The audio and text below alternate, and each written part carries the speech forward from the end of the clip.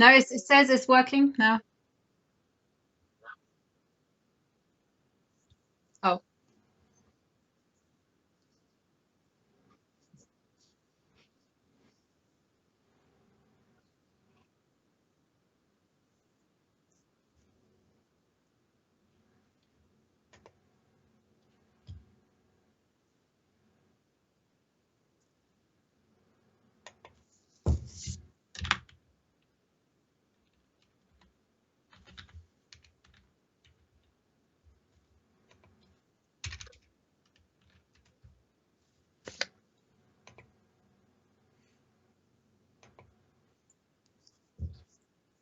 okay.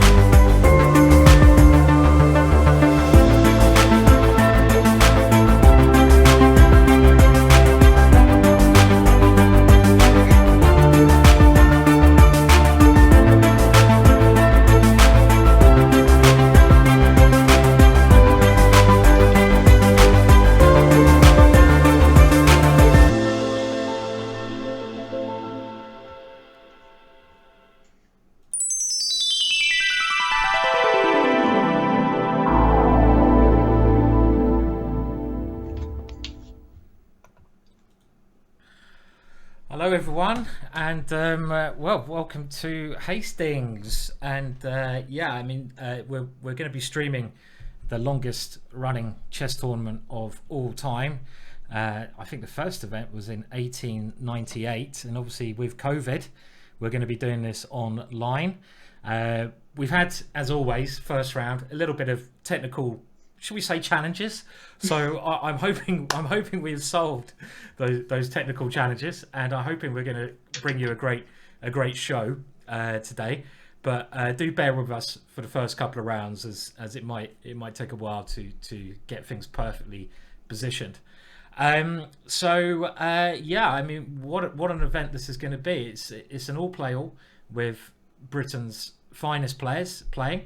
And we're going to be using Chess24, hopefully, to show the game, so we can have a look at the pairings which are above for round one very shortly.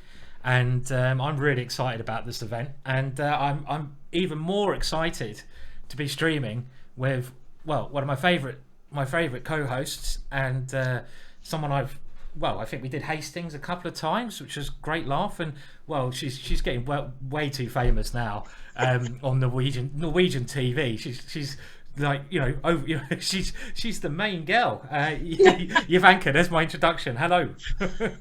Hi, Simon. I'm not sure I can beat that. Hi, it's always like a pleasure to be here with Simon, one of my oldest chess friends, actually. So I'm really looking forward to this. I have many fond memories of Hastings, and with Simon himself. And it will be a pity that, it's a pity that it's not actually physically taking place in Hastings. But hey, we've got the next best thing, a great all championship. Definitely, yeah. I mean, it's going to be great. And hello to everyone in the chat. Of course, I recognise some names that often come through to the to watch the stream. So hello to Captain Bunratty, Jerry, who runs the Bunratty tournament. Obviously, massive thank you to John, who is one of the main guy at Caplin, who are sponsoring this event. So we've got to have a big shout out to Caplin for putting this event on. And it's going to be very exciting. Now, the games are due to start in a couple of minutes. Fingers crossed. We've got this set up all right. We won't know if the pieces are going to move until it happens. Otherwise, we might just have to make up the moves. But what a lineup, Ivanka, we've got. And I mean, let's just have a look at some of the players who are playing in this event. So we've got here two of the oldies. We've got, and that's in a polite way, Keith Arkell, a legend of chess, English chess, and Mark Hebden, who these guys, Ivanka, they play all the time, don't they? They are like they what make English chess, I'd say, these two, right? I completely agree with you there. These guys are the bread and butter of the English chess circuit, and they're so famous for having their opening repertoires and sticking to it and just refining it. Keith especially, I know he's a great endgame player. He loves that. And Mark just has an indestructible opening. I mean, I've prepared for him many a time and just thought I just cannot get a slight advantage anywhere. So I think these guys they have lower ratings than their actual strength, but I think this is going to play in their favor. Definitely. I mean, these two, I mean, we know the players very well. Obviously, me and Ivanka being English and playing with them. But then you've got very exciting players like Luke McShane, who's been coined the world's strongest amateur player. Real talent. He was, I mean, he's been world under 10, 12 champion. You've got Daniel Gormally, who's a brilliant attacking player. Let's just have a look at some of the other players and look at this lot here. Look at these guys are just so strong. I mean, you've got Ameet, who's one of the only international masters in the whole tournament, but Ameet should be a grandmaster. He's clearly strong enough. David Howell, who you might recognise, was commentating with Ivanka. Gawain Jones, who just became European Blitz champion. Woohoo! And of course, the best English player of all time, Ivanka, Mickey Adams, right? He's in there. Mickey is an amazing player. For me, he's like my idol. I just love the way he plays. He's got great chess sense, but you know, anyone can take it. Actually, Gawain has been in a hot form. David, of course, I know that they had a practice Tornello event, and I do know that David actually came first, ahead of Mickey. Yeah, well, David is blooming good. And the last players we got here, and I haven't managed to make a graphic for Glenn Flear, I'm afraid, who is another great English grandmaster who's been around for a long time. But we've got the two people who qualified from the British Championships, Matthew Turner, grandmaster, and the young Matthew Wadsworth, who's one of the up-and-coming players in England, really talented guy, and Nick Pert. And it doesn't say there that Nick Pert was actually world under-18 champion, and anyone who can be world under-18 champion is a bit of a ledge. So those are the players we've got, and some more details here about the event. We've got the prize money, very decent prize money for a 2-day event. And you've got the round times there. So the round one, we're just waiting for the moves to come through. Like I say, fingers crossed. The time control is the same as in Norway, 15 minutes plus 10 seconds move. And then you've got this ridiculous number thing I've got here, which just tells you how the pairing's gonna work. So very, very exciting. And we're hoping the moves are going to come through. They're actually playing the event on a new site, which I'm not so aware of, Tornello, and we might have to readjust it if the moves don't get put through here. I will check if the moves are starting there, but obviously round one might be a little bit late. And the pairings for round one, I'll just go through them quickly, then we'll get Ivanka's thoughts on them. We got Glenn Flear white against Nicholas Pert, and this is their rapid play ratings, and Nick Pert, very good rapid player. Then you've got the legendary Mickey Adams, and Mickey must be, well, I don't know him or David Howell. David Howell's really good, and Gawain. It's really hard to pick a favourite, but this is a big round one pairing because these two made it to the finals of the British Championships and had a playoff. And in this one, Mickey's got white against Ameet. Then we have Matthew Turner white against Keith Arkell, who did Arkell's endings. You can buy that from GingerGM.com, one of the best chess websites around. And then we have Luke McShane, nearly 2,700 at rapid. He's playing against Mark Hebden, and Mark's just a real fighter, real tough fighter. And Gormally, do not write off Gormally. He's incredibly talented, really dangerous player. He's got white against Gawain Jones, and I wouldn't be surprised if Gormally can hold it together to. He's sometimes, not the best psychologically, I think it's fair to say, but he's if he gets it right, he can beat anyone. And the last pairing is David Howell versus Wadsworth.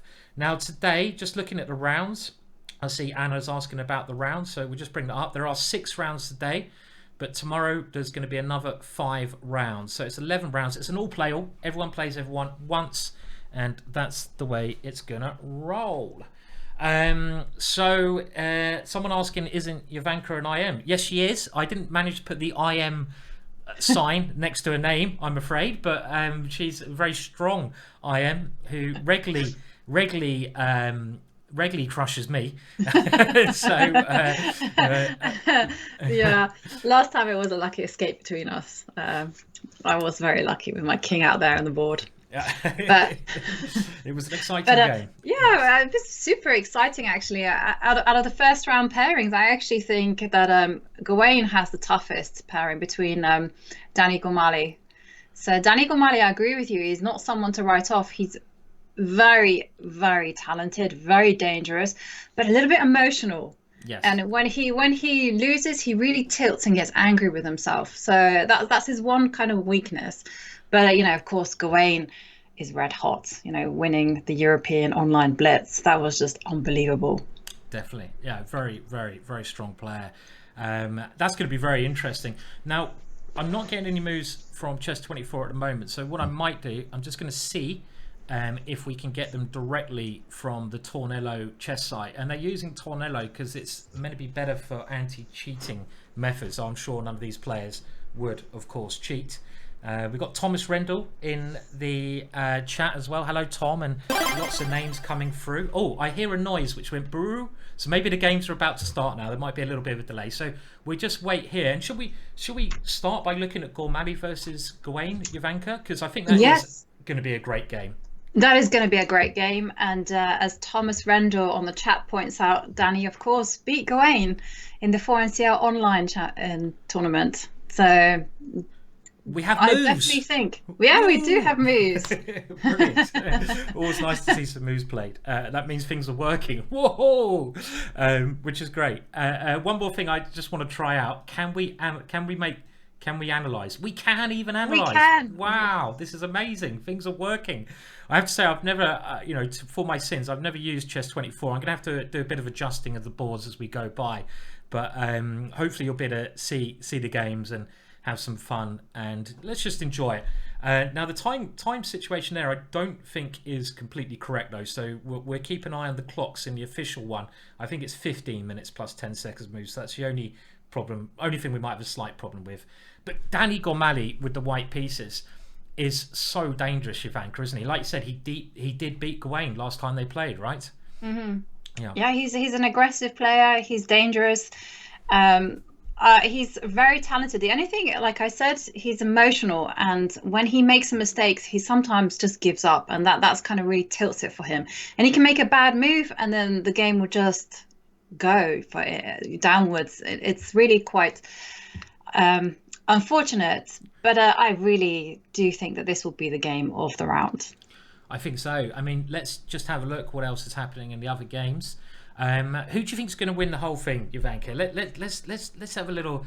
I mean, I don't know. I'm going to go for David. You're allowed to go the same as me, but I'm going to say David Howell, and we'll have a look at David. David with the white pieces here is playing against Matthew Wadsworth, who's got a ridiculously low grade at Rapid, which does not indicate his strength whatsoever. Matthew Wadsworth easily 2400, but I think this is a game obviously with the white pieces that David is going to want to win. Mm-hmm. And so I'm going to go David Howell. Now, I realise Dr. Hatipo is saying the view quality is not as good. We are using this Chess24 and it's just something we're using from the website. So I think you can see the games. We might try to change that for the future, but at least you can see the moves. Hopefully that's going to be good enough. And let's just see if there's any other action. And Luke McShane. Okay, Luke McShane, another one who great potential to win it. But who are you going to put your neck on the line for, Jovanka? Oh, it's going to be a photo finish, I think, between Mickey, Luke, David, and Gawain. I can't call it. These guys are so tight together. If there's always someone who edges it, it's always Mickey, isn't it? Mickey is always the one that manages to nip everyone to the first place. I think it's because of his calm. He's so calm, he's so composed that this is his biggest strength. The others, I think, are a little bit more emotional players, and we'll see. Luke, I really like Luke's play, but sometimes he can fall victim to someone unexpected. He can, yeah. I mean, the thing with Mickey is like a veteran fighter, isn't he? I mean, Mickey's been around for a long, long time, and he's used to situations where he needs to win. He's got nerves of steel, which I think anyone who's played him will realise. And all these guys have got very good nerves, but Mickey especially is just someone who seems to win time and time again. Now we're waiting for that game to start. Hopefully they get cracking there soon. Glenn Flear against Nicholas Pert might be a little bit delayed, but we do have moves. Nope, they've all gone backwards now. But okay, so that's a good start. They've all decided to take their move back and go back. So I think that they were playing at the wrong time control. I think there must have been some accidents. Right, so they're restarting. Because it wasn't. Yeah. It's not 10 minutes plus 15 seconds. So mistakes happen. They do. Good. So we will get there eventually, guys. New site, new times, but yeah, it's great to be. How was your experience in Norway, Jovanka? Because obviously you commentated on this amazing event in a proper studio over in Oslo. I mean, you live in Norway now, and it was sort of on TV. And how did you find it? Well, it's very nerve-wracking to begin with. You see the studio and you see how impressive it is. And then you sit down and then you kind of like the lights go on and you think, wow, I'm here. I have to say something. And then chess just takes over. Kaya and David are just amazing. And you get so into the chess that you actually forget you're on TV. I forget when the director comes and kind of quotes me back or quotes anyone back. And I'm like, oh, okay. People watching us. So it's just absolutely a lot of fun. And the games are so good and so dramatic. I've been really impressed by everyone. And I don't quite believe that Magnus is he was a bit depressed after not winning any of these tournaments. But, I think it's to do with the fact that he's in the tropics and having a really good time. Yes, where is he? He's over in Magnus, obviously playing it.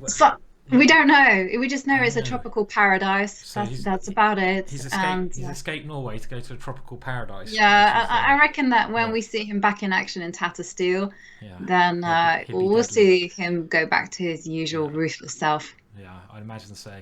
So we're just seeing if the games are going to get back up now on Chess24. Like I said, the first round's always a bit getting things working, of course, and we're sure we'll get the moves through. I'll go and check on Tornello, but I see Chess24 are giving a little bit of advice. If you use Live Chess Viewer with the name map file you got via Matthew. Now, that would be good if I had any idea what you're talking about, but unfortunately I don't. So that's the problem. I mean, we can try that, but I will check on Tornello and see. Well, maybe Jovanka, I don't know if you got the link to Tornello, but could you just see if the games are started there? Because if I do that, it will obviously affect the screen. Yeah, I would try. I will try everything. So I'll just bring up this and have a. So obviously they're playing this tournament on Tornello, which is an anti-cheat site, but it's very hard to look at all the games there. So we're just checking if the games have started. They did start the games, but they got the wrong time control. So now they've got the right time control. I'm hoping things will be updated here with this one, and we'll get cracking. And what is going to be a great event. I mean, I just look at the names above. I mean, obviously being an English grandmaster, I love seeing all these people I've played many times before fighting it out against each other and seeing how they're going to get on. And to pick a favourite, well, I'm going to go David Howell. Jovanka's sort of saying Mickey, but it's going to be really, really close.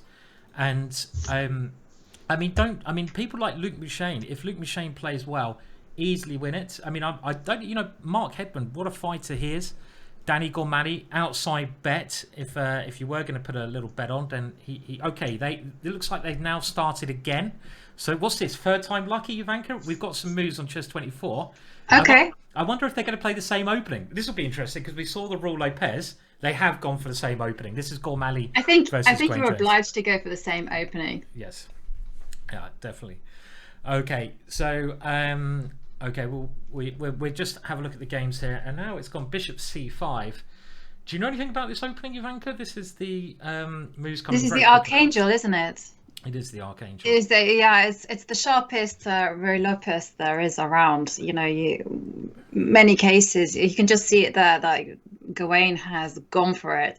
He has opened up the center without even castling the king, which is pretty bold stuff. So Definitely the sharpest opening around, and I think this is one of these sacrifices that was super popular in, I remember it in 2008.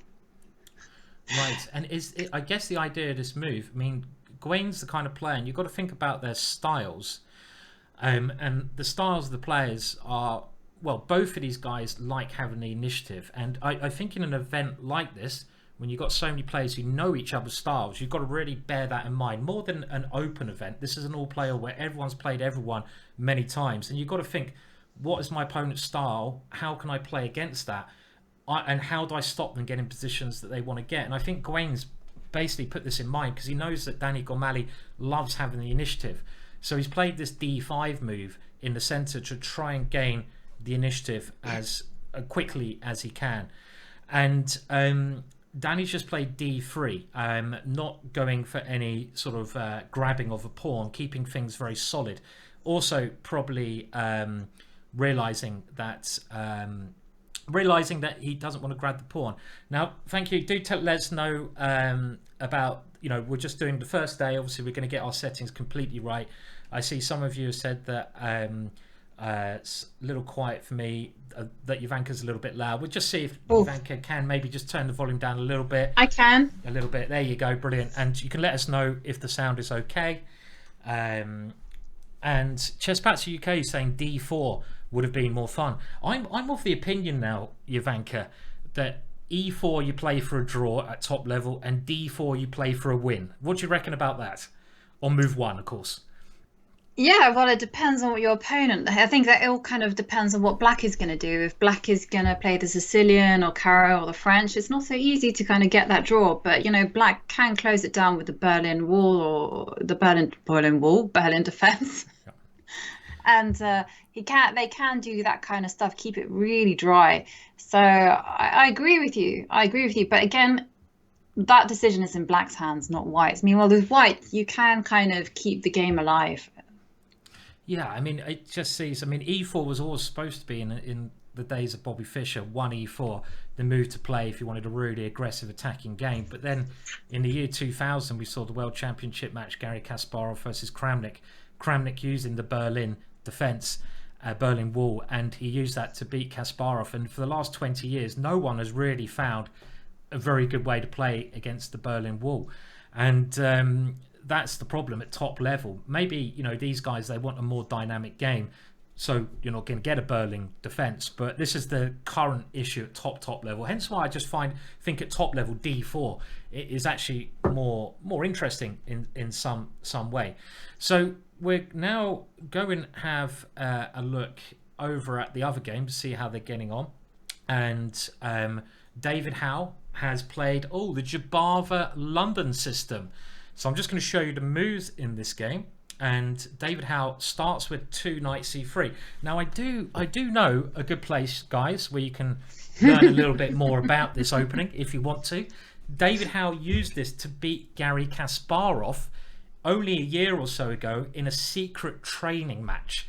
And well, it's not secret anymore, but he got invited to play Kasparov, and he showed me the game where he beat Kasparov for Jabava London. GingerGM Chessable show this, and it's a very interesting way just to avoid your opponent's theory. I actually played this against Matthew Wadsworth in a blitz game last year at Hastings, the Hastings Blitz tournament. And now bishop f4 is the main move, and c6 is one of the most common replies. White plays e3. Do you know anything about this opening, Ivanka? Is it something I do. I'm not so convinced by it, let's put it that way, but oh, come on. I'm trying to sell my DVDs. I like the systems where you can play e6, but I do know that Matthew isn't so theoretical, and I think David has actually worked with Matthew in the past, so I think this is David's attempt to kind of keep the game in his favor and just avoid any kind of opening preparation. But yeah, for me, I don't like c6. I prefer the e6 systems, because then it's kind of annoying for Black. Yes, just like one move earlier, it's just kind of annoying for White to have to deal with the potential of a bishop coming out to b4, and knight b5 isn't so scary at all for White, because you just go knight a6 and carry on. I mean, I won quite a nice game against Martin Hamer in Gibraltar this year. Well, last year. With this variation, right? Yeah, with this variation, and the key thing there, it's just very flexible. So I kind of like it as it as black. This E6 move, yeah. Yeah. I mean, there's many ways to play. I see we've got Niels Grandilius, who's just done a course at GingerGM and talks about a way to meet the Jabava London. I mean, I think my honest opinion of the Jabava London is that it's equal. I definitely not claiming white's better, but I think most openings nowadays are equal anyway. And it's just a way to maybe get a non-theoretical position. But let's have a look how things play, because C6 is quite a common move. And now Queen B6 trying to take on B2. And David's not the kind of guy who really likes sacrificing pawns, but he doesn't need to. He just defends this one. I think in my course, I recommend knight to A4 here as an interesting possibility. And the idea of this is if black checks, you play C3, and then you play B4 next move. And this is a way to try and get some space on the queen side. But David obviously hasn't seen my course. I'll get him a copy over to him soon. He goes rook B1, and we get up to the current position. And the key thing to remember about bishop F5 is to play F3, and then to play G4, gaining space on the king side. And you play this very aggressive pawn storm, and you get this very interesting position. Now, H6 to save the bishop. The bishops are now exchanged, and pawn takes is actually a move that Magnus Carlsen prefers Jovanka in this position. Doubling pawns but giving white an extra central pawn. Again, it's probably about even this, but it's a position which David, I think, will be happy playing. I think I agree with you. David will be really happy here because he has extra space, and that's always going to be very unpleasant for Matthew Wadsworth to deal with. Okay, yes, he has a solid pawn formation, but any pawn breaks that he does, it's going to be difficult. And I know Matthew is a kind of French defense player. He'll be looking at pawn breaks. He'll be looking at playing in a very classical way, and that's not so easy, I think. Definitely. And I mean, another idea of this D3 move is that if black does play, well, let's see what he does. If he ever does a pawn break like C5, you can always take that one off, and you've got another central pawn to come forwards. And it's quite nice having that second central pawn. An expert in these positions is the American player who streams a lot now. His name has just defeated my mind. What's his name? He's very, very strong. He does a lot of streaming. It'll come to me soon. Levy. Is it Levy? It's not Levy. No, Grandmaster. Very strong guy. It'll come to me soon. Hikaru. No, not Hikaru. Not Hikaru. Keep going. Someone else help me out. It's not Hikaru. Naroditsky. Naroditsky. Okay, yeah. Naroditsky has played this kind of setup, and when I was preparing for my course, I looked at a lot of games where he plays this setup, and he seems to win so many games, and I'm sure Dave will be aware of that. Well, both sides developing. C5 is now played, so this seems to be the current position. He did go C5 in the end then, so it's pretty solid at the moment, Jovanka, I'd say, right? This one so far? Yeah, it's certainly a lot, very solid. Okay, we'll just give us feedback about the sound and anything else. We'll move over to another game, and we'll have a quick look at how they're getting on. We're trying to sort out I don't know why there'd be any lagging, but we'll look at that a bit later on. Maybe in the settings I'll have to change, but maybe if you just turn your microphone down another little notch. Yeah, I've turned it down a little bit more so that. Cool. Okay. So that hopefully, I saw the bar. I mean, this is one of the big indicators, and I was like, things have gone terribly wrong for Daniel Gormally, just according to the bar. Let's have a look at the position. Yeah. Okay, so I mean, we will leave the bar on today. I'm normally against leaving the bar on Jovanka because I'm like computer analysis. I don't know, but we're going to keep the bar on today, and it does say that Gawain is actually up the equivalent of one pawn here, which I find a little bit surprising in the position. I mean, structurally speaking, two ways to look at the position: pawn structure and pieces.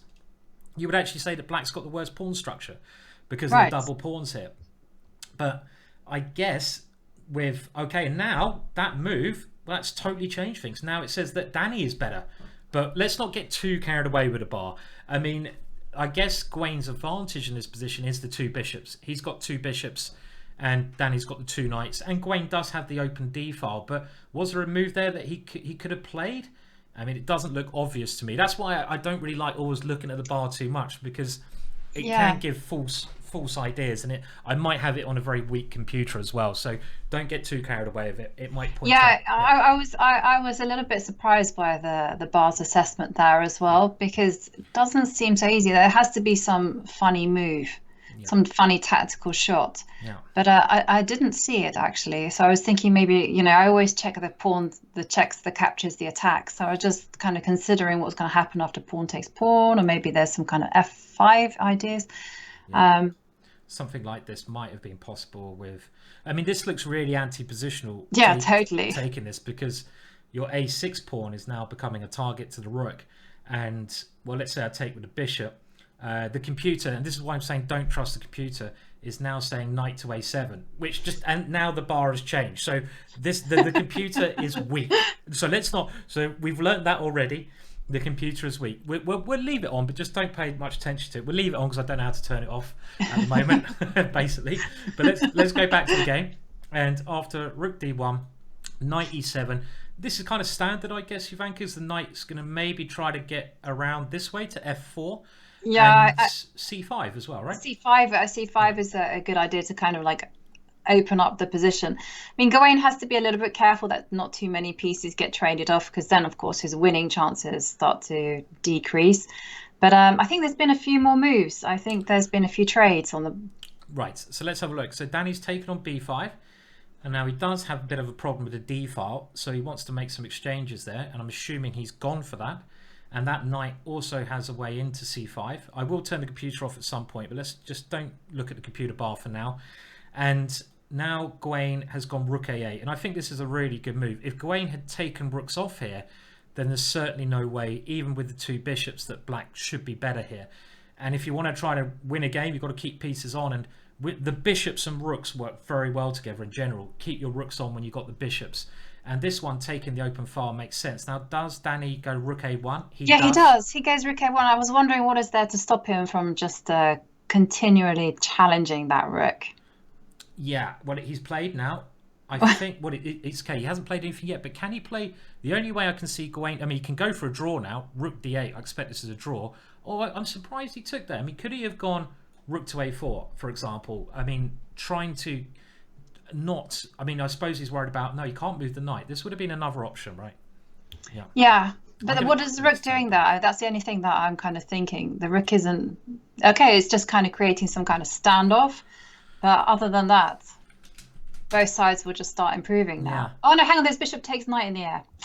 Okay, this is a big threat. This is a big threat, taking the knight here. And this is trying to gain control of the open file. Yeah. And if you do take the rook, of course, now black gets this dangerous pass pawn. I mean, that looked quite natural, right? Yeah, that looked good. Yeah. That looked very good. Instead, and we're going to have a look at the other games as well. There's obviously a lot of games to look at. We're going to try to get the right pace as we go through. It's always a bit of a challenge. What pace do we commentate at? Is it like boom, boom, boom? Or do we get really involved with a game? And this was our sort of game of the day. But I have to say, after the rooks come off, it's not exciting me that much. So let's go over. Let's move on. Yeah, Endgame. We're not interested in that. There's something else. This is Mickey against Ameet. And these two, they came first equal in the recent online British Championships. And it starts off with a Caro-Kann. One thing I found, Ivanka, when playing against Mickey is Mickey's openings, especially with white, are so good. He prepares his openings for his style so well. I mean, he never gets in trouble with white, ever. I've never seen him get in trouble.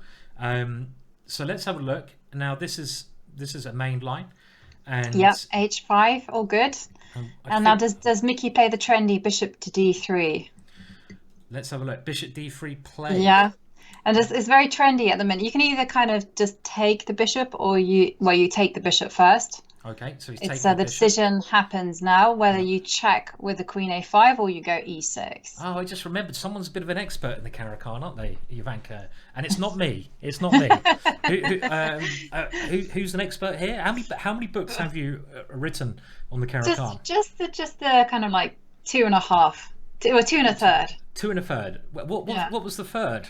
The third was a was a kind of a contribution to the Dangerous Weapons series. Oh right, okay. But you always played a Caro-Kann. You are an expert in a Caro-Kann, and I can remember even when we were commentating in Gibraltar on this line, you showed me this idea of the queen checking here, which looks a bit odd. But then after some move, I don't know, let's say bishop d2, queen a6. That's right, yeah. And this is a very interesting idea. Now we're just wondering, John's asking if you could turn your volume down just a tad more. We don't want to make Jovanka disappear by turning it down too much. I'm like nearly on mute. Are you? I'll try to. I wonder how I can turn my volume up. Okay, but we'll try it a little bit more. And I'm sure Jovanka's well aware of the hillbilly attack, banana chess. Are you aware of the hillbilly attack, Jovanka? I am. You are? I prepared against it for you. Oh, really? I was thinking maybe Simon might play the hillbilly attack. I better know. Yeah. Know what happens if someone threatens Scholar's mate in the Caro. Yeah. So, I mean, the hillbilly attack, just showing a very interesting opening idea. My next course for Chessable is going to be a Gambit line with e4. And it's this stupid looking move. And after d5, you go bishop b3. And stop laughing, Jovanka. And if you take the pawn here, I flick in the queen over here, and this is like loads of fun to play. I mean, Magnus Carlsen has actually played this as well twice. I'll let you know, so it's not a complete load of poo. And in this position, you actually play. I don't know if you know the Black Mardima, but the point is, after some normal moves, you actually play f3 and you sacrifice a pawn like this, and you try to get your bishop over to h6 and attack. And those of you who might know the Black Mardima Gambit, the Black Mardima Gambit goes e4, takes knight c3. And you play f3 later on. I mean, let's just put f3 on the board. Yeah. And you get this position. So it's like a Black Mardima, but Black's already committed a pawn to c6, which means Black doesn't have some possibilities of going knight c6. So it's not completely stupid, just a little bit stupid. Well, the thing is, though, you do have to face the Black Mardima with the Caro as well. Right. So it's kind of... we're aware of that. Yeah. Okay, so we have he's actually gone into the trendy line, and Mickey has played this pawn move, which is traditionally not known to be that strong, but okay. I mean, this is the kind of move that tries to cut the board in half, and it's a typical kind of sacrificial idea, but it's an interesting because Black wants to play e6 and get the bishop out, right? But now Black can't do that. But with the queens on the board, I'd say e6, lovely idea, but I'm assuming now Ameet does get rid of the queens. Okay, you don't lose a pawn. And we have that. David and Mickey have both gone for this weird pawn structure, Jovanka. Is what do you think of that? It's a weird position already, right? Yeah, it is a weird position. Now I'm kind of interested now because Mickey is very well prepared. He wouldn't just accidentally find himself in this line. So and now I'm curious to see what Mickey has, because this line is not meant to be very good for white. Okay, well, let's have a look. So the game continues, and we'll just get to the current position. Mickey now developing. And the good thing about Mickey's position is this knight has some lovely squares it can jump into. These two squares here, which I'm just trying to work out. Okay, yeah. But Ameet, pretty solid. And they develop in a normal way. Now, a maneuver here. Let's see where that knight ends up going. Well, at the moment, it's not committing itself anywhere. And this is the current position. And is Mickey's one hope the e5 square? Is it this square here? Is he trying to put something into the e5 square at the right moment? Is that his idea? Yeah, that looks like it's his idea. But I mean, Ameet's played it really nicely. He's got a lot of pressure on the d4 pawn. I think the thing is, even if the knight does get to e5, Black can usually play around that knight, because you still have to defend d4, and you can undermine the knight on e5 with a potential c5 break. So, yeah. Well, he's gone c5 already. He's gone c5 already, yeah. which is is very bold. Yeah. He doesn't. I like it when people commit themselves. It's one of my weaknesses in chess. I do like direct committal moves, and here we go. So if you've got a chance, Jovanka, to commit to changing the position somehow, you will often do that. This can be a strength and a weakness. It really can, because maybe a grandmaster would have said, well, maybe I should move my rooks, or perhaps make an improving move, just so that I can keep this move in reserve it's not necessary to do it right now, because often with these clarifications, maybe they kind of simplify the position so it favors white. Meanwhile, it wasn't perhaps so easy for white with those double pawns in the center. Sure. It does seem like black shouldn't really be in any trouble here, though, right? Because black's got all of his pieces out. I mean, there's a bit of pressure on the E file, but this pressure is not too scary. And I think the simplifying move, I mean, let's say Mickey takes on c5, the knight comes out to c5 here. Well, this seems absolutely fine for Ameet. Look at black's pieces here. The knight's threatening to come into d3. You've got the open file for the rook. And I would say, if anything, this is better for black. So I don't feel that Mickey has really shown anything in the opening that's scary for Ameet. And if anything, I think Ameet's doing absolutely fine here. Could be a little upset possibly. Yeah, I also agree. You know, Mickey hasn't been convincing in this particular variation, but I'm a bit confused as to why Mickey played this, because it's doesn't have a great reputation, this line, but okay. Okay, well, strange. And let's go and have a look at just the current positions on the boards that we haven't looked at. I don't think we've got time to look at the whole openings now. And we will go and have a look at, okay, this one, has it started? Well, this one's an interesting position. Looks pretty even to me. So we'll move on from that one. And now over to Matthew Turner versus Keith Arkell. And we were talking about styles earlier on. And one thing I would like to say about this is that Keith is one of the best endgame players in the world. I mean, he really understands endings, and he's so good at them. And he has brought out his GingerGM course if you want to know more. And he's got a book out on Arkell's endings. When you're playing against Keith, you want to attack him. It's just really as simple as that. You don't really want to get to an ending against Keith. And one of his weaknesses, I say, Ivanka, is with the black pieces. He's not really a theoretical guy, Keith. No, he's not. He tries to avoid theory, and he can get in a bit of trouble in the opening, right, Ivanka? Sometimes. Yeah. Every time I've beaten him, it's been out of the opening. You know, he's played something a little bit dubious, and I've just immediately punished him. And when I've lost to him, it's been because I've overextended. I've gone too far for the attack, and then I've just lost in the endgame, and that's been unfortunate. Yeah, I mean, he's really good at defending, because he has to be, because he gets attacked a lot, and he's really good at the endings, and he's a fantastic player. I would say slight weakness is that he doesn't really do as much opening work as some of the other professionals, and he can just, as Ivanka says, get in serious trouble in the opening. But this position on the board here, Keith is a pawn up. No, he's not a pawn up, sorry.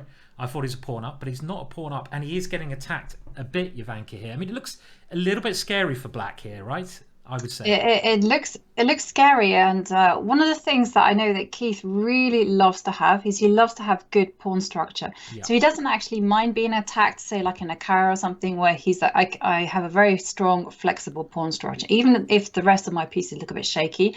And I think that's probably why he's played this move at d6, because he's trying to get that secure pawn structure. I would personally be very afraid, actually, of playing black in this position, because that pawn on f6 is so scary. Yeah, I mean, whenever I love getting a pawn to f6. I mean, in some of the openings I play, I try to do this, and I would not be comfortable as black here sitting with a pawn on this square. I mean, one thing in black's favour here is that white doesn't have a bishop. I mean, if white had a bishop on d3, a light square bishop, or a bishop pointing against h6, it could be easy to break open black's king. But with two knights here, it's not going to be so easy. You can't just checkmate with a pawn and queen, right? You need to get a knight somehow. That's right. So, and the kind of more I look into it, I'm more thinking that probably Keith is okay.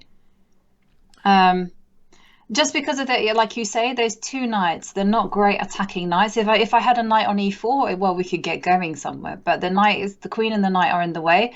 And okay, well, has the Keith just blundered a pawn now?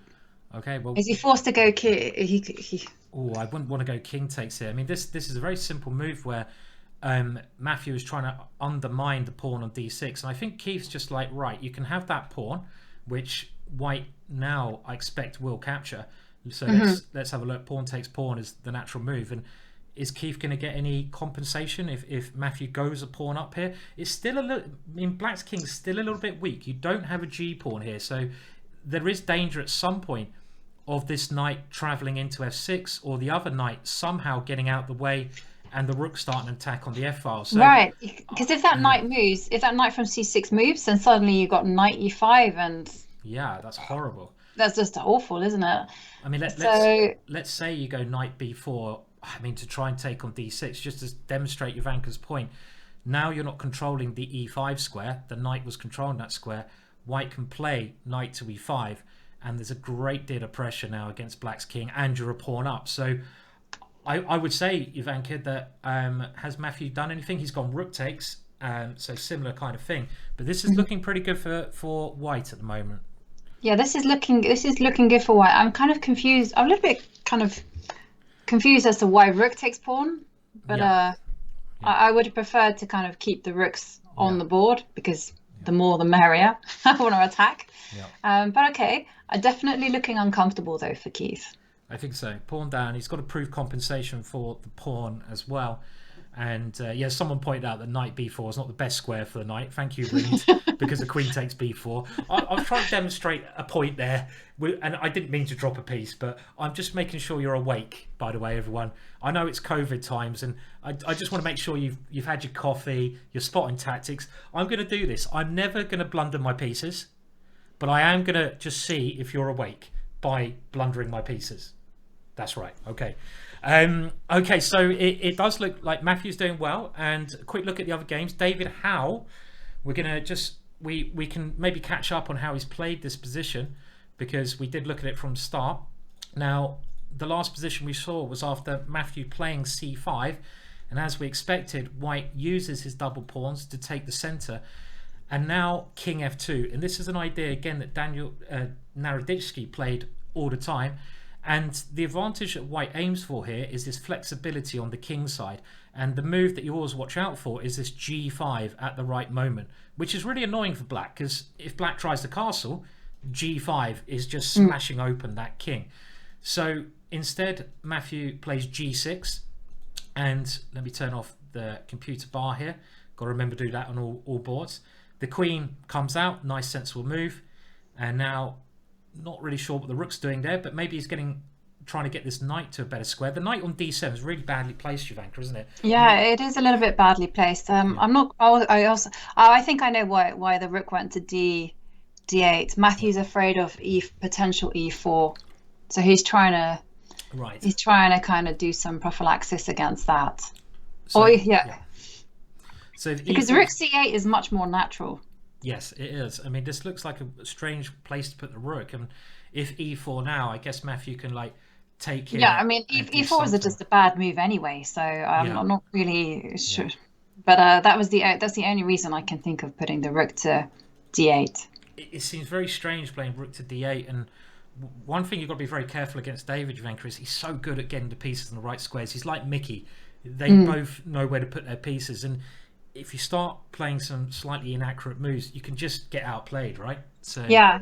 But if you also kind of contrast with Ameet, this is what something that I've noticed David does well. He doesn't commit to anything. So here he's playing White. He's not pushing any pawns as yet. He's asking Black to do all the hard work. He's like, well, what are you doing? And then he'll kind of choose his moment once he's improved all his pieces, and then he'll strike. And one thing I've really noticed that David likes to keep control. Like he'll often have a pawn dominating a knight, and you and I won't think about that as anything too special. But for David, it's like, well, he's got control on the scope of that piece, and he's happy. Yeah.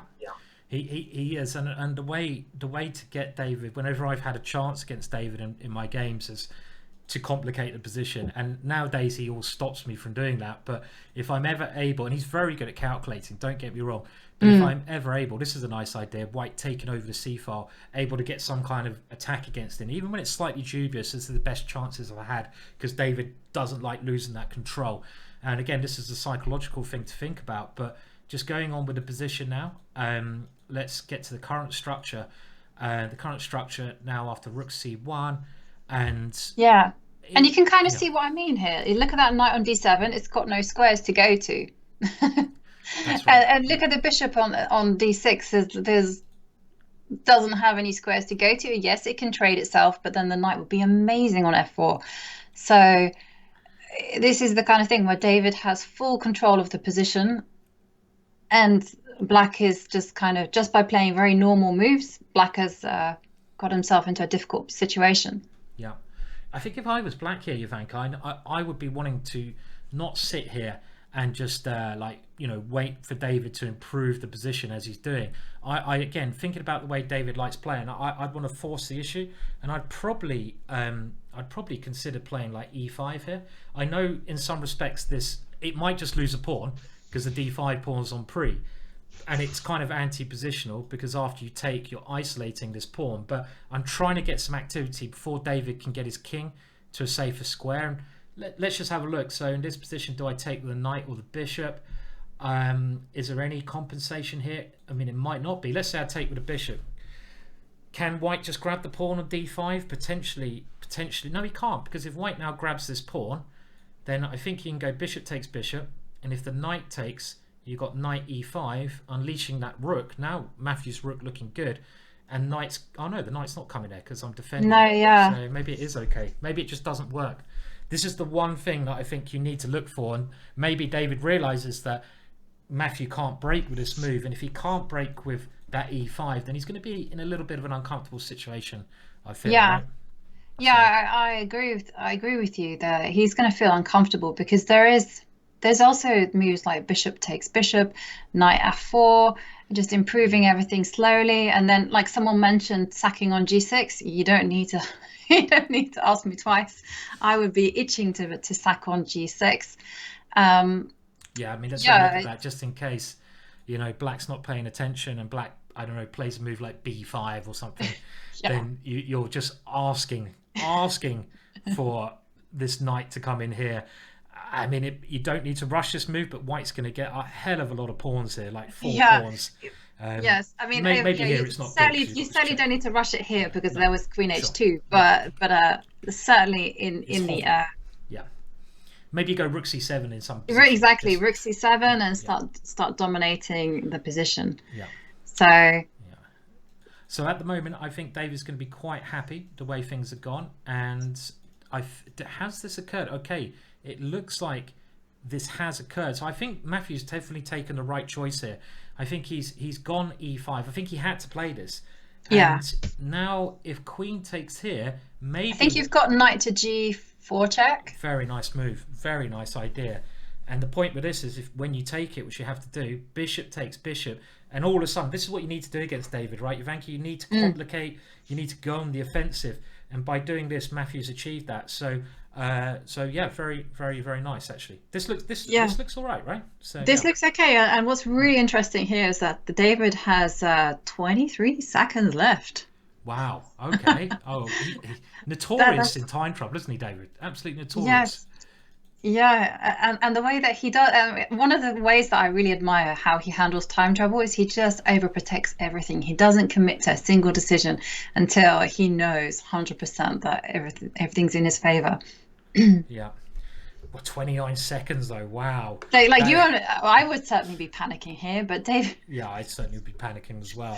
David actually mentioned on the TV program that he had one of those heart rate monitors on, I think in the Isle of Man or so, and his heart rate was completely steady, even when he had 24 seconds left on the clock, and so was his opponent's, incidentally, until David blundered a piece. And then it just went through the roof. But David's still very calm. Yeah. he's a calm guy, right? He's a very calm guy, David. I mean, when you get in such horrible time trouble with 29 seconds left, you have to be a calm guy, right? You have to be. And queen f6 now played in a position, and it seems like David still has this under control, but I like what Matthew's tried to do here. And let's update the other positions because we haven't seen them for a while. Well, Danny's already drawn with Gawain, so the game was actually drawn there immediately. So I think both players, first round, I think Danny's, the way he played that, I think a draw's very normal result, but a little bit disappointed. He didn't, maybe he got tricked in the opening by Gawain's aggressive play and he decided to half out. Now Luke McShane against Mark, and wow, is this going to be an upset here? So at the moment, I mean, you would, of course, just going on the ratings, I mean, Luke is nearly 2,700, 2 points off 2,700 at Rapid. He's a really good Rapid player. You never write Mark off. Mark is like always thereabouts. But in this position, it does seem that Black's got the 2 bishops. His queen is in quite an active square. I don't know. Is this clear? Is this better for what Black? And the time, they're both short of time here. This is going to be very interesting finish to this round. Yeah. No, it looks like, to be honest, I do like the bishop pair and everything, but it does look a little bit messy. Especially with the rook against the queen there. I don't think there's any direct threat. I'm just going to check the time control as time limit. Yep. Okay, so Luke McShane has just 1.5 minutes left on the clock. Okay. It's important to check for me the clock situation, because sometimes that plays such an important role.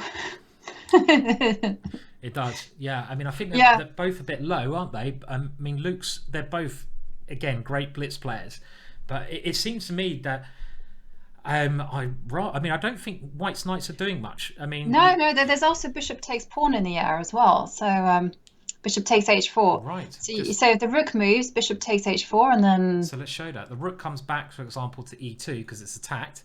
I don't think you have any knight moves unleashing the rook against the queen. If you tried a knight move, you just drop your knight on h5. So I don't think you can do this. So it looks like your rook has to move. And now, as Jovanka points out, the other bishop comes and takes that one because of the pin on the g pawn. And this looks really just good for Mark. This could be a major upset. Mark winning with Black against, well, is Luke even a top seed with his rating? Quite possibly. I think he might be. Yeah, I mean, he's certainly a contender. So I think this has actually happened on the board, right? It has. This has happened, and now the knights come back. Luke is desperately trying to defend this position. Mark could be in for a real upset. He's a pawn up. He's going to be getting nervous now, though. This is where I'd normally throw the game away because I realise I'm probably winning, and I'd be like, "Oh no, I'm going to win this one with Black," and I'd make some silly mistake. Yeah. Well, it's a kind of tricky move there by Luke, because with knight to g2, he's also threatening the bishop, but he's also threatening knight to e3. Okay, so that's why Luke has played bishop g5, and then the knight came to f4. And I do agree with you. There's some kind of potential for the queen perhaps to get trapped on g4. And but Mark doesn't get nervous, does he? That's one of the things about Mark. He just kind of sits there. I mean, Mark is, again, like Mickey Adams, he's one of your veteran fighters, and Mark's been in this situation so many times before. I mean, I don't think I've ever seen Mark really nervous. Most players, you see them getting nervous at some point, but Mark's just like, nah, he doesn't get scared. And, well, okay, so the good news for Luke is that he's kind of stabilised his position, so he's not going to lose immediately now. And now that knight's trying to re-centralise. But the bad news is Mark is really just a pawn up here, and the white king is pretty weak, and white's got 2 bad pawns, g3 and e5. So this should be very good news for Mark as things are progressing here at the moment. Now, let's have a look. This looks good. I was just looking at the bar just on other games. I can see that David is losing against Matthew Wadsworth. David is losing. Wow. Yes. Okay, let's just, how did this happen? So, okay, we had the position after Queen F6, D4. Brilliant play from Wadsworth. And you have to say, this whole point of him going E5 and now D4, brilliant idea, because he's taken the game to David Howell. He's complicating. And maybe David Howell's not so cool with his time today. And you can see around here that the queen's come off, but Black has this centralized rook. Look at that time. And he comes in with a check. He grabs 1 pawn advantage. And now, is there anything David can do? We keep going. 2nd pawn advantage. The knight coming in. And this, now the knight comes back, and he's winning the exchange as well. Yeah, he's winning the exchange. Wow. Oh. Yeah. This is just. I think this is another big upset. I mean, David losing in round 1 with the white pieces against a brilliantly played game, right? From Wadsworth. I know his opening I was a little bit critical of Rook D8, but his E5 move, very good move there. Yeah, it was very, very good, wasn't it? I mean, he kind of broke the position just when he needed to, and it all kind of worked out in his favor. So no, this is not a great start for David. I mean, the game's not totally over yet, but it should, of course, be losing here. I mean, it's not just black being exchanged up. It's this pawn is going to start to wander. I mean, the thing is, if white could actually ever play like E6... Can you do that? Can you kind of just go E5? Maybe what I should do, Jovanka, after this move is cut the white king off on this row. Yeah. So if you ever try to play this move, I have Rook D4 check, which is just winning. Yes, that's very good. So maybe because there is one big trick in the position that Matthew must never ever fall for, and that's he must not touch the rook on the 8th rank. Right, because if he plays, let's say he goes Rook D2, then all of a sudden you slip this rook in here, and the rook coming to G8 is pretty. Yeah, this is pretty tragic. So I mean, but as long as Wadsworth does not fall for any tricks, it's going to be very bad news for David. So let's just see. Okay, he's gone for the check. That's a little bit strange. Okay, 6 seconds left. Okay, so what? King goes back. Oof. Oh, but okay, is this going to be a win? Okay, I think this is just panic here. I think David has been given a chance, perhaps, to save something. I mean, or maybe not. Maybe this is just efficient. It might just be efficient. I mean, if black... But Rook H3, maybe you can go E5 check. Yeah. I mean, if black can win one more pawn in this ending, it's going to be game over. But David fighting now to create some chances with his e-pawn, right? You got King G5 in some situations. The king can come to this square. And then king can come to F6 and cause all sorts of mischief. I'm not sure David should have gone for that one, really. Dived in like that, right? So, I don't think Matthew should have done that. I think this is the nerves. This is the nerves kind of talking where, you're getting nervous, you realize that the wind is in your grasp and you look for simplicity. And I agree with you there. I don't think he should have just been so eager to trade off the rook for the knight. Yeah. But okay, it's still not so easy. I'm guessing that David would just throw in a few checks. Yeah, I mean, the problem is if you go King G5 here, then you got rook to G3 check, Yeah, and the rook then comes to, for example, G4, and you win that second pawn. So if you check me though, let's say, and this has happened. And now you can go King to G5. Is kind of but now if I check you again, because I have Rook F3 check. You got Rook F5 at the end of it, yeah. So if white tries to go here, which looks very dangerous for black, but it's black's move, you can come into F5 and you win the E pawn in this situation. So okay, so King F8 has been played, and again, just look at David's clock. King G5. King to G5. He's got to go King H6, hasn't he? I think King H6 is the move, and then I'm thinking that maybe he can go E6 just to... Okay, what's he played? Oh, he's gone King F6? He's King F6. Right. But okay, then there's Rook F3 check. No, this is all over, I feel. Just all over. If he finds this idea we showed, I think it's got to just be winning for Rook F3 and then Rook F5 check, and then 2 pawns up. Yeah, definitely. So we're waiting now for the moves just to update. I don't know why David's time's ticking down. Has he actually resigned here potentially? Could be a little bit of lag. Okay, well, we're just going to wait and see. And if black just finds this idea, getting the rook to F5, taking that last pawn, it should be... Yeah, they've played a few more moves. And it does look like what happened was E6, not King to G5. Okay, they have, right. Yeah, just getting used to this. So, okay, so the moves have occurred. Okay, let's go on. So King G5.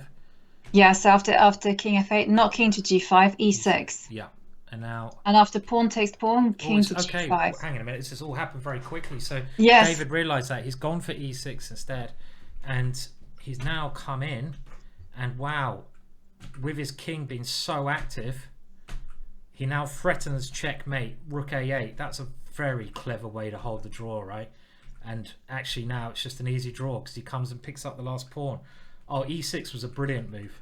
Let's go back to this move. So in this position, e6 was played by David, and actually maybe that's just the drawing move. Why didn't black take the pawn with check here? I don't understand that. So in the game, he took here, allowing king g5.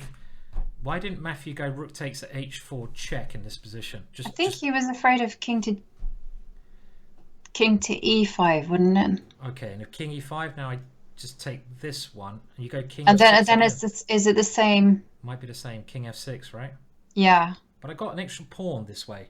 Yeah, this way is much more accurate. Yeah, this gives Matthew some chances but to win, okay, right? there's still the issue that if you go king g8, I go king takes g6, king e8, king takes e6 first. Yeah, probably still a draw, but I can try, if I try rook f4 check here.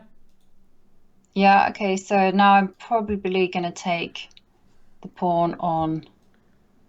Okay, I'm actually just going to turn up my microphone. I've just realised I can actually do that, so I think that's turning up my microphone. Let's see. Try saying something, Ivanka. Maybe I just turned up my volume. Yeah, okay.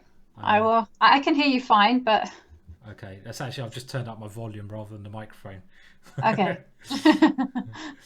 Okay, maybe you can turn me down, but I've got my microphone on pretty low, actually. Yeah, I think it's okay. I think it's all Okay. right. It might be a little bit higher or lower, but people can still hear us. Well, maybe this position was like worth a try, Ivanka. I mean, it might still be a draw, but I guess black has Yeah, to I take agree. G6. Definitely, it's not. Then like h4, and I guess king g5 is probably drawing, but it's not totally sound, right? No, it's not totally easy anyway. No. Okay, and the other results. So, okay, the draw, good save. And Daniel Gormally, draw with Gawain Jones. And Luke McShane managed to hold that one. They call him Tricky Luke for a number of reasons. And he managed to survive in what was a horrible position. So all the top players showing why they're top players. You have to beat them a couple of times to win. Matthew Turner, draw with Keith Arkell. They got into an ending, so well done Matthew, surviving an ending. Mickey Adams, well, they agreed a draw and the game did continue, and it looks like Ameet was actually doing quite well, but again the top players are so hard to beat, and those guys drew. And then the last game, Glenn Flear versus Nick Pert, was a draw. They did actually get some moves on the board. So the only people to get a decisive result, was there anyone? No. All draws. Wow. That's very unexpected, because this is the this is the time when you expect the top seeds to get going. Yes. I mean, everyone in every game there was someone who was the clear favourite. Like Nick Pert against Glenn, I would have said Nick would have edged that one. Mickey Adams against Ameet, definitely Mickey Adams. Matthew Turner and Keith Arkell, perhaps the only game I would have said could be ending in draw. Luke, I like Lucky Luke. That's my nickname for Luke. After he can be a bit lucky, can't he, at times? Yeah, so. Well, it's true. It's Tricky Luke as well. Again, I would definitely not have said that game ended in a draw. And definitely the biggest surprise for me was Matthew Wadsworth. Well, basically David Howell holding the draw against Matthew Wadsworth, who played a great game. Yeah, it kind of shows you that, these top players, they're so hard to beat, and they know their ending so well. And just this escape from David in the position where he played this excellent e6 move was a fantastic way to escape. Now, I think because they delayed the round one start a little bit, if we just look at the round times, we're probably into round two immediately. Round two is due to start now. So we'll probably go to round two, then we might try to take a little break after that one. I mean, it's going to be a break for round four, which is half an hour later, but let's just see if I can get that set up. Now, I might just need to adjust some of my things, but we're trying to work out, how do I get round two now? This is going to be interesting if we can get this set up, so bear with me and I'll see if I can get the round two games going. It might take me a while to work out how to do this though. Well, we have some fantastic matchups. Gawain Jones is going to play David Howell. These guys have played so many matches against each other.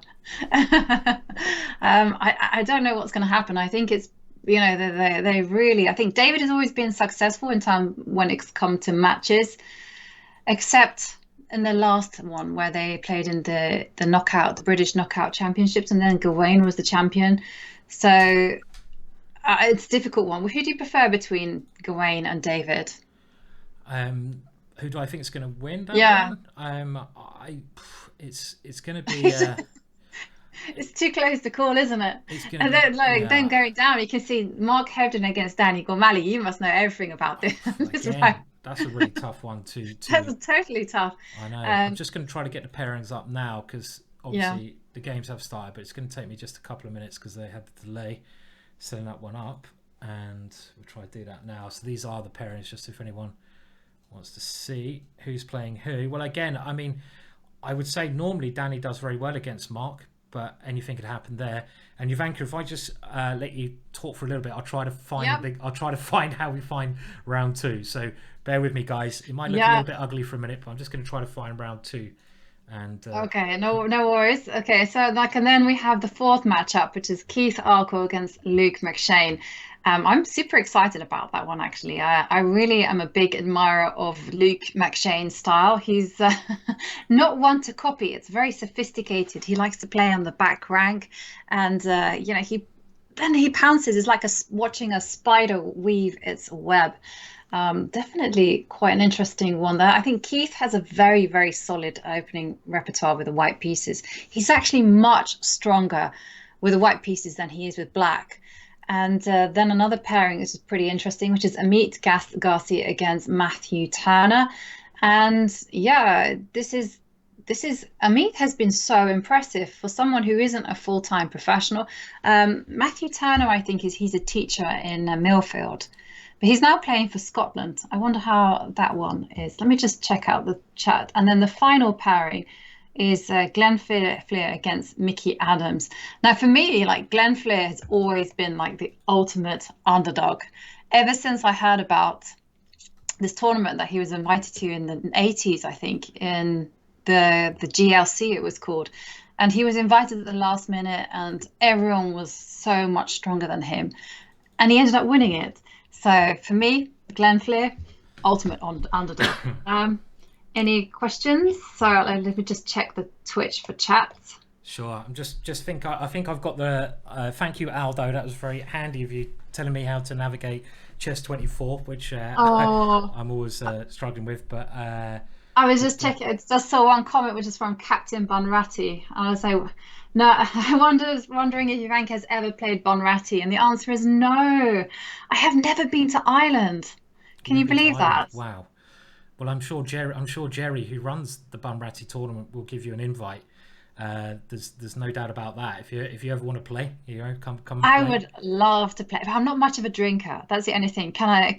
You don't have to drink. Can I fake it? It's not forced upon you. Just to let everyone know, the Bunratty tournament in Ireland is an amazing tournament. It's very sociable, and if you're interested in playing, do have a chat with Jerry, who organised it. It'd be lovely to have you over there. Fiona comes, Ivanka, everyone. We want more female players there generally, and it's just really good fun. But you don't have to drink. You don't have to drink to be there. I would love to go. I've heard that there's a spa.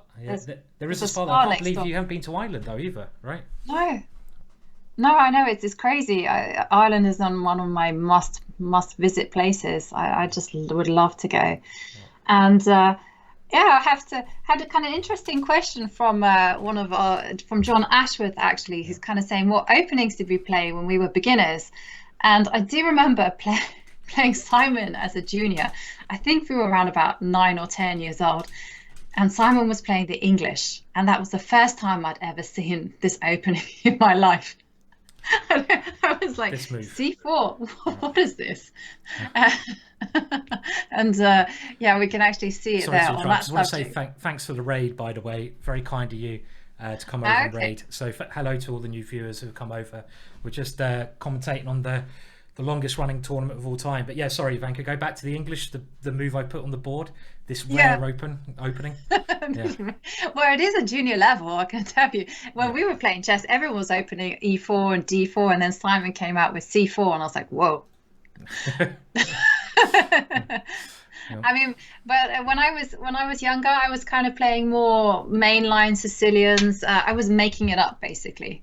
I was playing all the kind of openings that you would make up, just so kind of like centralizing my pieces and just seeing how things developed. It drove my brother mad. He really hated seeing me play against the open Sicilians. He was like, "What are you doing?"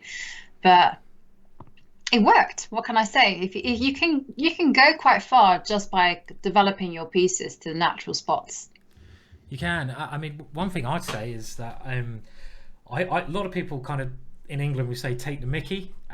They joked. They said, "Why are you playing the English?" When I was a junior, they're like, "You're such a boring player. You play the English. The English is so boring." They're like, "I play E4. E4 is much more exciting. You play the English. The English is just a draw. You know, real chess players don't play the English." And I had this quite a lot actually as a kid, and all these players, they always used to start with E4 because that's, you know, that was around the move you played 20 years ago, and we are going back more than 20 years, actually 30 years probably. Oh my words. And God, that's scary, Ivanka, isn't it? But 30 years ago everyone was like, E4, yeah, it's the way to play. But none of those players really developed past a certain point, and they were often relying on more like tricky tactical ideas with 1E4. Because a lot of the ideas with this, there's lots of gambits which are fine to play, but I think the one thing that the English gave me an advantage of was you don't really gambit in the English, and you play a longer game. But actually nowadays it's a great way to play for a win because it's a lot less analysed, and there's no way for black to just get equality easily like I would say there are in other openings. But it gave me a lot of advantages that you're going to have a long game, you have to know different setups, and I played that really, Ivanka, from the age of about 6 to 18, you know, and it got me to strong IM strength just playing the English. So I think it helped me a lot just playing that opening, really. Well, one thing that I did, like for instance, as white, doing this as a kid, was I would just always open with E4, and so if they played the French, just say, then I would simply open with the advance, because that was the most natural move on the board for me. Just D4, D5, E5. And just keep the position closed. They'll go C5, C3, simple, and then knight C6. And I kind of figured out quite quickly that after knight F3, that white really wants to put the bishop on D3. So this is how, not knowing any theory whatsoever, this is how I came up with, you know, after this move of A3, I came up with that myself, just because I realized that the bishop wants to be on D3. Yeah. So that was kind of like a very kind of, and then you just hold on to that center. You don't really care so much about castling so much. It's just about developing your pieces and then expanding on the king side. And this is what I did when I was pretty young. And well, things got a bit spicier when I was playing E4, E5. Yeah. Because there I discovered the Gawain Gambit, where I would go knight F3. And this one wins nearly all the games at beginner levels, D4. Yeah. And then pawn takes pawn. And then you go C3. Yeah. And then this one just wins absolutely everything at a certain level. And then you go bishop C4. Yes. And you see, some people would go pawn takes pawn. Yeah. Yeah, and then bishop takes pawn, and then sometimes they would go, okay, knight ace. What was the move that they do? They would drop a piece immediately by going bishop to C5. Oh. They would already kind of fall foul of bishop takes F5. Yeah, there's bishop takes pawn first, and so there's all sorts of issues. Okay, and there's also bishop takes pawn, but this was always a kind of something that I always kind of tended to win. There was even the scholar's mate idea, but it's just not if you go pawn takes pawn, the final pawn takes pawn. Yeah. It's so here, and if you go bishop E7 here, yeah, there's queen D5. Bang. That's really strong.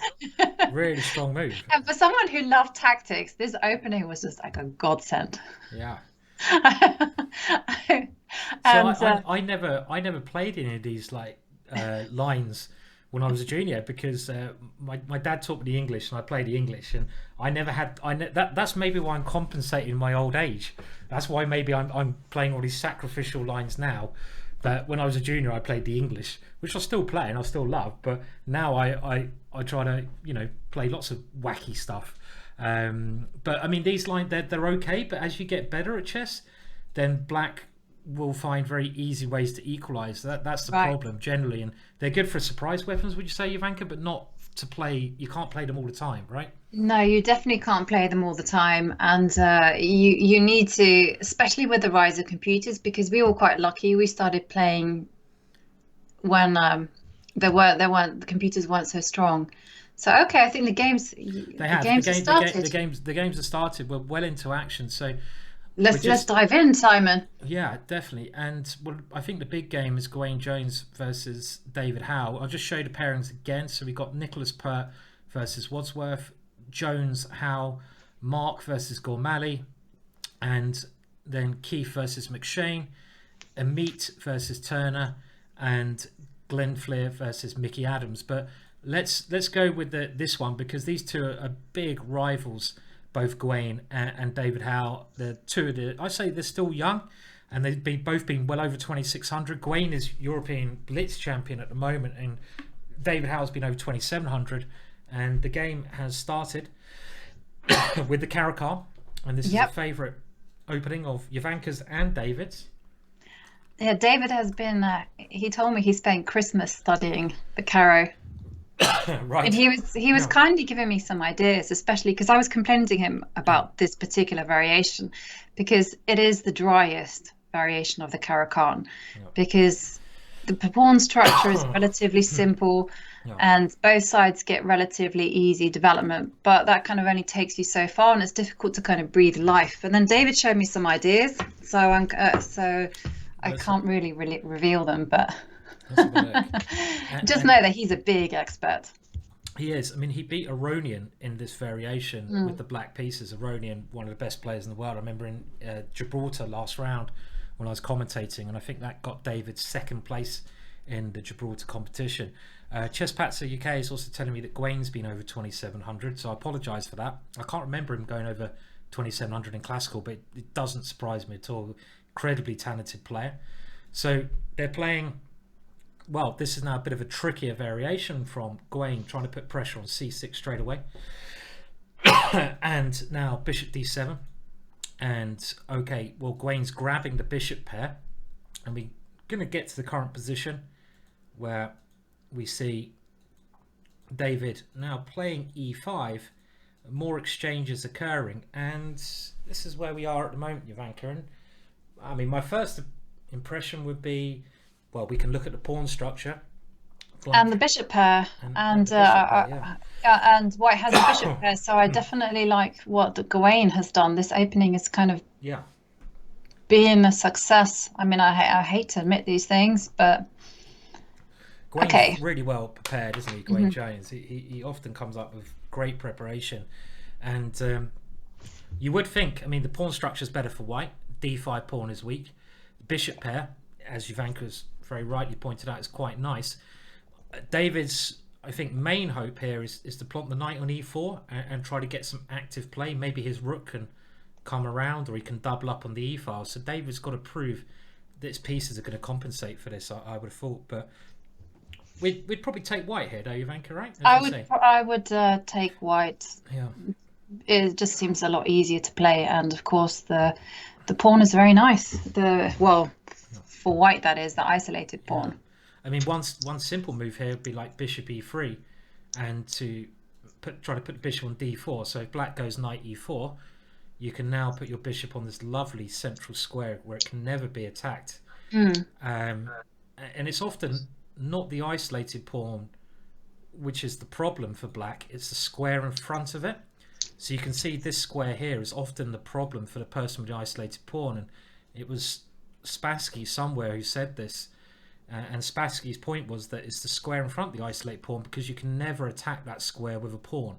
So that bishop is going to remain on this lovely central square for the rest of the game. So I'm certainly with Ivanka, and he has played bishop e3 now, in thinking that the opening has been a bit of a success for Gawain here. Yeah. Thank you for the subscription, Jude the Juggernaut. Very kind. Okay, should we go to the other games? Yes, Would you let's like to pick one? have a walk around the We'll have a park. walk around. Okay, so Mark against Daniel Gormally, and I think just looking at the position, Mark's done something very wise. Mark's a very good tactician, but as we noticed and mentioned in the last game, Danny is a really dangerous tactician. And when you're white, you've got the advantage of you really can sort of direct the game the way you want it to go more than when you're black. When you've got the black pieces, you're responding. But when you're with white, you should really be getting into middle game positions that you enjoy playing. If you're not, you're doing something wrong. And I think Mark, who prefers grinding away in a slight advantage with white, he simply plays a variation where lots of pieces are coming off and he captures on d5. And I don't think that Danny's gone into this opening, and I personally wouldn't have suggested this opening for Danny. I mean, I don't think it suits the style.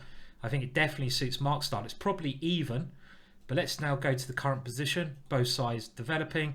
The problem with this is this a6 b5 pawn structure can be weak because at some point white hits it with a4, and you're kind of overextended on the queen side here.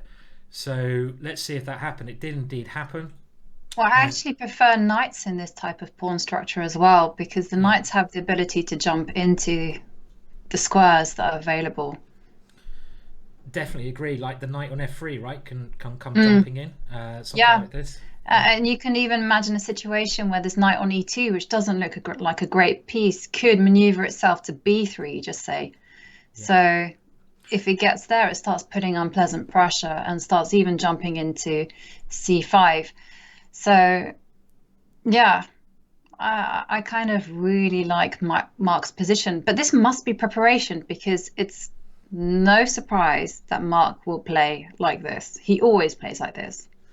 I think what surprises you, Vanka, is that Danny's played like this, right? Because Yeah. I think Danny playing into a position like this, it suits Mark a lot more than it suits Danny. Danny would much rather have some tactical sort of pawn structure that's not symmetrical. Yeah. I think in symmetrical pawn structures, Mark's the more comfortable. And this is like directing the game you want it to go. But Danny did not have to play this opening, right? So I'm a bit surprised. And if we just go on with the moves, Mark is using those knights, as Jovanka has said. And now Mark comes in and look at that. Just as Jovanka said, the knights can jump into the position, and they have jumped in. And we got this current structure here where white must be better, Jovanka, right? Must be better. So it just looks extremely nice for white. Yeah.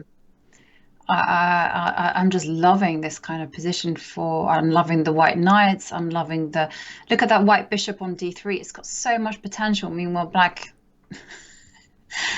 is the one struggling and got some questions, got some problems to face there, Danny. Yeah, I'm very surprised. This is Danny's prep. This is what I'm really surprised that this was a position that he aimed for.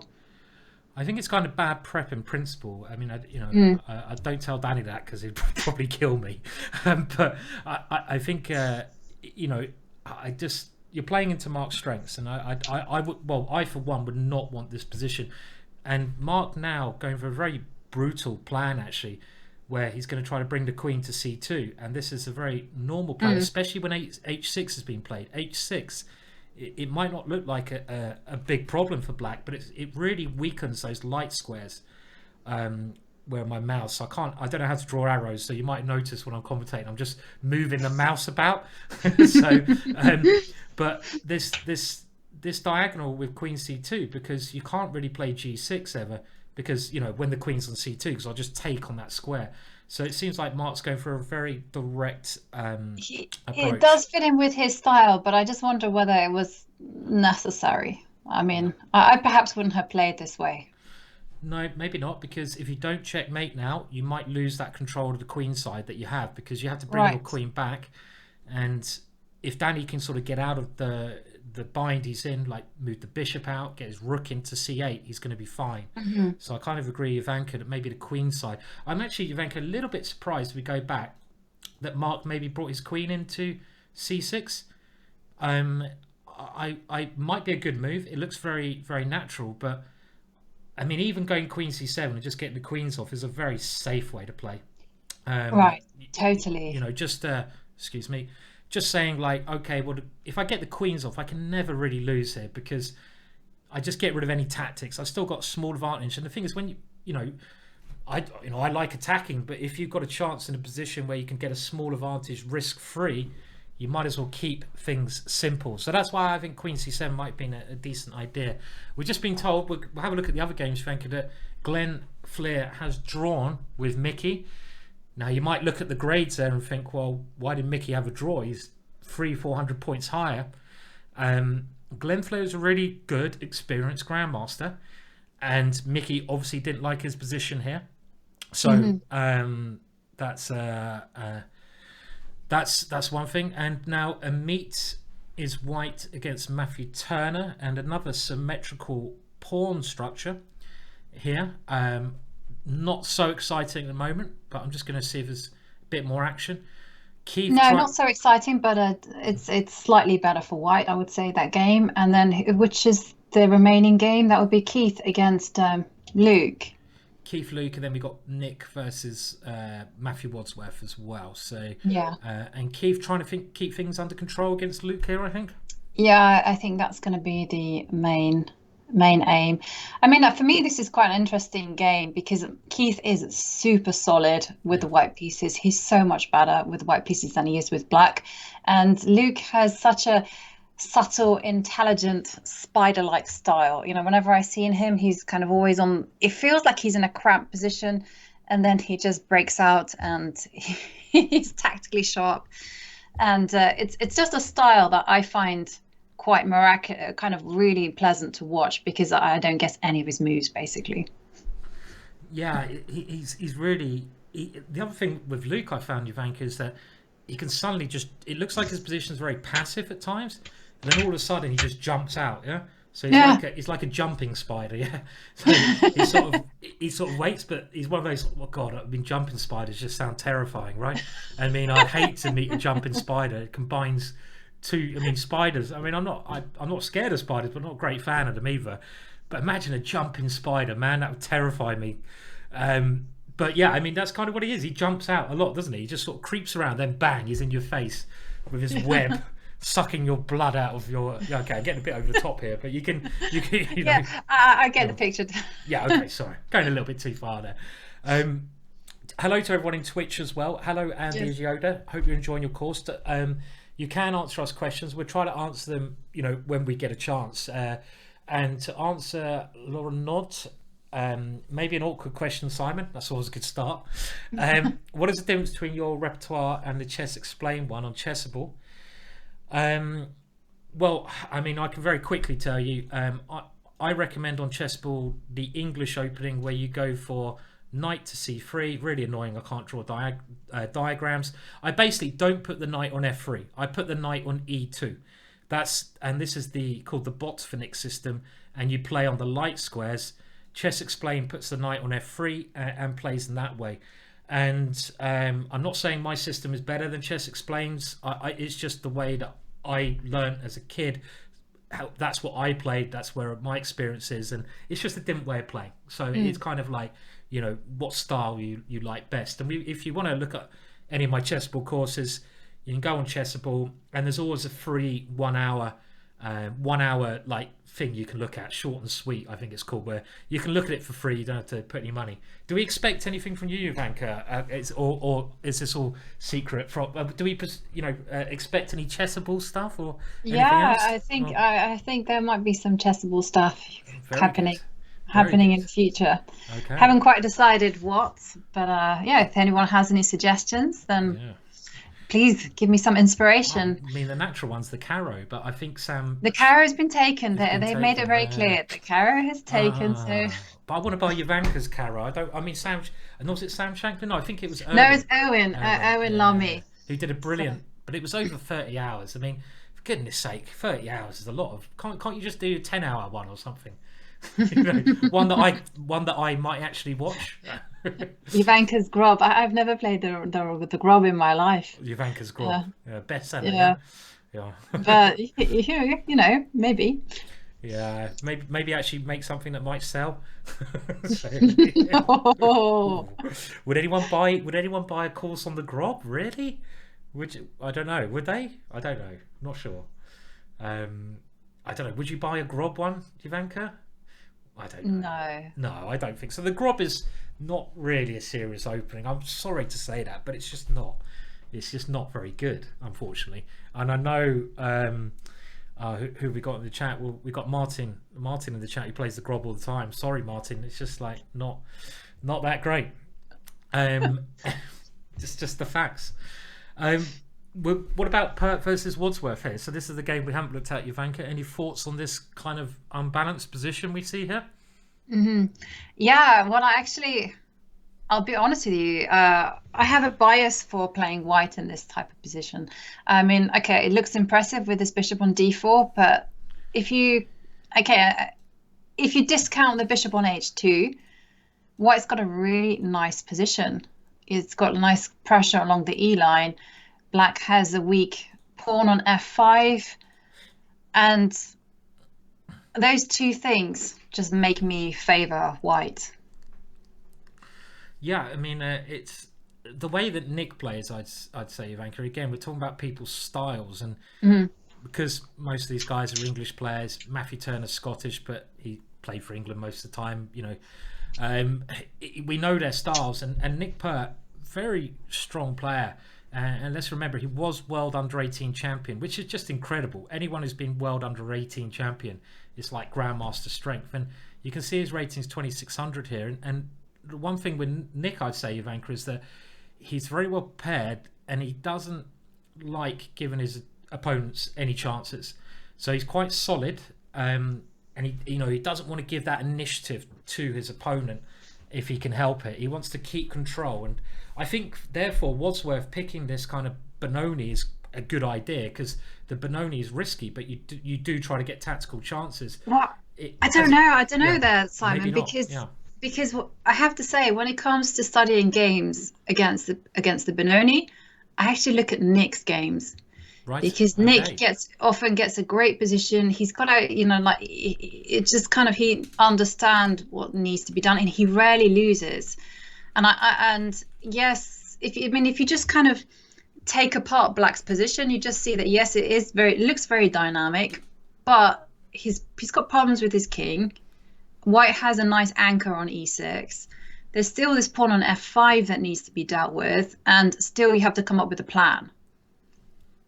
And I can just see that Black is going to get pushed back, and these factors are going to start to tell. So this bishop on d4 is not secure. I don't know. I feel that this is. I think the thing is, though, this is Matthew's repertoire. Matthew had no choice but to play this, and I just. But I'm heavily biased against any Benoni type of position. I don't like them. I think most people that know the Benoni, and as this has been I think it's been discussed for ages by all top players. I think John Nunn, another English grandmaster who was a great player, John Nunn basically said, well, the Benoni is not very good. He said it's positionally a bad opening, because you've got this pawn on d6. You've got the square on e6. Positionally, it's bad, but you get some punting chances. So you get the odd tactical idea, the odd attack, and this is what Wadsworth's trying to do. He's thrown his queen over here, but I do agree with you, Ivanka, that this may just be kind of superficial, as in Black's pieces might look a bit scary, but Nick is now starting to push them back. Yeah, you can see that. You might get it right. Free. I mean, I think you're right, Ivanka. It's a superficial position in some ways, right? I mean, that's my impression of it, at least. I just think Nick is so good in these type of positions as well. I mean, like I said, he's the person who I follow. If I look at some kind of pseudo Benoni line or Benoni, I look at how Nick plays and I try to emulate that. Yes, yeah. I see there's lots of people discussion in the chat about your title, Ivanka. They're saying, why haven't we put your proper title in well, which one do you want? You've got too many. Madame. Women's International Master, Women's Grandmaster, International Master.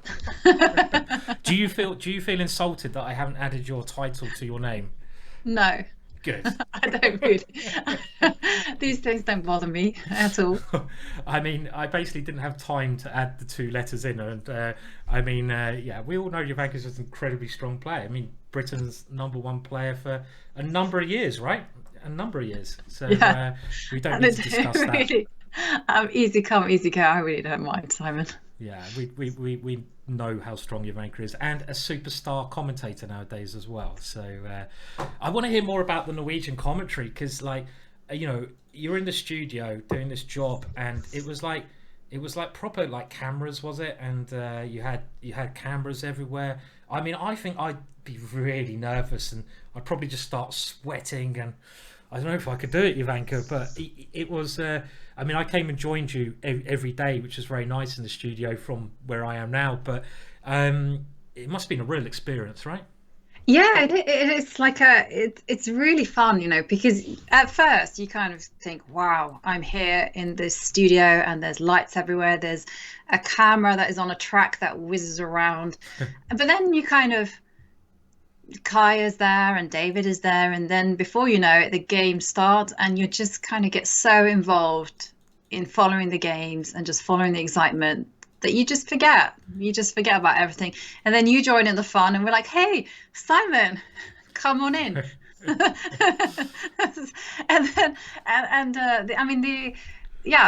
only kind of thing is when we see the kind of videos and maybe but I think anyone could do it. It's just a lot of fun. You kind of would get used to the situation. I mean, another thing I would say, most people who watch, obviously we're talking about the Champions Tour, where Ivanka's the main commentator there and doing an excellent job with David Howell, whose position I've just pulled up here with the black pieces. And we saw David Howell failing at skiing. I wanted to ask you, Ivanka, why didn't we see you skiing? Because I wasn't there. I was very lucky. But you know, Simon, we actually have a result. Mark Hebden has beaten Daniel Gormally. Oh wow! Well, here we go. Well, let's just have a look. And yeah, I don't want to be. I'm not being rude to Danny, but the thing is, his opening choice, it's just not what you do against Mark, really, because Mark likes. I mean, one thing is, you've got to think what your opponent likes. Not just activity, what kind of pawn structures do they play very well? And Mark, unlike Keith doesn't like symmetrical pawn structures, but Mark aims for this kind of pawn structure in most of his games. And this is just something that I feel Mark would be very much enjoying. So let's just see how the game ended. What he did now, just start this very scary attack. You have to play g6 now. This is why you put the rook on a7. And the point of this move is, if you now try checkmating immediately with the queen coming in, the rook can defend. So that doesn't work, but there is this pressure against that one. Maybe Danny's all right here, I don't know. But okay, b3 played. Queen comes out. Now that queen causing some problems over there. Has to come back to defend. No, Danny's not all right. Danny's got a very bad position here. He hasn't been able to get his pieces out. Yeah, I think he was okay for just maybe. Yeah, I think this queen coming out to g5 is a little bit inaccurate. Yeah. I mean, I do really love how Mark just punished it. Yeah, I totally agree. And I mean, this is kind of Danny trying to be active, but it just doesn't work. I mean, I think one of the very important bit of advice is, like, a lot of people want to be attacking player. They want to attack. But you can only attack really from a position of strength. You know, you can't just attack if your position is not that good. You can't. It's impossible. So you have to build up your position first. And I see lots of people lower rated, they try to attack when the position's just not there. You know, it's just like, okay, why are you trying to attack here? So it's really important to build that up first. And again, that queen g5, it just wasn't the right position to do. And look at this, Dan, he's got all his pieces on the back rank. This is ugly as anything. Ugh.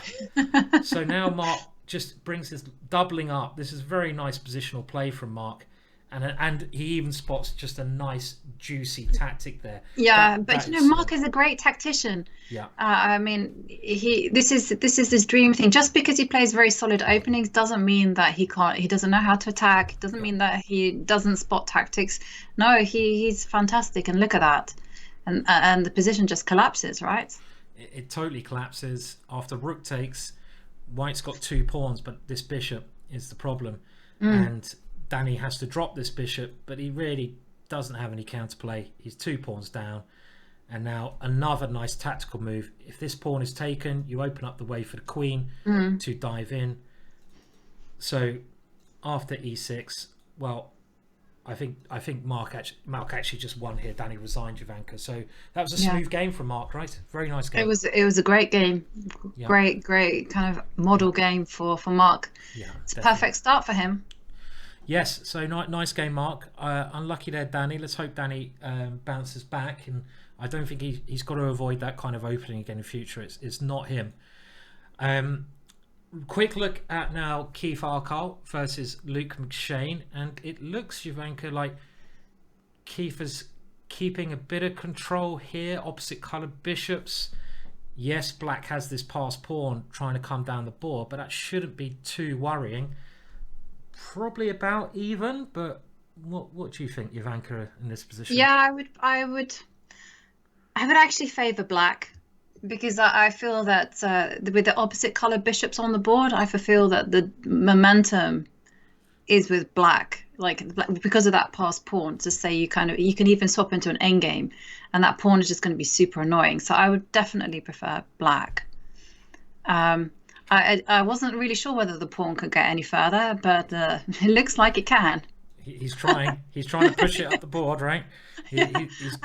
I thought it would stop at b4, but okay, if it can go 1 square further, then try out its luck, then I'm in favour. I mean, there is a danger that obviously that pawn is a nuisance, but if white can win that pawn, only white can win. So, I mean, okay, let's say I tried bishop d5 to try and win that pawn, for example. Okay, so let's. I guess I have to go forward.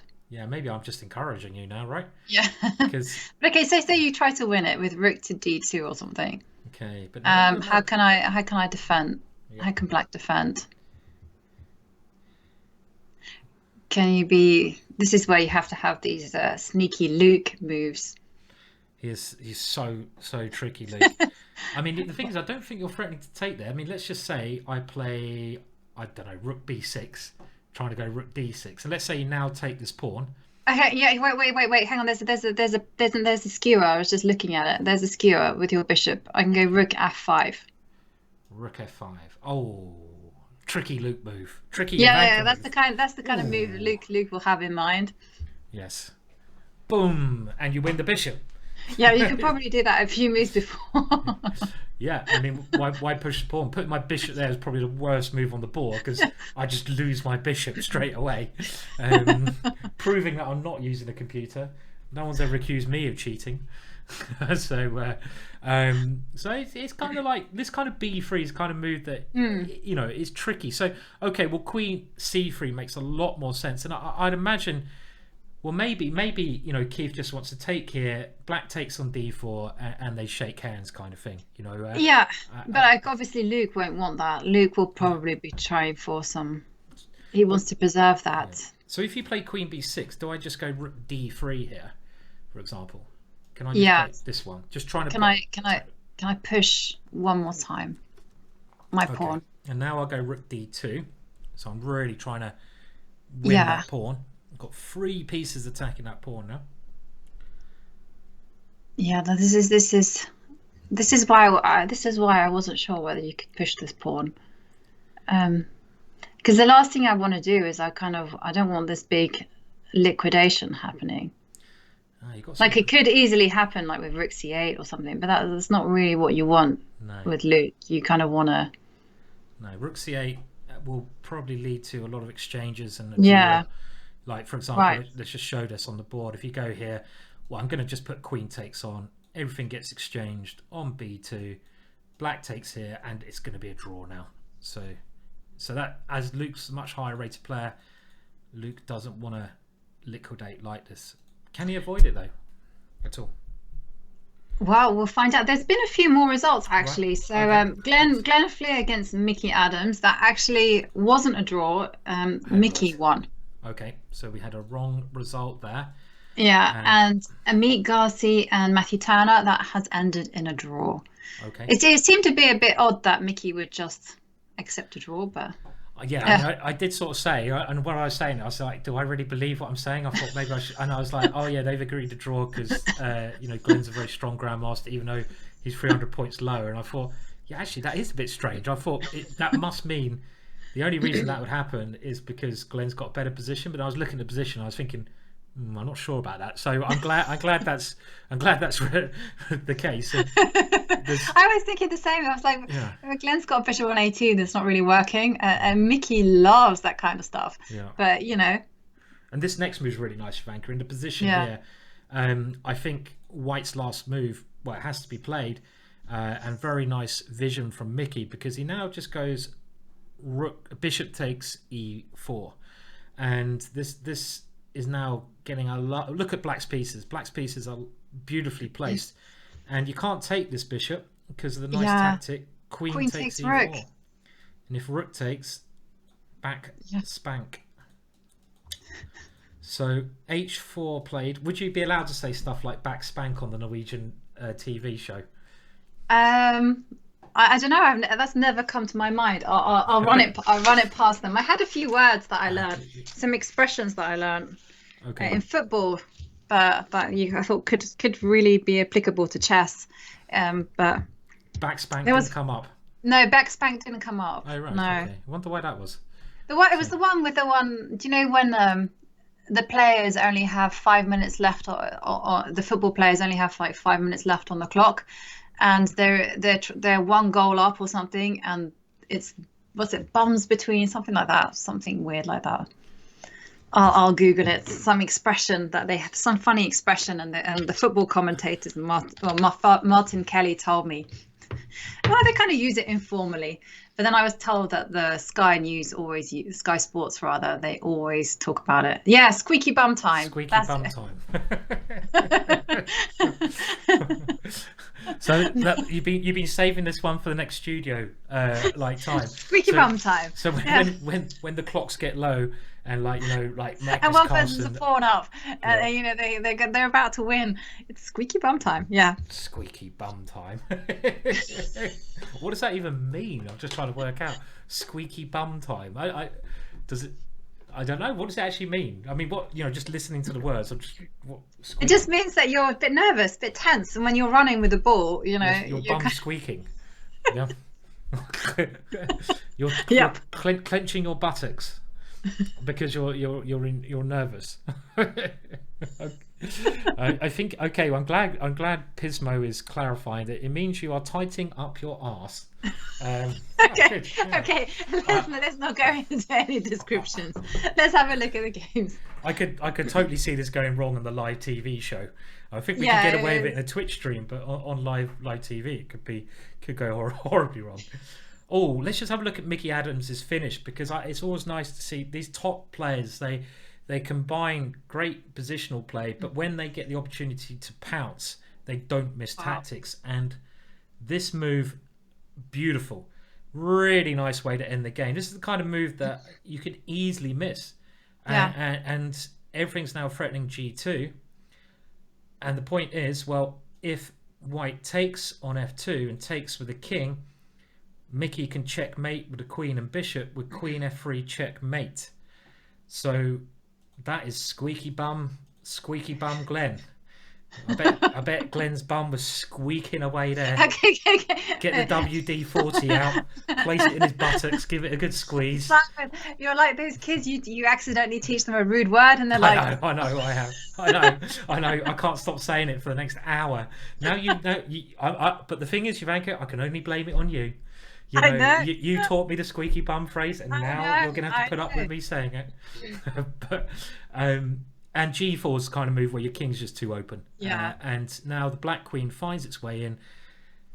Brilliant play by Mickey, and Glenn here has to resign, because if he does take that one, well, there is checkmate with rook f1 check, and let's just, I hope this is checkmate now. Here, Yeah. here, here, here, and Glenn's bum is squeaking away in this position. Yeah. Here, here, and look at that squeaky bum. Here. Am I gonna? And now I can't checkmate. Where's the checkmate here? I got this far. Maybe it's not checkmate. It has to be checkmate. I can't see the checkmate here. Well, at the very least, you can. There. There could have been something better there. I rushed into that one. a little bit. But okay, where's the checkmate? So that was quite an attractive variation, but maybe it was just simpler with Queen F3. I'm trying to do it with checks, but Queen F3 is probably. I give you one more check, but after King H8, I don't think you can stop Queen G2. This is probably it, right? Yeah. This is probably. Okay, so I'm just changing the focus on my camera. Did that help? Maybe. Bloody camera. Okay, well done, Nikki. Yeah, where do you want to go? Shall we have a look at? Let's have a look at some of the games. Sure.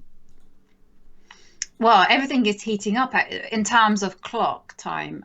So David Howell is that a? Okay. Well, this is the current position, and it seems in this big, well, I say big game because these two are the favourite players, Gawain Jones of White against David Howell, and it seems like David's over the worst maybe here. I mean, is he in any danger in this position, Jovanka? It looks opposite. I don't think he's in any danger whatsoever. I think White is the one that has to be careful. So, yeah, you know, but it's opposite color bishop. Yes. The question is how to improve, though. I mean, if Gawain were just to hold on. No, wait, no, you can improve with rook c8. Okay, so I'm really liking Black's position actually. I think some rook c5, which I approve. I approve of getting active, and then after Queen takes pawn, and then I think the position will just. It looks like it might liquidate, right? Liquidate, yeah. So if we kind of want to keep the tension on the board, maybe just rook to d8. Maybe here I just go bishop a2. And yeah. Liquidate. I think same. Yeah. Same problems. You know, you could get this kind of, just to show people. I mean, you could get this kind of position, which is no one's bum is. Yes. I've got to stop saying squeaky bum, but yeah, I mean that looks like it could be a lot of liquidate. Actually, after rook c5, Jovanka, David played just queen takes d4, and now rook takes, and we have this opposite coloured bishop ending. The only thing I would say, Jovanka, about this is when you've got opposite coloured bishops, if you really need to win, you should put your pawns on the same coloured square as your opponent's bishop, and keep your opponent's pawns on the opposite coloured square to his bishop. Because if you look at the queenside pawns here, which really are the weakened pawns, if White ever gets a bishop into b7, there's a little bit of pressure. I mean, Black's done the same here. Black's actually got the pressure. I think it should be a draw. I can't see how either side makes progress here, right, Jovanka? Yeah, I agree that we actually did have a draw between Keith and Luke. So I think the advancing of the b pawn was maybe a little bit too ambitious from Luke. Okay, let's have a look. So queen b6, the rook came up, and now, well, Luke tries to keep pieces on the board, but there's not many pieces left now, and White is very nicely positioned, and again opposite bishops. Yeah, okay, yeah. Who's won today? Now, so let's go through. So Mark beat Daniel Gormally, and we've had a brilliant victory from Glenn Flear. Mickey Adams against Glenn Flear. And actually, both of our wins have been very instructive, and we do actually have a result. Gawain and David have agreed a draw, and that leaves one game left, which is going to be Nick against Matthew Wadsworth, Nick Pert. And Nick Pert here is well, he's 2 pawns up and he should be winning. So Nick is also going to join the leading group. Now I'm just going to see if I can change my volume settings, but because I people are saying again, this is where I'll probably lose all sound totally. I do quite like Mr. Dodgy's comment. Yeah. He's just naturally quiet. Yeah. No one's ever said that before. You know, first time for everything, right? Right, okay. Now I'm actually okay. Let me just see. I'm going to try to just change the settings. Okay. Let's see. This is okay. It's on 100%. No, I don't know what's going on with my volume. It's just the way it is. Yeah. So it'll be all right. I mean, I know what I can do. I've actually got a box here. Okay. How does this sound? You ready? Okay. Does that sound better? Anyway, people. Yeah, well, we've got half of the Twitch chat saying that you sound really quiet, and then the other half saying it's fine. So. Yeah. Well, there you go then. Yeah. Okay, that's way better. Okay. Yeah. I've actually just realised I've got one of these boxes where you can actually turn it up now, like old style. You don't. I'm looking for some device on the computer, but I've actually got an actual button. Forgotten what buttons are like, Ivanka, with all this streaming. You don't deal with buttons anymore. But going to this position, it does look like Nick is just absolutely winning. Yeah, I mean Nick is 2 pawns up. He's got extra time. You can just take that rook off. Probably the easiest way. Bring his king in. His king will get over here, and he will win in a number of ways. It's very simply. Yeah, he could even win. Yeah, I was going to say he can even win a 3rd pawn, but I was going to suggest just going bishop to d7 and then protecting the pawn on d5 and doing exactly what you suggest. But Nick is just advancing those pawns, and then he's going to advance the king. You were totally right in your assessment, Ivanka, that Nick had a good position. It was a Nick position where Black's activity is actually superficial. So it looks dangerous, but it's not actually that dangerous. And it seemed like he's managed to push Matthew back and get the upper hand. And now that is over, that game. So, yeah, good. Yeah, we have a result. Yeah, so that's 3 victories. 3 victories. Good stuff. And what I'm going to try to do, I'm going to try to just set up the results as well so people can see how everything's getting on with the tournament. That means me doing a little bit more adjusting things. There's 5 rounds today, and I'll just show you the nope, that didn't work. Nicely done. The next round is in 5 minutes, but I think we're going to take a short break anyway shortly, because that is the time. So round 3 coming up. There's 6 rounds today. It's quite a busy day today, Ivanka. Are you ready for 6 rounds? Are you going to be well, after Norway, it's like a walk in the park for you, right? Yeah, I'm ready for 6 rounds. I'm ready to watch these games live. They're quite exciting, actually. So it's actually nice watching people we know play so well, don't you think? Yeah. It's like more sort of close to home, I suppose is the right phrase. So I think we'll take a short break, Ivanka, and we're back sort of just about in time for the next round. I'm just going to now remind everyone that this tournament is very generously sponsored by Caplin, who also sponsored the British Championships. And in times like this, sponsors, well, we've got to appreciate them, and they're doing a great thing. And I think they're also looking for people, if you want to get a job, they're also thinking about recruiting. So I'm just going to put a little video that we made here so you can watch that. It's only a minute long, and we'll be back for the next couple of rounds very shortly. So I'll see you soon. Now, I don't know how to mute you, Ivanka. Just bear that in mind when we go on a break, that people will be able to hear you. I won't be gossiping away then, Simon. Okay, yeah, which I've done before. I remember I thought I was on mute, but I was actually... I'll tell the story later. It's quite funny, but very embarrassing. So we'll be back again with the next round very shortly anyway.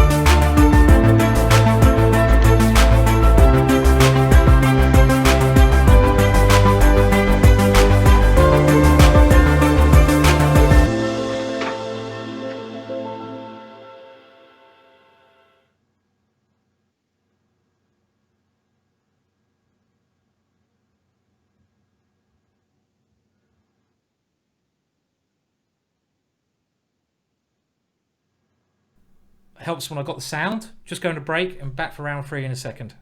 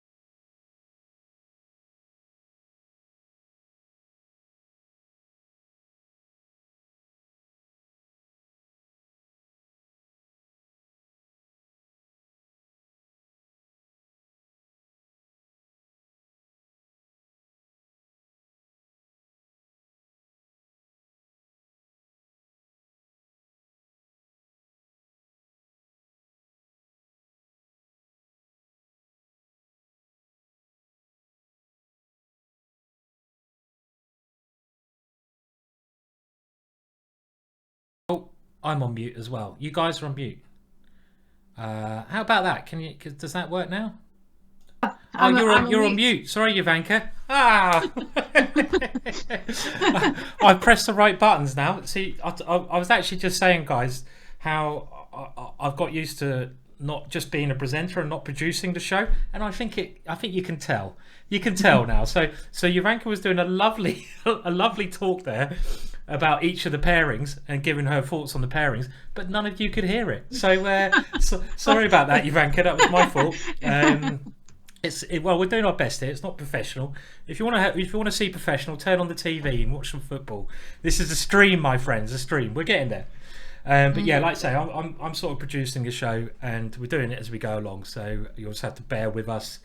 It's all good, but these things happen quite a lot. So so sorry, Ivanka. People missed what you were saying there, and one of the key pairings I think you pointed out was this one with Mickey Adams with the white pieces and Nicholas Pert, right? Yeah. Yeah, and I do think that Nick. I mean, I really like Nick's style, but I do think Mickey will edge this one out. Yeah, I mean, Mickey's got the white pieces. I think these guys have played. I think they normally draw. Funnily enough, I mean, I think they played like 3 times in British Championships, and they generally the game ends in a draw. But okay, I mean, at the moment, Mickey has got white, and he's just so good with white. I think if Nick had the white pieces, it'd be a different story. Nick, I mean, at this level, just having the white pieces is quite massive. Matthew Turner versus Glenn Flear. Okay, that's one Matthew's going to try to win with rating difference. Luke McShane versus Ameet, I think, is going to be extremely interesting, as Ameet is really talented. He's been playing so well online recently. Gormally versus Keith Arkell, another one that I thought you guys were listening to, but you obviously were not listening to. Because I had Ivanka on mute. We were just saying how important this one is for Danny after he lost, and Danny's quite like me. I get quite down when I lose, and I'm quite an emotional player. And can Danny now jump back in this game? Do you reckon he might just have a draw in this game, Ivanka? He's playing his good friend. You mentioned how these two are very close friends. That was what I was angling at. I was thinking that Danny would just want to halve it out here, and they're very good friends. And Keith, he knows that he's not as strong with the black pieces as he is with white, so he could be willing to just play a very solid setup, and the two would just halve it out. I think it's quite likely to have a draw in this one, because I don't know if there's any rules against quick draws, but when everyone knows each other so well, it's a hard day today. It's 6 rounds of 15 plus 10, which is not easy. Tomorrow it's 5, all play all. I mean, I have to be honest, in Danny's situation, if I was his coach, I'd be saying, like, just go for the win, because, Keith's obviously an excellent player, but against anyone, not against just Keith, you got white. If you lose, you lose. You got to go for the win in this field with white, no matter. So we'll have a look at that one. David Howell against Mark, and this is one certainly David I think needs to sort of shine in somewhat and try to get back in. Now I was going to try to get the results fixed somewhere on the screen as well, so hold your horses. More Simon Williams production about to occur. Woohoo, very excited about this. So Ivanka, which game would you like to commentate on, just while I try to get the current scores up? Let's do the top one, Mickey against Nicholas Pert. Okay, great. So do you want to just do current position? Can I leave you on that for now? Yeah, you can leave me on current position. We have something I did not expect at all. We have a Sicilian from Nick. I don't know him to be he's such a, he's been playing the French for as long as I know him.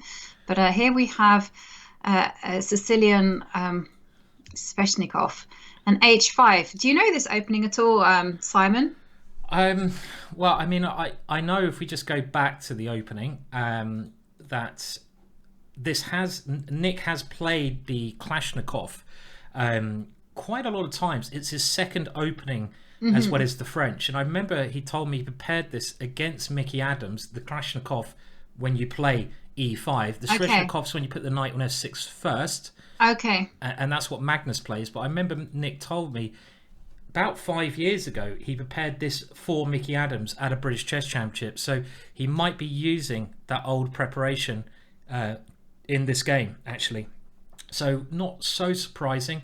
But this is the kind of position you have to be very careful against Mickey, because just positionally speaking, Mickey's been playing this structure for ages, and Mickey's just, as Jovanka said, this spider who knows how to control the board, and you're giving him this massive square on d5, and the kind of play you don't want to give anything positionally away is someone like Mickey. And this d5 square, it looks quite scary, right, Jovanka? I mean, I don't know, I would be a little bit scared as black here.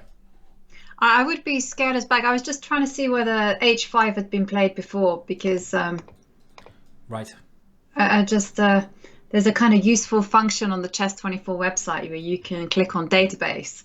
So h5 is the main move, because I'm not a big theoretist. But has this transposed into a Sveshnikov, or is this just sole Kalashnikov territory? I've got absolutely no idea at all, to be honest. Okay, fair enough. So I'm not sure. I would imagine it's still in the realms of the Kalashnikov.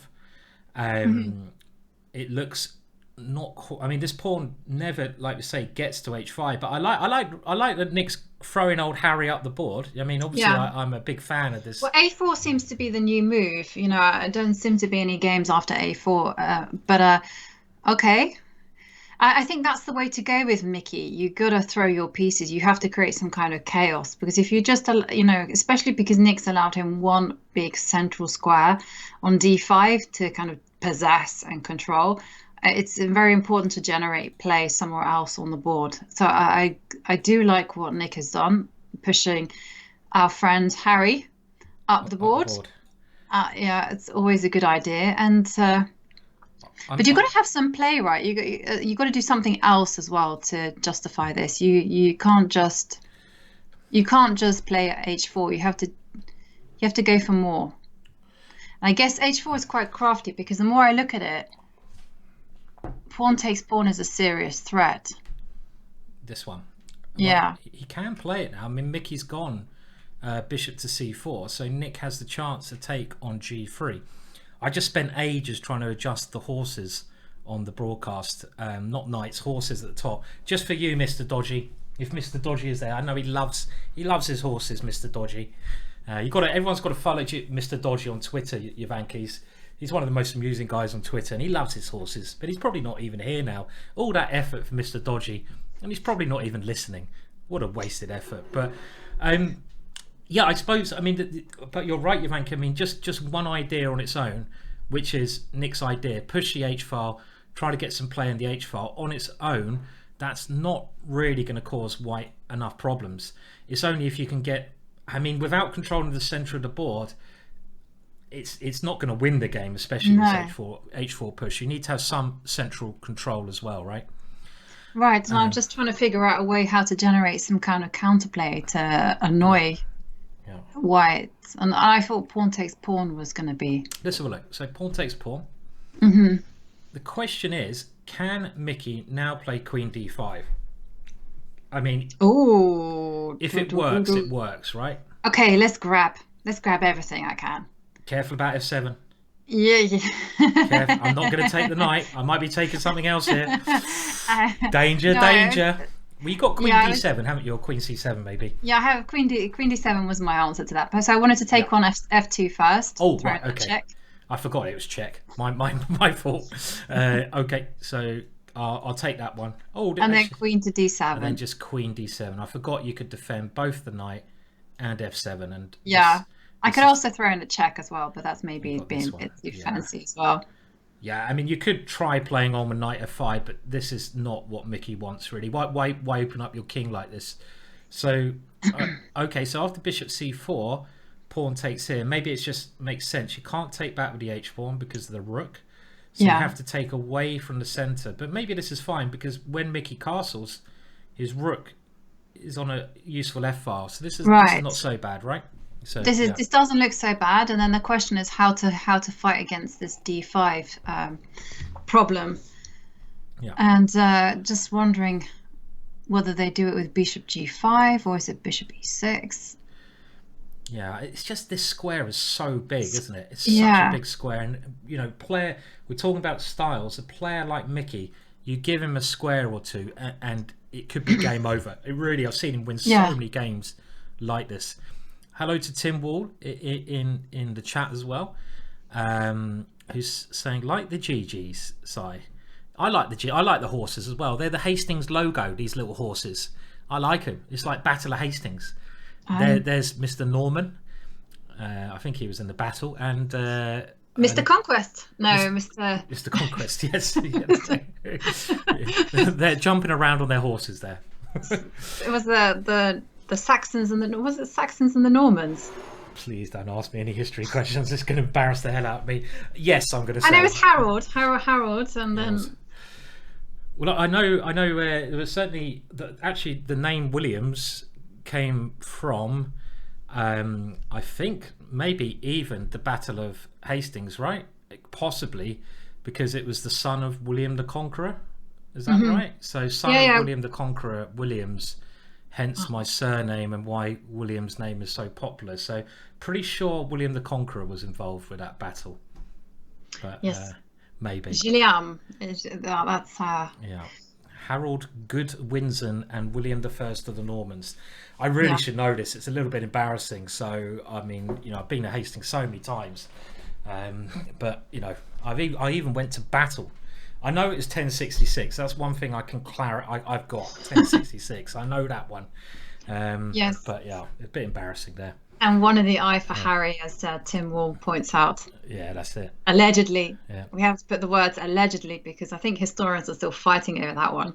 Over what are they fighting over? About whether it was Harold that was shot in the eye.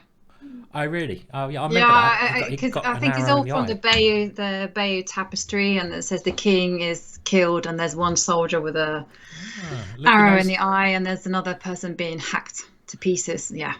Look who knows a bit of history there. Very nice. Very nice. Very, very nice, Ivanka. I want to sit back and learn a bit of history off you now. Tell me some more. Tell me some more, please. Yeah. Hello. Hello to I Greg like Top my in the history, chat, by the way. But okay, so it's a very, very interesting position. Actually, Nick chose a different path. He chose to go bishop e6. Bishop e6, trying to cover that important square. But now Mickey just takes that square for his knight. The knight jumps in. I'm actually with Martin Merry Hatman there. The best way to learn any history is Blackadder, surely. Blackadder's where I get most of my history from. Blackadder, a great English comedy series. So, yeah. What do you think of Brexit? So I was just thinking, I'm going to put you on the spot there. I love putting you on the spot, Ivanka. You can say, I will not. Do you have any thoughts about Brexit? Or should we leave it? Should we stick on the chess? It's a bit early. A bit early on the day. Yeah, well, okay. Well, let's put it this way. I'm left wing. I'm quite liberal, so. Okay. Enough said. I will head one way. Oh, yeah, fair enough. I'm sorry. I mean, we like a little bit of controversy, but it's a bit unfair to just ask Ivanka that straight off the back. So I apologise. That was a little bit cheeky of me. Let's go back to the chess. So this one looking quite interesting. Nick now gone king f8, keeping his rook on the h file. Mickey has this lovely square in the centre of the board with his spider of a knight. That knight looking very nice. And Octo knight. Octo knight. I remember you saying the octo knight, and I had to ask people, what on earth is Ivanka talking about? Because I didn't know what an octo knight is. But explain to everyone what an octo knight is. It wasn't actually me that coined the term. It was something I think I picked up from Malcolm Payne when he was doing his chess boxing commentary. Right. And he was saying a knight in the centre because it has 8 squares to go to. It's now octo knight. I thought, what a great term. I lap this type of stuff up. So I was like, octo knight. And it's kind of, we used it once in the broadcast and it kind of stuck. So whenever a knight comes into the centre, octo knight. Octo knight number 1. And that knight is very strong. I mean, the problem is if black ever takes this knight off, you're basically swapping one problem for another problem because I don't know, maybe, let's say queen takes Now white has an octo bishop, or a very strong bishop, and the light squares. The light squares, just look at, I mean, I wish I could draw arrows here. The light squares are just so strong. They're so strong here. And it really doesn't look good. Just all those light squares under control, weak d6 pawn. Yeah. No, you don't want to do that. You've got to play around that the horse. You know, Ivanka, sometimes, Ivanka, like, when there's a question that someone asks you or they tell you to do something, and about 3 hours later it just occurs to you, I know the answer now. That's just happened to me. That Chess24 was saying you can actually go to the live chess viewer and do it in there, and I was like, I don't know what you're talking about. I've only just, about 3 hours later on, it's occurred to me what they're talking about. So I now know for tomorrow, I won't do it now, but I think I know for tomorrow how we can get arrows up on the board. How good is that? It's just occurred to me. So, okay, anyway. That's how slow I am. I'm 2.5 hours slow. That's quite embarrassing. Jeez. No, it's okay. It happens to me all the time. Yeah. I'm like, oh, okay. Happens to me in interviews when the people ask me something and I get the complete wrong end of the stick of what they're asking for or angling at. And then 3 hours later, I'm like, oh, that's what they were talking about. That's the question they're going for. Mm-hmm. I mean, the reason, by the way, someone's asking about King F8 is that, well, Nick wants to do something with his king, yeah? And I think he generally wants to put it on G7 at some point after G6, King G7. He doesn't want a castle because he wants to keep his rook on the H file. And in general, he's kind of like okay if white ever takes on F6, because why would white get rid of his octo knight for this bad bishop? And it is a bad bishop, this one, because you've got two dark squared pawns in the way of this bishop. So this is why Nick's moved his king there. He probably wants to go F6. Sorry, G6 and King G7. This kind of plan. But G6 does lose material though, so he can't. It does lose material. Can I sacrifice maybe? Oh no, because D6 is. Well, yeah, because it's yeah. I'm thinking after this one. I'm thinking, can I try pawn takes pawn here? Maybe. It's a maybe. Yeah, maybe, but maybe I can. Can I kill it by just going pawn takes pawn? Oh, hang on, bishop takes bishop. You've got bishop takes bishop. As well. Though. Yeah, I have. Yeah, sorry. So this is Nick's point. Yeah, right. Then, okay, so it's still not possible to capture the bishop on F6. Let's see. Some more moves have been played. So King F8, and now bishop E3, pawn takes G3. Okay, this is normal. And now the other thing, we said this bishop's quite a bad piece. Nick aims to swap it off, and he does so with this one. Mickey goes into the queen side, queen D7, H4. It kind of looks like Nick's got some play on the king side, but is it just superficial? I don't know. Yeah. It does look a little bit superficial if you ask me. We can also now see, Ivanka, why the king's on F8, because there's no knight C7 check. Another clever idea that the knight can't come in here checking the king. So the king's just safer on that square. But can he? I mean, this is the kind of position where Nick really needs to keep the initiative up. If he gets kicked back too much, it could go wrong. I mean, I'm looking at ideas like knight D4, potentially, just trying to sacrifice, come in. Most active moves, bishop G4, this kind of move, maybe. There's some potential here, right? Some potential there. I mean, I do like the idea of going knight to D4 and sacrifice a pawn. But then you try, well, maybe not necessarily now, but I'll tell you my idea. The point is that, say, bishop takes, so if you go knight to D4, so it doesn't work now, but, okay, bishop takes knight, pawn takes, and then once queen takes pawn happens, you can go bishop takes knight, and then you kind of basically say, yes, I've sacrificed a pawn, but I'm going to take the dark squares. So obviously, in this exact position, it doesn't work. But it could be an idea to have in mind or prepare for, that you might be able to concede the light squares, but in return you get the dark squares. And white's king isn't that safe either. No, I mean, here obviously queen D5 is the problem, but if you ever got a position, let's say like Ivanka's saying, with a bishop on this lovely diagonal, and I'm just going to put some moves on the board. I know the rook's on pre, but just hypothetically, black can get the bishop to that square. It can never be attacked. That bishop is as strong as white's bishop in this position. So that's kind of the positional thinking behind this plan. But the immediate question is, after h4, what does Nick do? I mean, now Mickey's not threatening to take the bishop at the moment, but Nick needs to. It's the kind of thing when you're playing Mickey, if you start not finding a plan, that's when you know things have gone wrong. I found, because Mickey will improve. You need to play with purpose against Mickey, I think, and complicating is a great thing to do against him, but I don't see how he can do that, Nick, at the moment. I mean, the white king looks a little bit weak, but black's pieces just don't have enough energy at the moment, maybe, to come in.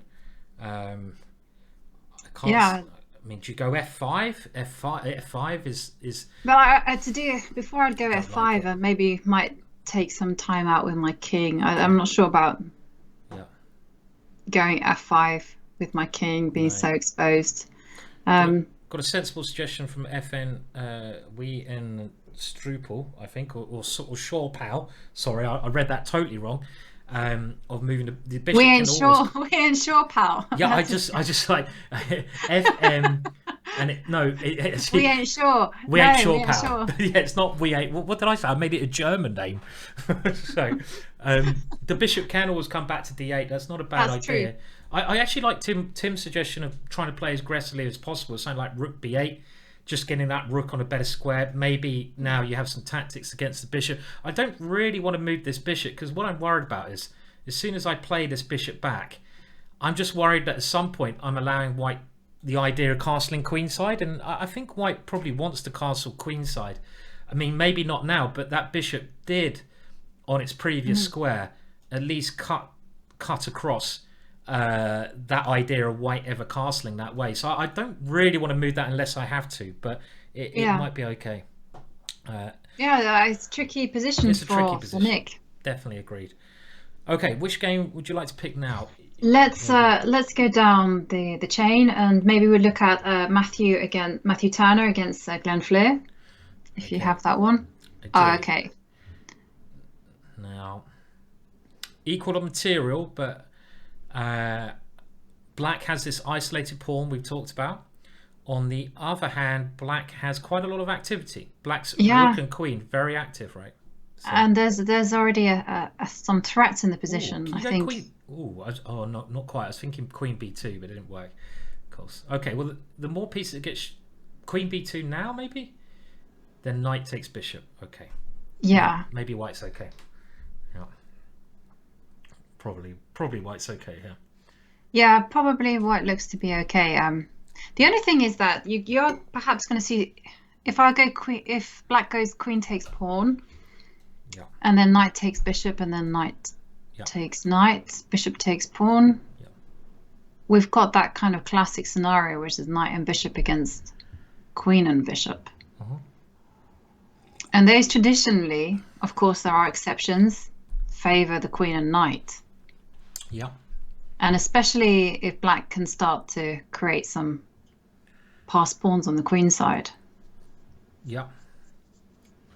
I suppose there's definitely, if the queen and knight can start functioning together very well. At the moment, the bishop looks pretty decent, doesn't it? It's least in the center of the board. Yeah. You can always sort of play e4 to stabilize it. Yeah. So I think the bishop, at least means that white's in this position. But this is kind of a natural continuation, though, that something like this just get more simplifications on.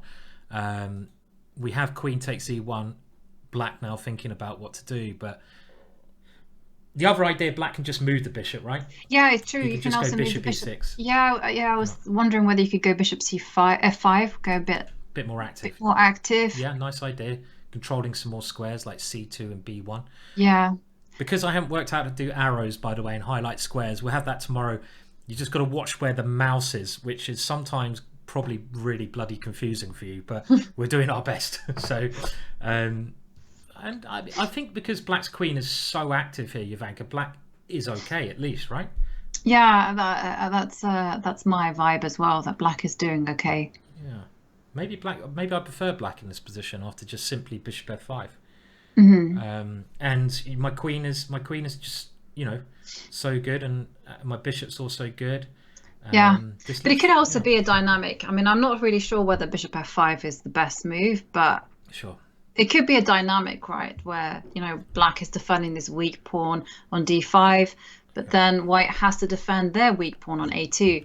So it could just simply end up being a situation like that where the two kind of weaknesses balance each other out. Yeah. Let's move on to the next one. And the Yep. next one is, that's the other word, fluky Lukey. Fluky Lukey. Fluky Lukey. No. I know Lucky that. I mean, Lukey is not. I mean, the thing is, I think the best players, Jovanka, they look lucky, but they're not. I don't really believe there's much thing as luck in chess. They make when you look at their games, people think, oh, they're so lucky, but you actually, how do they get that luck? By playing really good chess. So I don't believe really luck is a big thing in chess at all. Do you? There's a bit of it maybe, but not a big thing, surely. No. I mean, I certainly believe in the idea of you making your own luck, but there is an element of luck in the kind of situations that you can't control. Like, say for instance, you play a good move and your opponent reacts with a blunder. That's luck. That's kind of how I equate luck. And if you cause enough problems and that they crack, then also luck. And because you could play someone who just plays perfect chess, and that's how the way it goes. And you could play someone who just has a terrible day and they lose to themselves in 15 moves, and that's luck.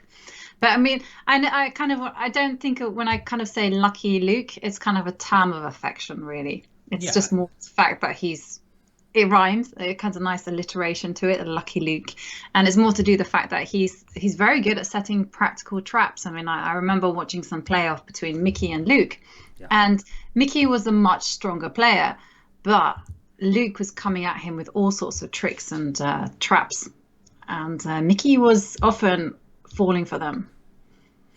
I totally agree that the idea of just luck in general is quite an interesting one. I see people discussing it quite a lot in the chat. I find in chess that you could say it's luck, but I'm really, like you, a strong believer that you create your own luck, and maybe not just in chess. I often think that chess reflects lots of situations in life, and people can say, oh, you're very lucky, you're very lucky to have got that job, but in actual fact, if you look deeper, it's often the people who've done the hard work, the people who've created chances for themselves, created opportunities that get those roles and stuff like that. And I think in chess, it's like Luke sees these opportunities. He might have a really horrible looking position, but he sees these hidden opportunities, and he tempts them in sometimes and people say, oh, he's really lucky to have won that. Well, no, he's actually tempted his opponents in with he's a brilliantly talented player with his very unique style that people don't really understand, because it looks sometimes a bit horrible, but actually he's got all this potential in his position, and that is a real skill, and he's really very skillful at doing that, and incredibly talented player. Like, we started calling him that very affectionately, I think, in 2002 in Bled, when he was 3 pawns down on a rook and pawn hunting, and he drew. Right. And he drew, and it was just kind of that. But there was kind of the idea that he creates his own luck, that he was sufficiently practical and tricky to survive. I mean, it's not everyone who does that. 3 pawns down, it's a lot of pawns. Three pawns is a lot of pawns, definitely. But he keeps fighting as well, which again is not luck if you keep fighting. And I kind of like his position here. I mean, I think Tim Wall was asking, are the pawns, again where my mouse is, f3, g3, h4, could they be a target, these guys, or are they actually okay? I mean, at the moment they're doing a great job of blunting out Black's bishops, and I don't see a way that Black can take advantage of this without doing something quite drastic. The bishop on f2 is actually a great defender, and I think the main issue here is this isolated pawn, and Luke has the threat just to take the pawn probably at the moment, even though there's some tactics of bishop c6 at the end, but the pressure against that pawn, okay, he's got the knight attacking it as well, just seems to be the main problem. White's got his rooks on both good squares, and I'm not even sure how Black defends that pawn. Maybe you can go knight f6, and let's just have a look at one variation. Can I take this one? I don't know if I will. Let's say rook takes rook. I have to take with a bishop, misplacing my bishop, and maybe Ameet can now even just simply swap everything off and play bishop c6 with the idea at the end of this combination taking on f3. You got bishop rook d3 though, and maybe a rook d3 is the move I missed. Yeah. And with the knight coming to d4, I know black's got 2 bishops, but the knight in the center is when you've got no pawns in the center and you're playing against a knight in the center, the knight can deal with those 2 bishops. So there is some problems for me, I feel, in the position, right? But I agree with you. What I would be doing as black is, because of the white's potentially unsafe king, I would be looking at ways to try to keep the queens on the board. Yeah. It's not that easy though, I have to admit. Maybe it could be something like bishop b. Could you do something like bishop b6? Could you do bishop? Yeah, I don't know. But then the queen takes d5. Queen takes d5. Yeah.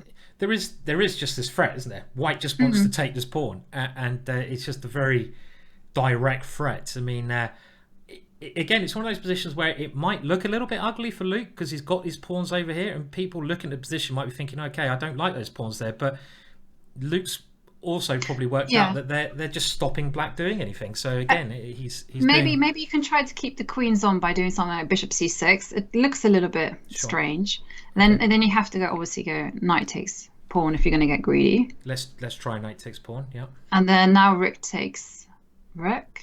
Yeah. And now I have to take with a bishop because my rook is defending the knight, misplacing that piece. And now I can go rook to d8. Rook to d8, creating this pin on the knight. Now I do have c4 in the position, and because otherwise my knight, I don't think I can play that move. I'll play c4. I want to keep my knight as stabilized as possible. So what I want to do is kind of have like some kind of Marshall-esque double bishop pair compensation for the pawn. So I wasn't really trying to win it back. So now I'm trying to maybe like some knight f6, trying to activate. Because if you can get rid of the knight here and the right time, then black's bishops come to life. Yeah. Right? So the one thing holding, white's a pawn up, but if white can maintain the knight on this square, it stops any of black's pieces getting in. So knight f6 I really like. Just trying to get rid of that blockade on the knight. We have a draw on board 4, being told. Now you can see the scores so far at the top. There's 3 people on 1.5 at this moment in time. There's 6 rounds today. It's a very long day today. Let's just go to the current position here, by the way, because knight f6 has been played, and now they did go for exchanges. And this is the kind of thing where, okay, black maybe has some compensation with 2 bishops, but I don't believe it's enough. I just think a pawn is a pawn when your knight can stabilize on d4. A knight in the center is just very, very good. Quick look at the other game. So the game that was a draw was Daniel Gormally versus Keith Arkell. It looks like they played a game there, but they agreed a draw, and that's fair enough. 2 very close friends. I just want to have a look maybe at the games we haven't looked at, and let's start with this one very quickly. We have Wadsworth against Gawain Jones, and a weird ending where Gawain is 1 pawn up in the rook and pawn ending. Is that enough to win? I would expect that black is probably winning this one, Jovanka, because I don't like white's pawn being on e2. If it was on f3, it kind of looks like they can look after each other, but this pawn is a little bit weak here somehow. Might not be easy to win. Or is this just a draw, Jovanka? I suspect it's just a draw. Okay. The double pawns are going to make it difficult to... if you leave the pawn on e2, it's a kind of a nice shield for the king to stay on f2, because remember, you just have to hold tight. So I do expect that technically this is probably just a draw, but practically, Gawain is going to push as hard as he can. Yeah, he's gonna play on, isn't he? I mean, he can't lose this one. He's very good at rook endings now, Gawain. One thing I've noticed, Jovanka, is like going back, I don't know, 10 years. Gawain was this super talent he was a bit of a cowboy, right? He just absolute lunatic. I mean, he loved sacrificing. He loved playing like, Morphy, and he was brilliant at it, but it wasn't a rounded game. And he started developing and maturing and learning endings and playing endings. And I think he must have spent a lot of time on his endings and positional play, and now he's this rounded player, and his endings are so much better than they were 10 years ago. He can grind out endings, he can play all sorts of different kinds of chess, and he's become a well-rounded player, right? Which is one of his strengths now. Yeah. Some Twitch suggesting some kind of very interesting plans. I got a little bit sidetracked by like this rook e6 with the idea of playing rook e4. Yeah. And then advancing the pawn to get rid of the double pawn. It's quite a fascinating endgame. It is, yeah. I think this is going to be not as simple to hold, but if Magnus was playing Magnus, it probably is a draw. I just wonder if Matthew Wadsworth has got the experience. He's the youngest player in the field to hold this against Gawain. If he does, it'd be a great hold, very impressive. But he's going to struggle there for a while, right? Yeah, he will have to suffer. That's for sure. Yeah. And shall we have a look at the other games? Definitely. And David Howell against Mark Hebden, and David is only on 1 point, and he was maybe a little bit lucky to survive against Wadsworth. He needs to get kicking. Mark is on 1.5. This position, David is the exchange up, but Mark's got a pawn for it. And the other thing I can note here is that the white king's actually quite weak. I mean, it's not comfortable. This white king, the pawns are exposed, and now Mark has won a second pawn as well on a5, so he's got 2 pawns for the exchange, and that white king, it just looks very weak. I'm thinking I might even prefer being black here, Jovanka, possibly, maybe. I'm saying that kind of a little bit cautiously, you know. Yeah, no, there's a kind of harmony to black's position. You know, they're now with that bishop on a5, they're kind of covering the d8 square, and yeah. And just, but then, you know, you should never underestimate the queen, the rook, the knight. Yeah. And I can see f7 being a really weak spot. If you manage to sort out the king, this is why it's issue. You know, if you sort out the king, you find a good hiding spot for it, then a rook coming to d7 and then a knight coming to e5 is going to be, whoa, super, super dangerous. So, but this is not possible, of course. Not yet. It's very hard to find a place for the king, because if you want to move this, okay, well, maybe David's trying to misplace the queen. Yeah, at the moment, so the queen has to move, so where... Yeah, I keep playing that move. That's not the move. Yeah, not that move. No. Where to put the queen, though? Well, let's say I go queen c. Has he played a move? Okay, I think we have more moves. The queen's gone to a4, so he's keeping ideas of the queen coming to the first rank. Rook d7, so he's got his rook now attacking that one. King g8 defending, and the question sort of is if you can go knight e5, as you pointed out, Jovanka. Yeah, let's do it. Can we do it? It's not our game. So this is the beauty of commentary. You're just like, oh, we don't need to calculate. Put the knight on e5, and then we can look forward. So the queen. It's only got one check. I mean, the king comes to h3 in a lot of lines. Exactly. It's actually very safe on h3 now. So I'm going to take back my assessment, thinking that Mark's doing okay, and I'm not. I think he has gone knight e5, and I mean, if he's short of time. Mark's really short of time. He's 5 minutes down. That's the other thing. Mark, you know, normally expect David to be in this time situation.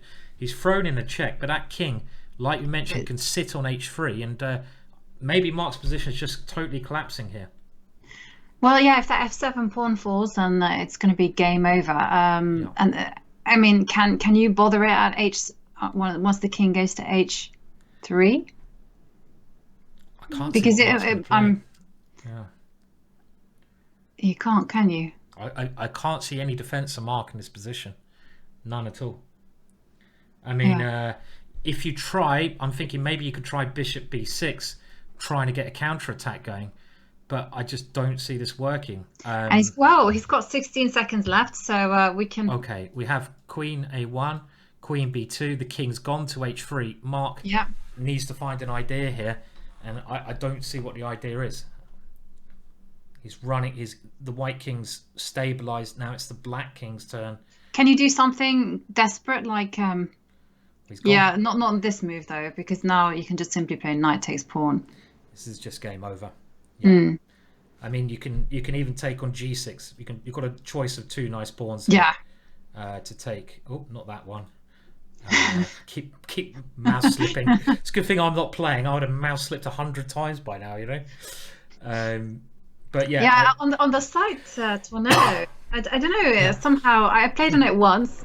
It's like it's very sensitive to your mouse. It's very unusual experience. It's quite nice. I mean, it has lots of benefits.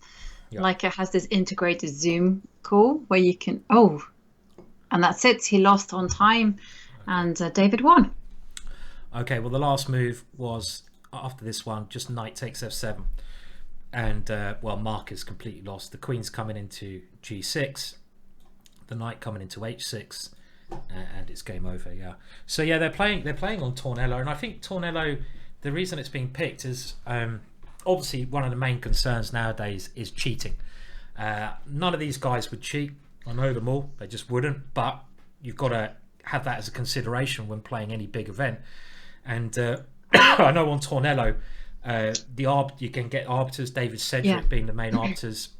You've got the zoom call, so you can look at the players' screens. So you can see what the players are actually seeing, and you can look at their webcam. So there's a lot of things there which maybe other sites don't offer at the moment. I mean, nothing's perfect. But my opinion, Ivanka, is that if someone wants to cheat, you can't really stop them.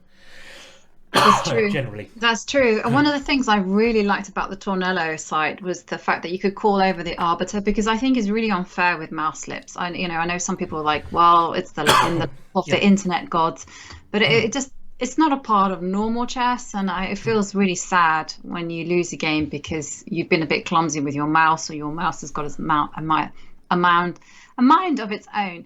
So what you can do is you can just call the arbiter over, and you're like, my opponent's done a mouse slip, take the move back, and the arbiter does it. Oh, that's quite the nice, end. Yeah. But you know what? I don't know if I agree with that, because this is like the mobile phone argument. When mobile phones. When they first banned mobile phones in tournaments, there was quite a lot of controversy before the ban came in, because I was in the 4NCL, someone's mobile phone went off, and people are unsure if it's a default or not, and it's kind of left in the player's hands to decide whether they should call the arbiter and say, my opponent's phone went off, can you default him, or if the player should say, I'll let you off. And I think that's a bit morally difficult to put that decision on the player. I like it when it's just the rules are there with certain things, and it's like you take that out of the player's hands, because if you're playing someone you kind of feel obliged if their phone goes off to say, look, it's okay, just put it away, even if it kind of puts you off your thinking. So it's kind of like, I don't know if it should be in the player's hands to have these decisions. I mean, it seems like a little bit tricky as well. But then, then I guess then it just has to be accepted. I think the thing. But the thing is, though, mouse slips are such an upsetting part of the game. Like, I know it puts off a lot of people who are trying to make that transition from online, from over the board chess to online chess, especially when you're young. I know that a lot of kids they've been playing a tournament, they're super excited, they're on 3 points out of 3, and then they mouse slip, and they're like, I never want to play chess again. And it is kind of quite nice to kind of catch those and kind of offer them alternative.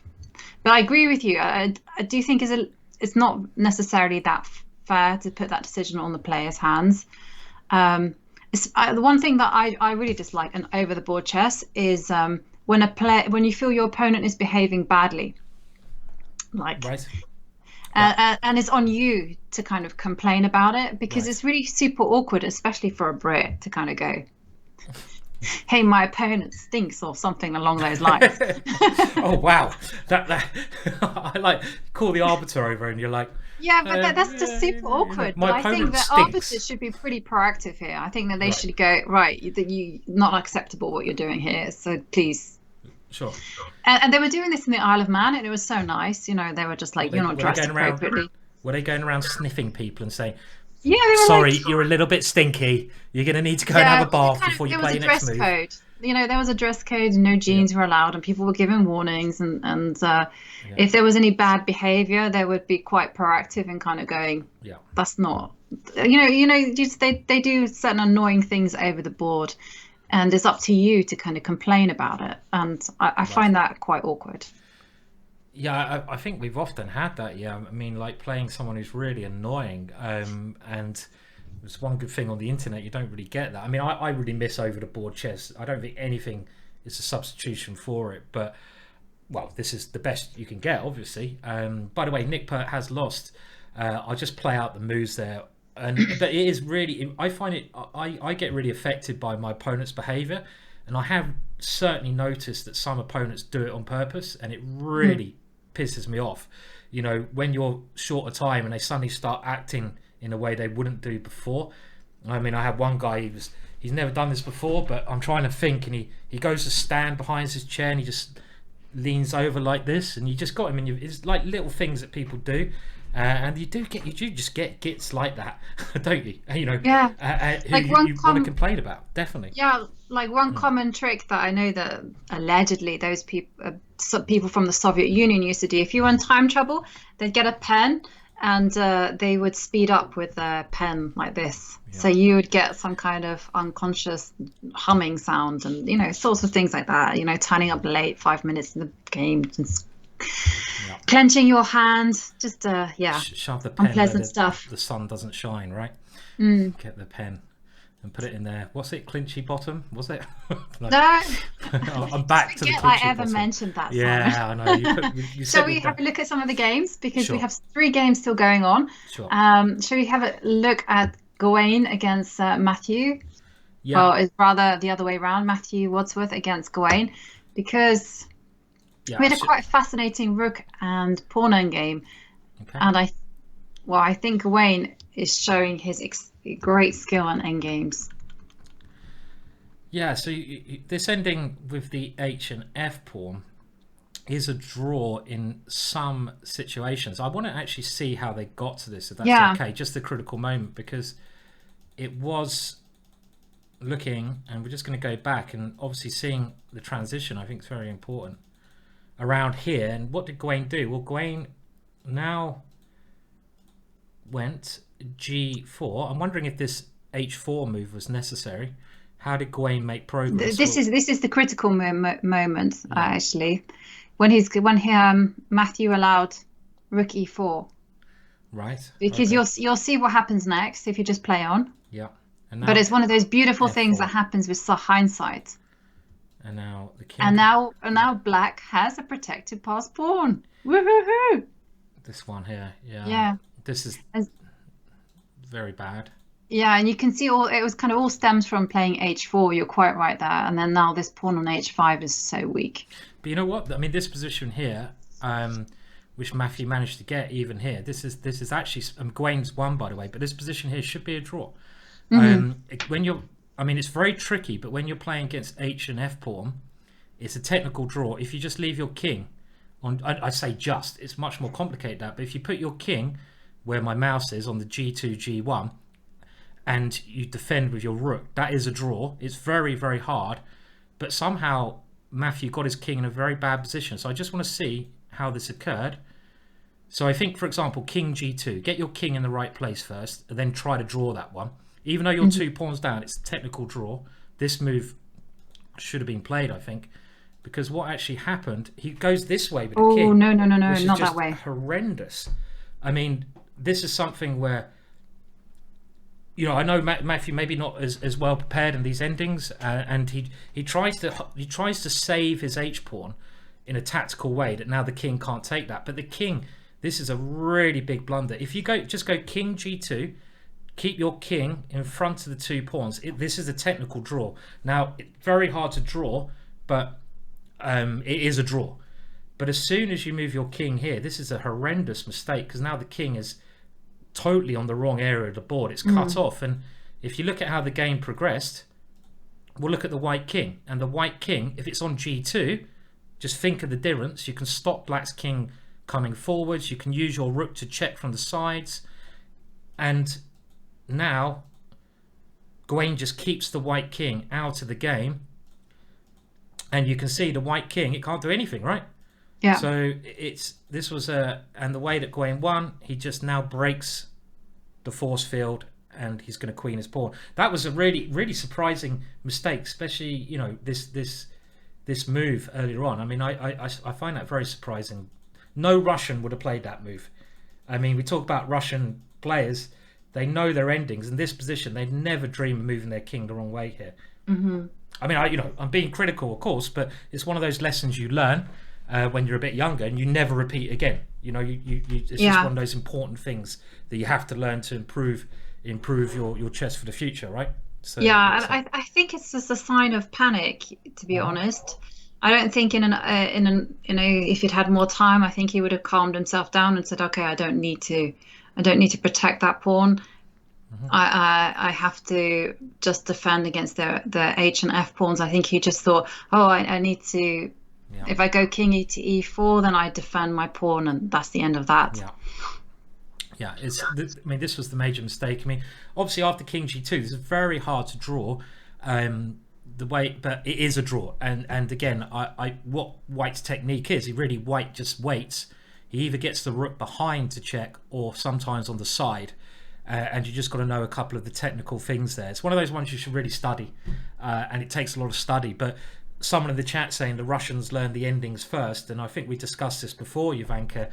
Endings are so important, and maybe more important than openings. And have you got a story about that? I think, right, about endings, playing a Russian. Yeah, I was just going to look at if we go to the Luke McShane got Ameet Ghasi. I just somehow looked at the bar, and in this position, okay, so Luke played knight to d3. So just a few moves back. Yeah, got it. Knight d3. And I was looking, and the bar was like, it's bishop. Just go bishop to g8, and I was like, bishop how? G8. Yeah, right. And how is this completely winning? And it's to do with the king. The king comes in. Yeah, the king comes in. And there's nothing White can do to stop that, right? If you go knight here to stop. Yeah, so I think you can wait. You kind of got the knight trapped. So now you can go bishop to b3. Nice. And then if I go king b6. Now I guess you can step one. It's like this is really C4. Unusual. Yeah, bishop c4. And now the king is trying to get to one of these two squares and then come in. Yeah. And White's in zugzwang. So if he moves the knight, the king comes here. If he moves the king comes here. And if the king can get over here, it's winning. That's really nice, yeah? Really nice. Yeah, nice little technique there. It's the king position. Well, let's have a look. So it is Ameet on the defensive here. We're just keep an eye on the way the game went. I think now that Luke's got his king to a better square, it's actually now there was a little tactic there. Tricky Luke. Tricky Luke. So Luke was losing. So who thinks that's lucky? Does anyone think that's lucky? Very nicely pointed out, Jovanka, that win there, putting the bishop on g8, and from being in a lost position, all of a sudden it's now Ameet who's got a really hard job defending this. Maybe it's a draw, but was Luke lucky there, guys? Or we're saying no. We're saying no. We don't believe it. No, but it's not a bad term. In Luke's case, I mean it in a totally term of affection. Lucky Luke. He gets, not like he's not deserving of his luck. Well, the other thing is, Jovanka, in that situation, just looking at the times, you've got to take the times into effect. It's 15 minutes for the whole game plus 10-second move. Ameet is much shorter a time than Luke. And you could say, oh, well, that shouldn't make any difference. But it does, because Ameet spent more time earlier on thinking about his moves while Luke's moved quicker. That's not luck. That's part of the sportsmanship. If you don't handle your time well, you're going to blunder more often. Ameet blundered because he was shorter a time. Still a bit of an unexpected blunder, but it's a blunder. Is Luke going to win this one, though? That is the next question. Is Luke going to do it? You think he's going to win? I think that Luke is going to win this one. I think it's got great practical chances. He can also maneuver his knights without any danger whatsoever and gain time on the clock. Meanwhile, Ameet has to be a bit practical. Yeah. I mean, the winning idea here, if White ever gets the king to e5, imagine the king getting to e5. It's an easy win. White wants to get the king to this square and then just take the pawn with the knight. Yeah. So if you ever get your king to this square, it's game over for black. So black has to use his king on these two squares, like for example here, to stop the white king ever getting there. So I think that's really what the battle is about. It's about, right, can this happen? Can white get his king 2 squares across? Luke's, well, you see he's trying now, and I think it's winning as well. I think there's a famous ending here where I don't know. I mean, I think it's winning. I don't know 100%. I was looking forward to your famous ending. I'm trying to remember. I remember some ending like this. I was wondering if it's even like that famous Karpov-Kasparov ending from 1988. Can you attack the pawn? Can you attack the pawn what about far away that allows you to? Isn't knight d6 just winning here on the spot? Yeah. There, isn't that just There winning, game over? That's just winning on the spot. So he put his bishop on the wrong. I mean, I think this is just again another blunder. Hang on a minute, let's look at this. So as black here, you're in a lot of trouble. But if you go bishop a8, keep your bishop as far away as you can in these positions. Yeah, but I think the problem is still he's still going to go knight to d6. And then if I go king e6. Yeah, then you go king e6. You fight on here, right? Yeah. The problem with putting your bishop on b6, on b7, of course, is that the knight hits the bishop.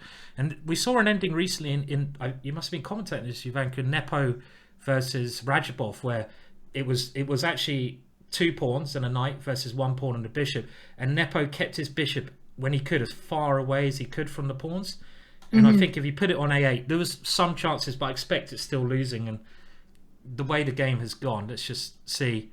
Well, it's 2 pawns, and it is, of course, completely winning now, unless Luke blunders. Very easy. So that's Luke. That is what Luke does, right? He does this all the time. Yeah. So, and I do think that it wasn't about luck with that 6 rung earlier on. I think that was very difficult to see, bishop to g8, and that the king can come in. Very difficult. Yeah, very difficult, especially with no time on your clock. I mean, Ameet might be winning this ending, but to find a win, really, really tough. And Luke's now just going to get his king as near to his pawns as he can. His knight's going to cover that one coming in. I don't know why he moved his knight back there. I would have thought he'd put his king on f2 first, but you can change his mind and bring the knight back now, and the pawns should slowly advance. That's the way you win this one. This is winning for white. As long as you don't rush it, just slowly move your pawns. Don't allow your opponent to ever give his bishop up for both the pawns, because then it's a draw. But you just do it slowly. Yes. Yeah, exactly. You can have all the fun in the world, actually. I think you can even play g4 here, Ivanka. A nice little tactic. Yeah. You can go g4 is very nice because bishop takes isn't possible because of king to d4, e4. Yeah. And you can even just get your king into the prime position. Yeah.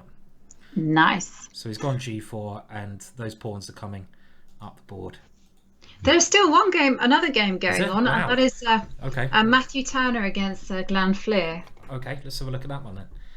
So it was the one where we thought they would be equal pawns, and that Glenn Flear would have the queen and knight against Matthew Turner's queen and bishop. Well, this is how the position ended up. So both players have 15 seconds on the clock, and exciting. Oh, look at the time. Look at the time. I know. I love it when the players' clocks start to tick down. 3, 2, 1. Make them move. There is a bit of delay, so he might not have lost on time. And, okay. Well, don't make 3 moves at once for us. So let's have a look. So the king came up, f5, king there, and now Glenn is 2 pawns down. And I expect he's now losing just with f6, right? Mm-hmm. Just push the pawn. Yeah, just push the pawn and... Okay, he's going... This is the nice tactic, because if king takes pawn, you get the queens off the board, so you can't do that.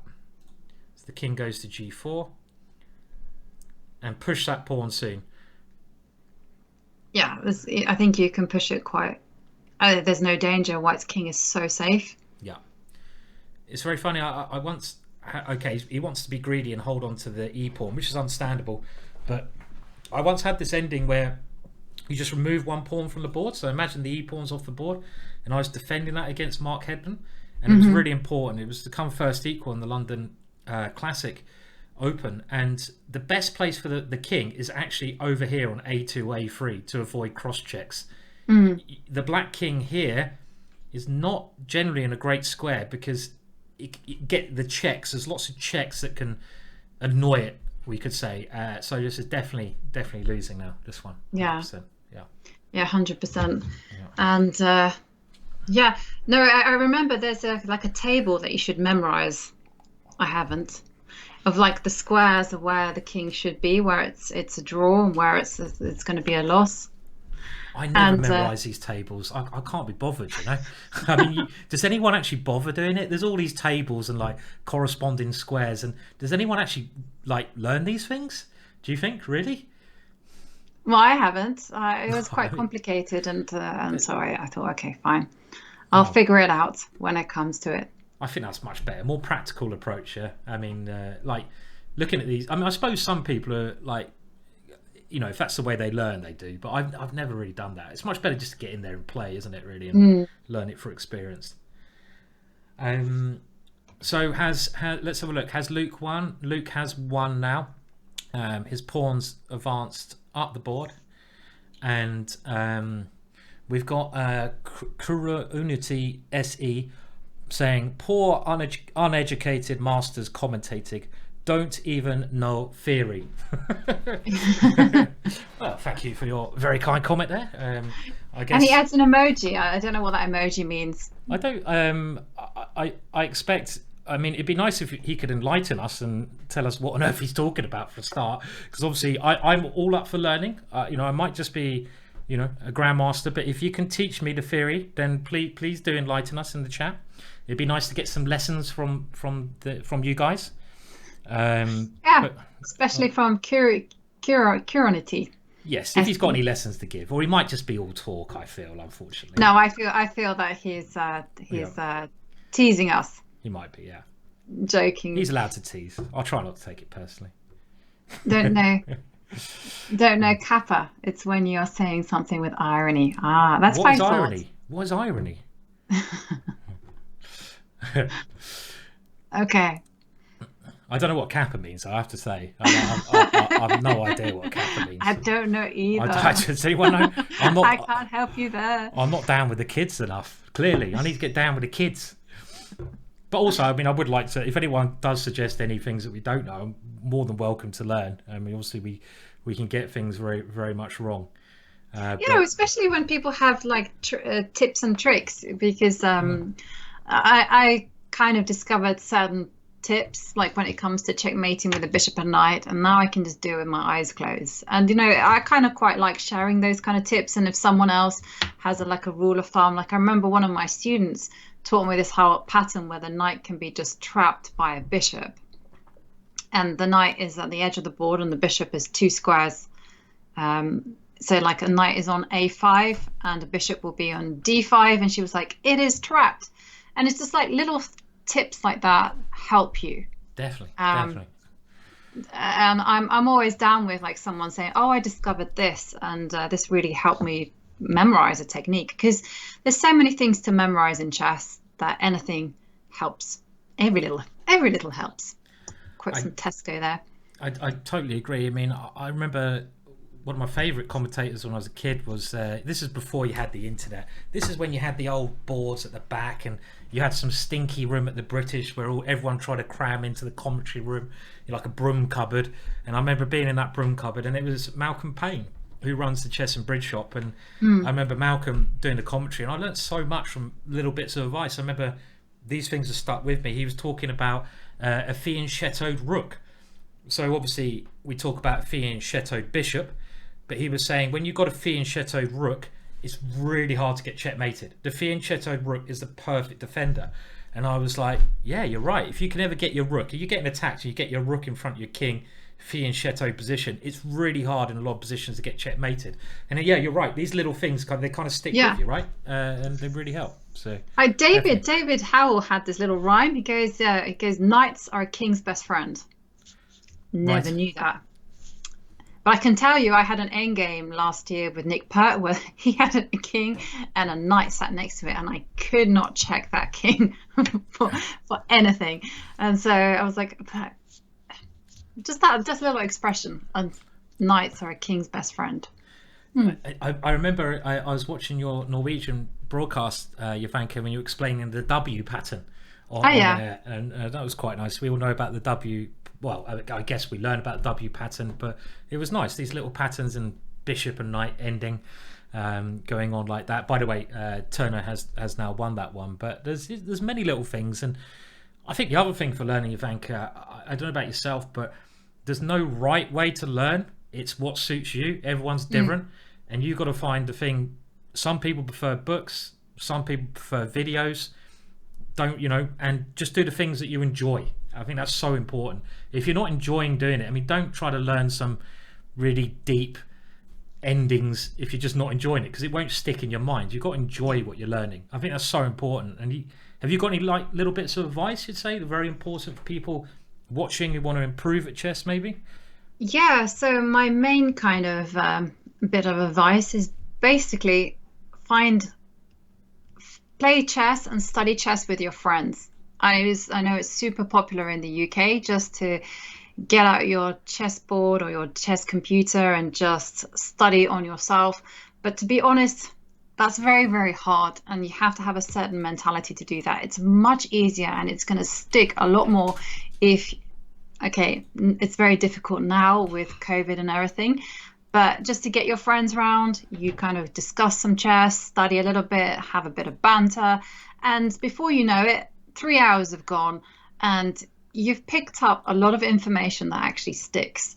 And that's the way that I would recommend learning. And again, and if it's difficult to kind of, if you're living in a place where it's not easy to have, there's no chess community, then you can certainly find that chess community online. And you can do the same thing there. I think in Chessable, I've seen that they have like a nice chess community. Like everyone is training on a certain books and they kind of all get together and you have this kind of spaced repetition that helps. So yeah, my biggest tip is have fun. Have fun with chess. Don't just think it is an act of suffering.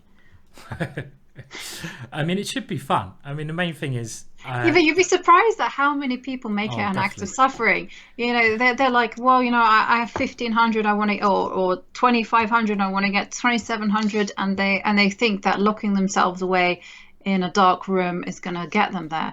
And I can tell you that most of the strong players in the world, they're all training in groups, and everyone is encouraging each other. Everyone is riding on one another's enthusiasm to get there, and that's kind of the biggest tip that I can find. I can do chess for about 4 or 5 hours straight when I have someone next to me. Okay, maybe I will pause and have a little gossip or whatever, but it will be really productive work. If I'm doing chess by myself, it's not that easy.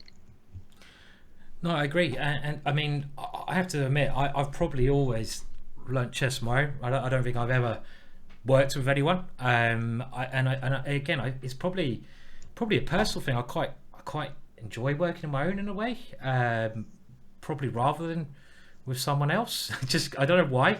I mean, it depends who it is. If it's someone you get on really well with, it can be great, and having someone else's point of view can be really interesting on a position.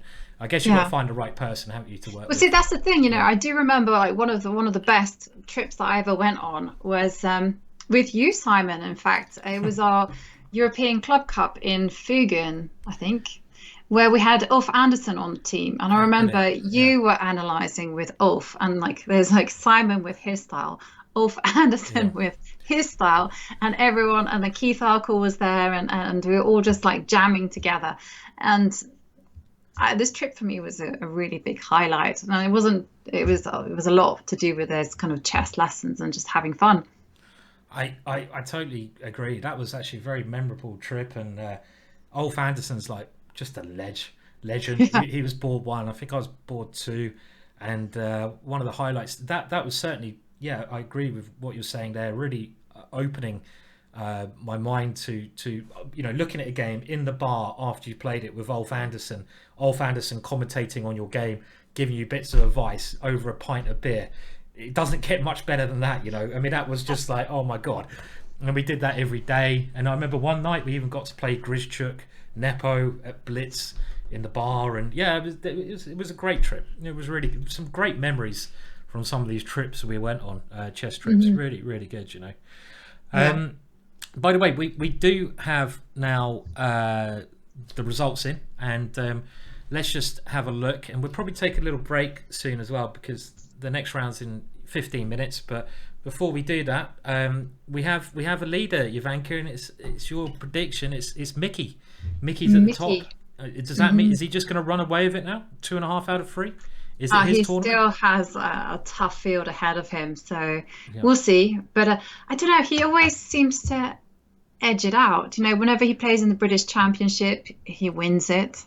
Have you ever played in a British where Mickey hasn't won it? No, I don't think so. I don't think I've ever played in anything with Mickey that he hasn't won. Literally, I think he just wins everything. I mean, you know, some of the guys here can definitely fight with him, but someone's gonna have to beat him. That's the issue. And I can't remember the last time he lost to another English player. More importantly, in like anything, can you? When did he lose to an English player? Now I think of it, he did lose the knockout championship last year. Okay, right. I wonder who he lost to. I can't remember him ever losing in a British Championship. Gawain won. So that was unusual. But I was like the one of many tournaments. Everything else, he's been super impressive.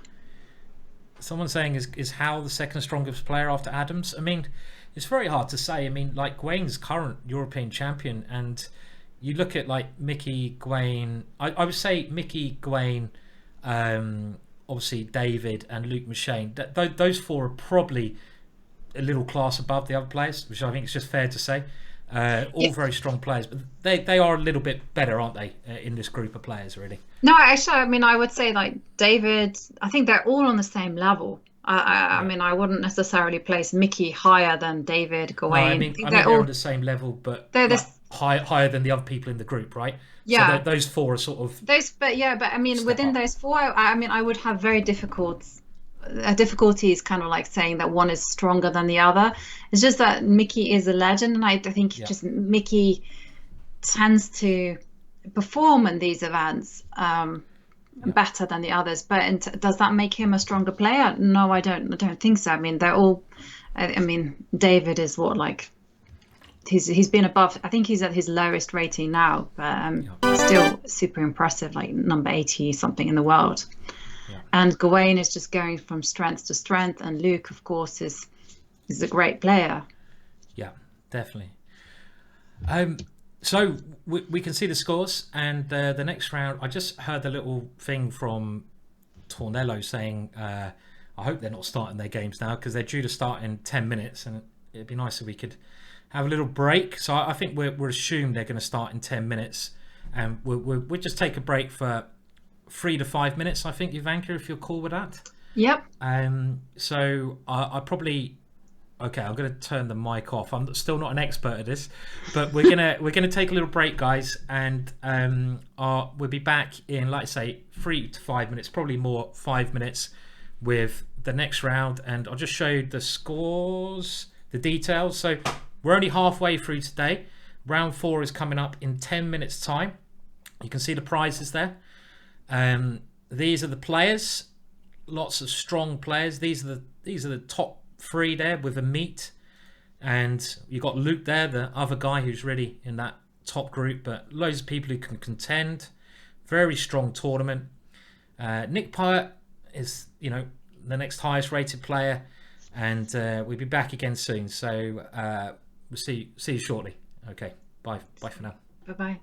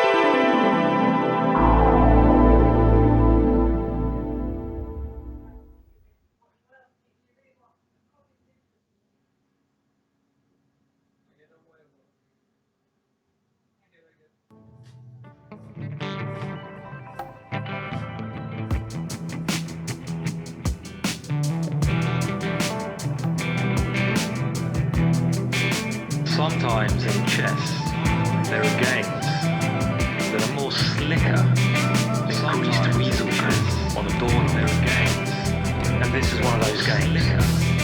Increased weasel press on the dawn. There are games, and this is one of those games. On the dawn, on the dawn, on the dawn.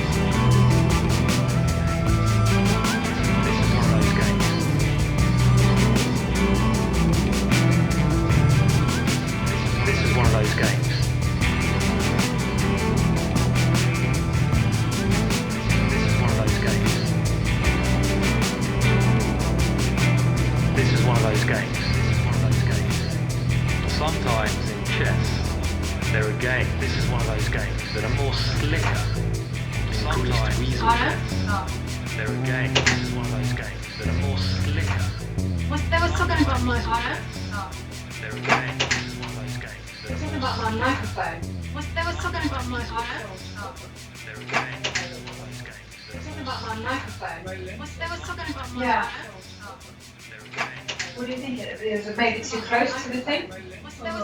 Yeah. Does it sound better now? What do you think? Is it maybe too close to the thing? Yeah. Does it sound better now? What do you think? Is it maybe too close to the thing? Yeah. Does it sound better now? What do you think? Is it maybe too close to the thing? Yeah. Does it sound better now? What do you think? Is it maybe too close to the thing? Yeah. Does it sound better now?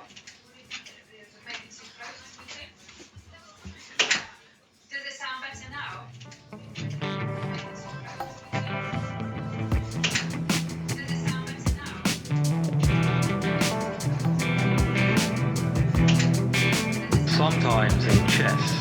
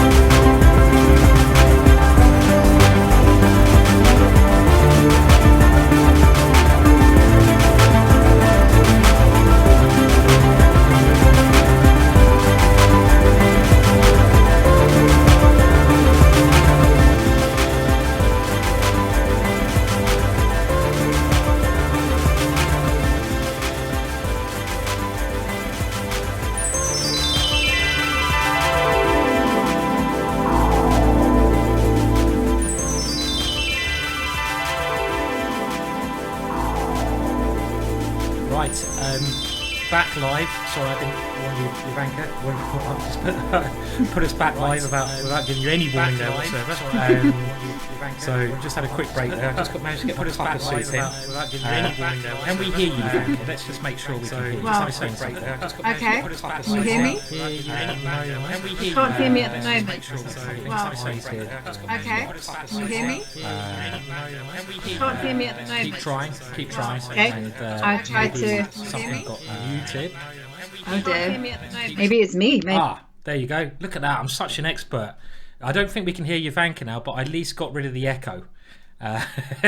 Like I say, today, guys and girls, you have to bear with me a little bit because I am producing and commentating, but I don't think we can hear you, Vanka, yet, can we? Can we hear you, Vanka, yet? So let's just see. Can't hear you at the moment, Ivanka. No, afraid not. Okay, can you hear me now? What have I done? Have I done anything here? No, it might be me. Can't hear you yet, Ivanka. Have you muted Skype potentially? Have I muted Skype? Have not, while we get Ivanka on, if Ivanka keeps talking, can anyone hear Ivanka now? You can hear Ivanka. Can I? Am I the one who can't hear Ivanka? Is it me? Is it me? They can hear me. Okay, you can hear Ivanka, but I can't. That's impressive. Yeah. Okay. It's not a problem at your end, Ivanka. The Rose from Titanic impression. Oh, so but something's happened to my camera. Great. Typical. And now, okay, bear with me a second. No, don't focus on my bookcase. Just going to try and... Oh, God, I sometimes absolutely hate Skype. Back, Simon. I'm back. So apparently people can hear you, Ivanka, but they can't hear me. Yes, they can hear me. I'm like, hello. Hello. Okay, so I'm just going to adjust things and we'll get back soon. But let me just see why Skype has suddenly gone mental on me. Enter full screen. No, we don't want that. But my picture has gone. Right, what I might do quickly, I'm just going to give Ivanka, I'm just going to stop the Skype call, Ivanka, if you can hear me. Make sure it's not my trophy cabinet, and we'll be back with round 4 very shortly, guys. So bear with us. We'll be back very soon. Just going to try and get Skype working. So stay here. We'll be back in a minute.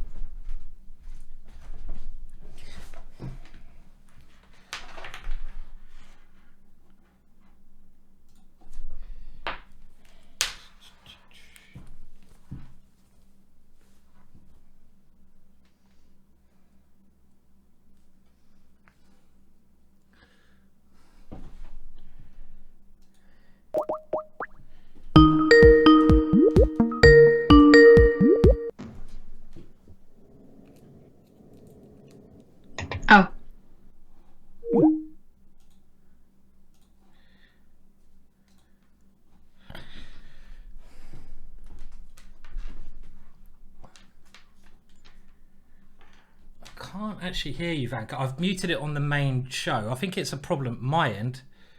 Not really sure what I've done wrong. So I think everything's okay at your end. I'm just trying to work out what on earth I've done. So let me just, if you keep talking, no one will be able to hear you in the broadcast now. I'm pretty sure about that. It's just something I've done. So I'm just going to see if I can hear a YouTube video. I think my headphones might have stopped working for some bizarre reason, which is just great. Yeah, literally my headphones have just stopped working, so I'm gonna have to put some new headphones in, I feel. Try saying something now. No, it's my headphones. Oh, and people can hear me. Hello. Hello everyone, at least you can hear me. I'm gonna mute myself for obvious reasons, people.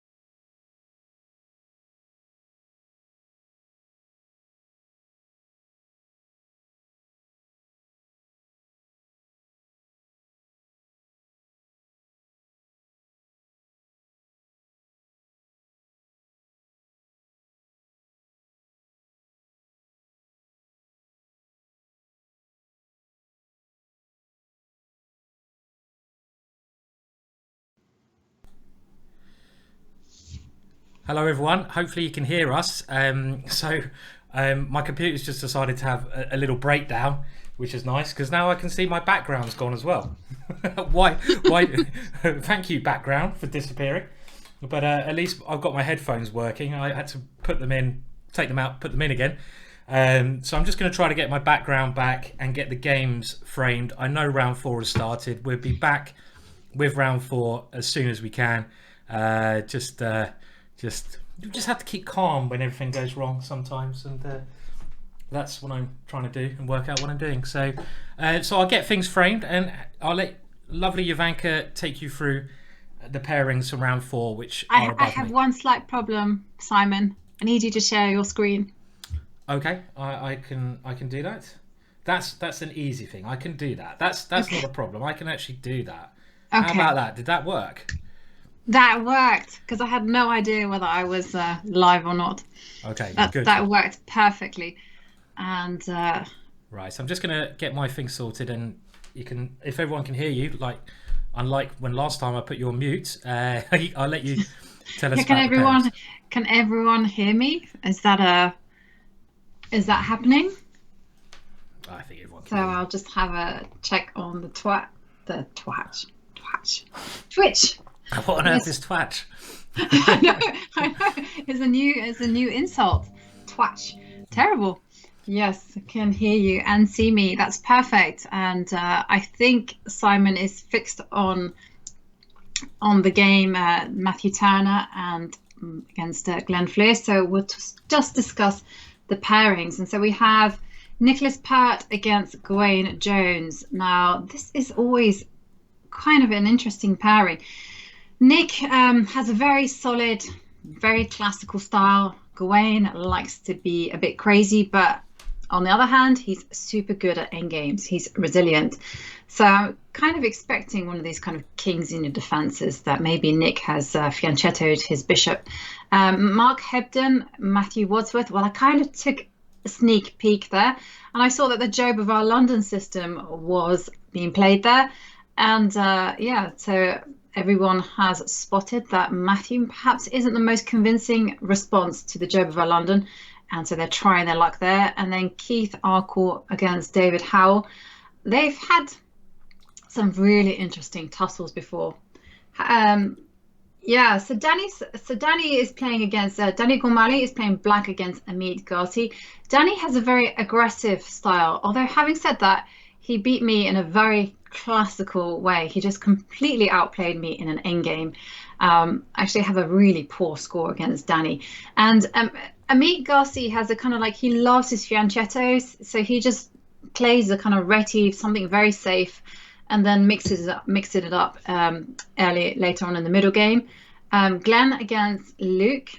Like, Glenn has I can see some games coming up on the screen, and that's the final game, Michael Adams against Matthew Turner. Now, what's kind of interesting about this is that black has a big pawn on d2. Now, the big question is, how many moves have been played? Not that many. Let's have a look.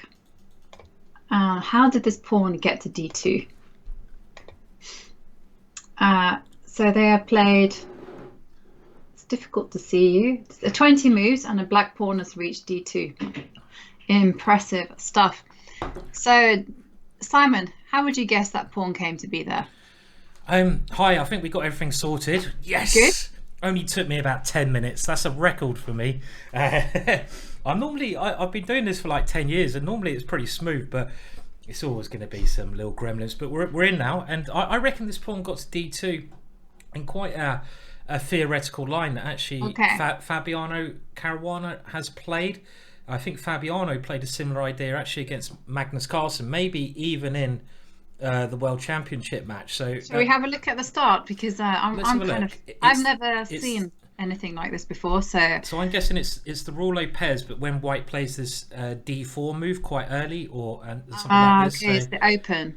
The open Rule Lopez, yeah. So we can go through the moves, and it is the Rule Lopez, and.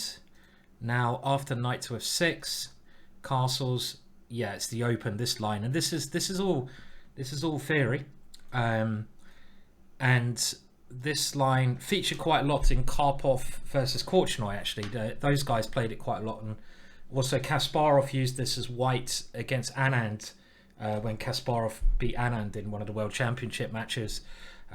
It's quite a risky line for black to play, because if you just compare the two kings, it's quite clear to see that the white king is very safe and the black king is not.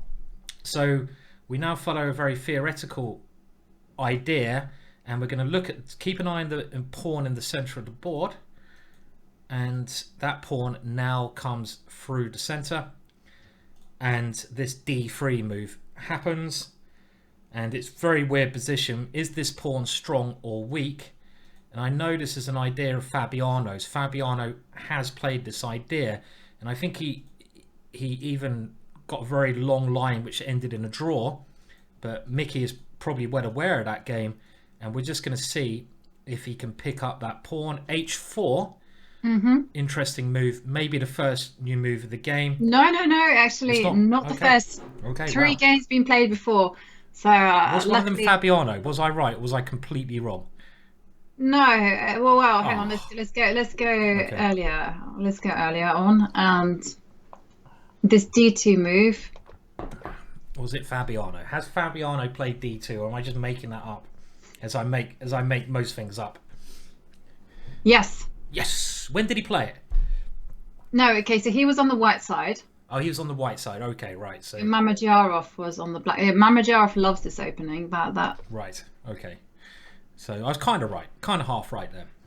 And do you think Matthews played this just to try and he's done a lot of preparation, and has he just tried to find a line where he can get a draw against Mickey, or try to get a draw against Mickey? Is that his idea with this opening, Ivanka? Maybe. Yeah, I think so. I think he definitely wants. I mean, a draw with the black pieces against Mickey is a fabulous result. Certainly. So why not bamboozle him with lots of opening theory? Definitely. And what about the other games? I mean, this one's looking. If anyone could be better, it's going to be Mickey, because let's say this is taken. It is a sort of symmetrical position, but Mickey's got the open D file, and black's pawns could be a little bit weak on the queen side. So I'd say slight advantage to Mickey, but nothing serious. Which game do you want to go to next, Ivanka? So let's just work down. Sure. Let's go to Nick Pert against Gawain Jones, because I thought it would be a kind of a fianchetto variation against the King's Indian. Right, yeah. And we can go some trades have happened. So let's have a look. So it was the pan-off variation. This is one of the only ways you can play, and I've worked this out, against the King's in defense as white without getting horribly attacked. It's not maybe one of the more critical lines, but it's still a way to get a positional small edge, so it kind of suits Nick's style. Gawain is trying to complicate things, and we'll go through the moves quite quickly just so we can get to the current position of the games, because obviously a little bit behind. Probably a lot of this is theory.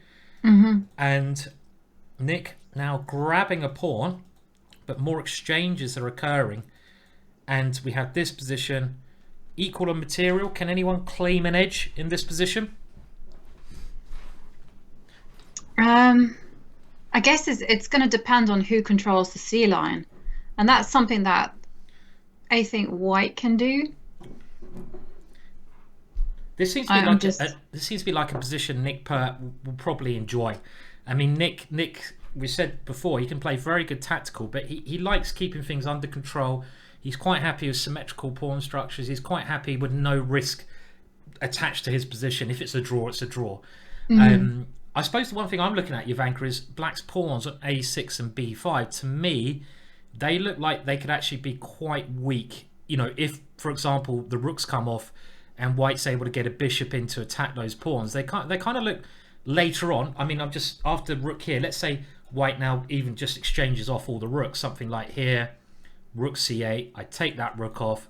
Yeah. Go rook c1. These rooks come off, and now with bishop b7 coming, I'm going to try to target these pawns. This is the kind of thing I'm thinking Nick will enjoy playing. Yeah.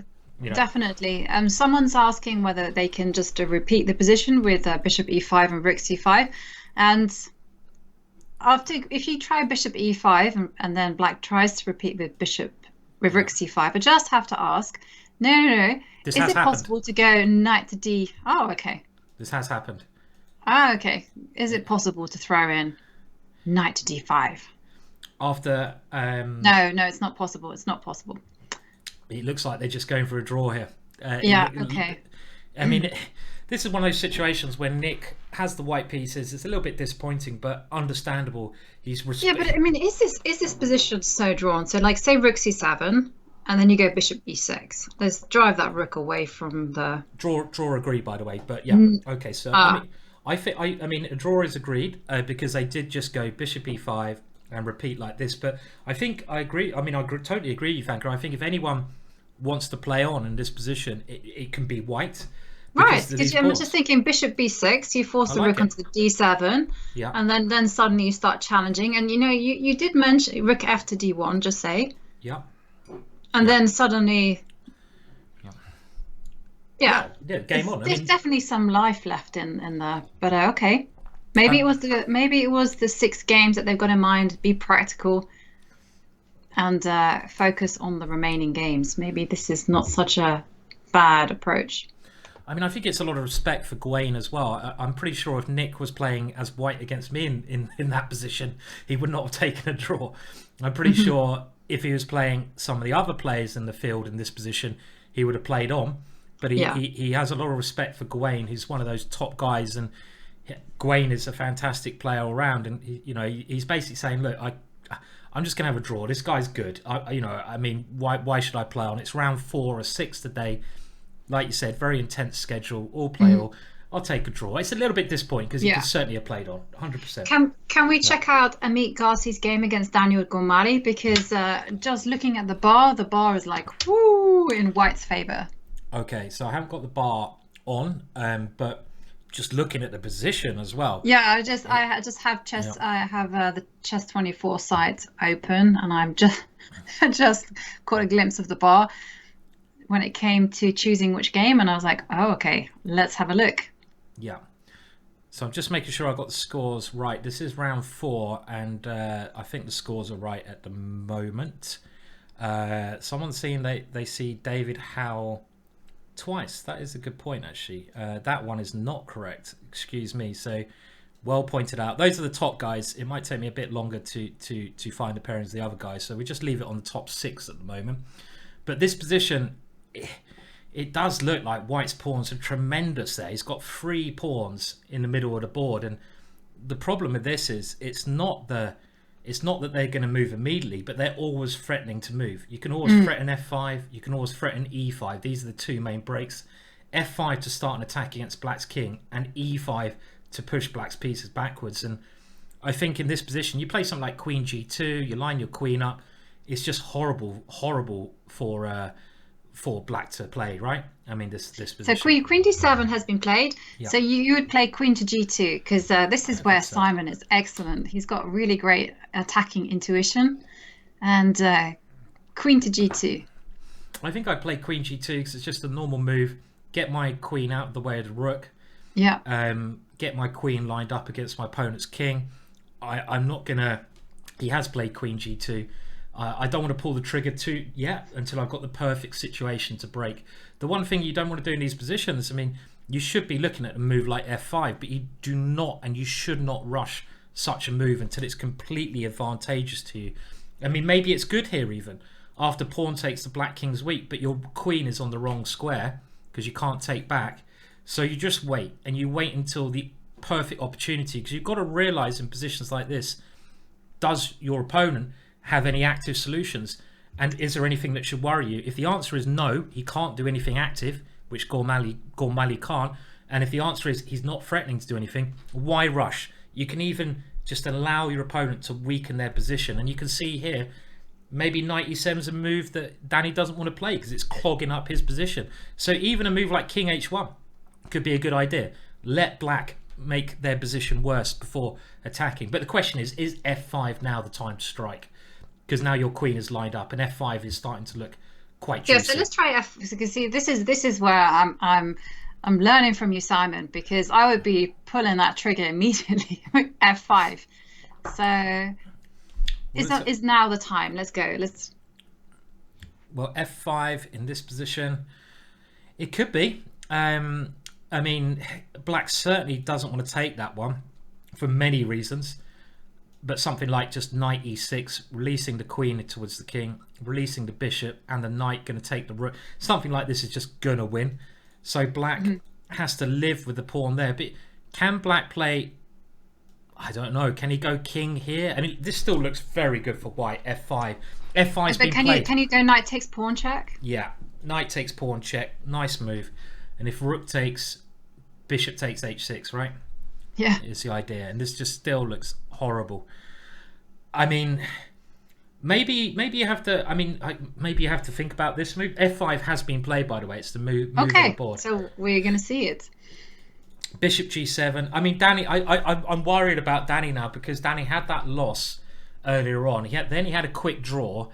He hasn't found the right pace yet. For Danny, it's very important, as we said, to get in the right sort of roll going. And this is just the kind of position where he might just give up on. He realizes he's in a disgusting situation, and he might be like, I can't really be bothered with this game. Because it is depressing, right? This position. Yeah. No, it's really depressing. Oh, and just wondering whether after bishop g7 is e5 something to, or does that give unnecessary chances after knight takes pawn? So e5, and this is going to win a piece, right? I mean, yeah, but you have knight takes pawn, so there could be some kind of counter chances, yeah. Counter chances. And now, if I take on f6, can you take on h4? I suppose is the question. Threatening the queen. I mean, even here, can I just go pawn takes g7? I'm going to get a lot of pieces. Yeah, you are going to get a lot of pieces. You take my queen, or I guess, and then I take your rook.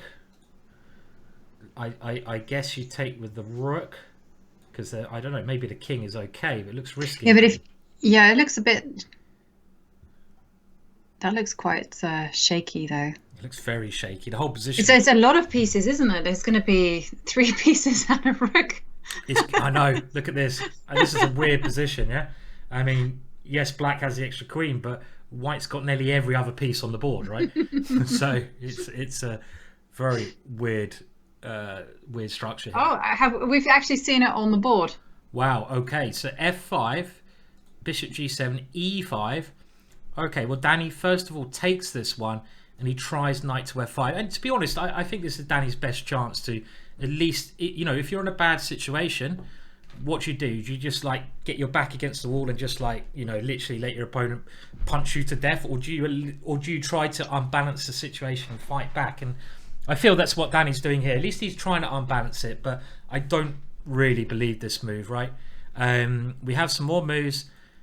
He just took on f6, and now Danny did not take on h4. It's too many pieces. He's gone here, and he's got 2 pawns for the piece. It can't be enough, no? Can't be enough. No, it can't be enough, but, whilst the king is unsafe, it's always going to be something. Yeah, bit of practical chances. Now it's just about consolidating the position. I remember this is like the situation that happened between Magnus Carlsen and Dubov. Like Dubov was a piece down, and we were like, yeah, just get the king to safety and everything's going to be fine. And then Magnus finds himself checkmated a few moves later, and we're like, oops. I can remember that one. Yeah, I mean, that was it's when you make the position more complex, even if it's completely winning, it's one of those situations where you can't play a bad move. In a positional game, you might be able to get away with playing a bad move and recover, but in tactical position, one bad move you lose, even if you're completely winning. So I think it's it's an okay way for Danny to try in a hopeless situation. But Ameet's laughing here. Let's go to another one, shall we? Let's go to let's have a look if I drop down. And I'm just going by, okay, so when I pick the games, I'm going by the bar, and so according to the bar, Matthew Wadsworth is doing very well against Mark Hebden. Okay, well, we're going to go to that one now, and right, I think we're just looking at the current positions now, because you can see Mark is very short of time here, and the queens are about to get exchanged off. Even though I do say I would like to look how the Jabava London went. I say we won't look at the opening, but it is another Jabava London, and I'm a little bit biased, so I want to see what black play. He did go c6 again. Did we see queen b6? Okay, now yes, we did. And did we see knight a4 or rook b1? So knight a4 is the way I think in my chessball course. If you want to learn about this opening, go and buy it. Chessable. Go to chessball. Search me. This is what I recommended. But did he play it? No. He went rook b1. Okay. And now he's just gone for a very simple bishop d3, and he's taken with a pawn again. And Wadsworth played this very well against David Howell, didn't he? Actually, I mean, he might have been a little bit worse, but then he broke in the middle of the board. And where did it go wrong for Mark? That's what I'm wondering. Well, it looks here that Mark's doing everything kind of okay. Maybe e4 is a bit premature, because now black breaks with c5, and then things get complex. And if we fast forward to the current position, well, that c pawn is really that scary. Is a big c pawn. It is very big. Yeah. I don't see how Mark's going to stop this. The black bishop's controlling the queening square. Simple idea, queen the pawn. I mean, it's not looking easy to stop. You might even have this knight coming to d3. I don't like Mark's position at all. No, you and me both. He's gone. I really don't like it at all.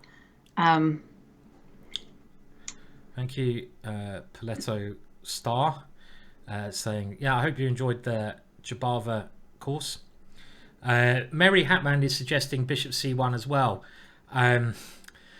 I mean, you can defend this one. I mean, it's not all over, but in general, you're just very passive, and this pawn is just a fawn. I mean, I probably don't swap bishops here. I move my bishop just out of the way, and I'm going to try to get my knight in. I'm going to try to get my rook down. It might you have some chances to defend, but it's certainly not pleasant. You're playing for 2 results here. You're never going to win this as white, and this c pawn is just the major problem, right? I mean, it looks horrible. It looks horrible. Yeah. It looks terrible, Yeah. and I agree with you. It's all about controlling that queening square. I mean, Yeah. I don't even know whether it's inaccurate to actually take that bishop. I mean, it could even. No, I'm just thinking do it on c2 first. All right, Going so we go c2 first. Yeah. You know. Rook moves here. Okay, Yeah. let's see. And then now- bishop takes. Okay, now But now you can probably go rook takes rook.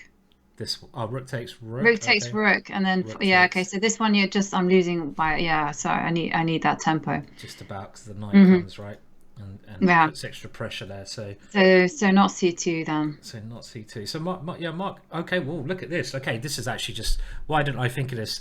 I thought just moving the bishop simple, but you're not actually worried about bishop takes No, bishop. are you? I was just thinking you that point move a out. knight. Yeah, and he's just gone knight c5. Why mess about? Get your only piece which is not working, the knight, into the game. And that's a very good tip when you're in positions where again your opponent's on the back foot. If you can't do anything with your most active pieces, and in this structure it would be your bishop and your rooks. Look at your pieces which are not working, your knight, and just try to picture where they can come into the position. And by playing knight c5, the knight is just coming into d3. Mark's played rook a1, trying to defend, but it's very tough. It's very tough here. Okay, we're going to move on now, and let's have a look. Nick Pert draw. Keith Arkell versus David Howell. We haven't Yes, looked at. the bar was saying better for black. Do we agree? It's looks like a nice pressure against that c pawn. Yeah, and as you mentioned earlier on, Jovanka, Keith Arkell, I realised this when he filmed his course for GingerGM on the endings. He really puts a lot of emphasis on his whole play on the pawn structure. He's really, if he's got a better pawn structure, he's very happy, even if he's under pressure with the pieces. But when he hasn't got a good pawn structure, he's very uncomfortable. So I'm surprised with his experience. He's got into a position where he's got the worst pawn structure. And by that, I mean, he's got these split pawns, a2 and c3. They can't defend each other. And David's perfectly defend each other. So it certainly looks like it's better for David Howell with the black pieces here. David's pushing away here. But just look at that last move that David played. Yeah. A6. And I bet you David was thinking, now that knight on d4 cannot go to b5. Right, yeah. So it's like that pawn dominates that knight, and his d6 pawn dominates the knight. So this is the kind of like subtle things that you don't necessarily think about too much, but it's going through David's mind, and it's his kind of style, complete control. Yeah. I totally agree. And I mean, David's quite similar to Keith in a lot of respects, the way he plays. He's very patient, very good at endings, and he beats 2700s like Keith beats 2400s, you know. He outplays him, he beats him in the ending. And here David as well, look at that, h5. This is like the Soviet school of chess. And what I mean by that is, if you read a lot of these, and I probably can't pronounce it right, Dvoretsky books, is that how you say it? Dvoretsky. And you read a lot of his books, which are really acclaimed books.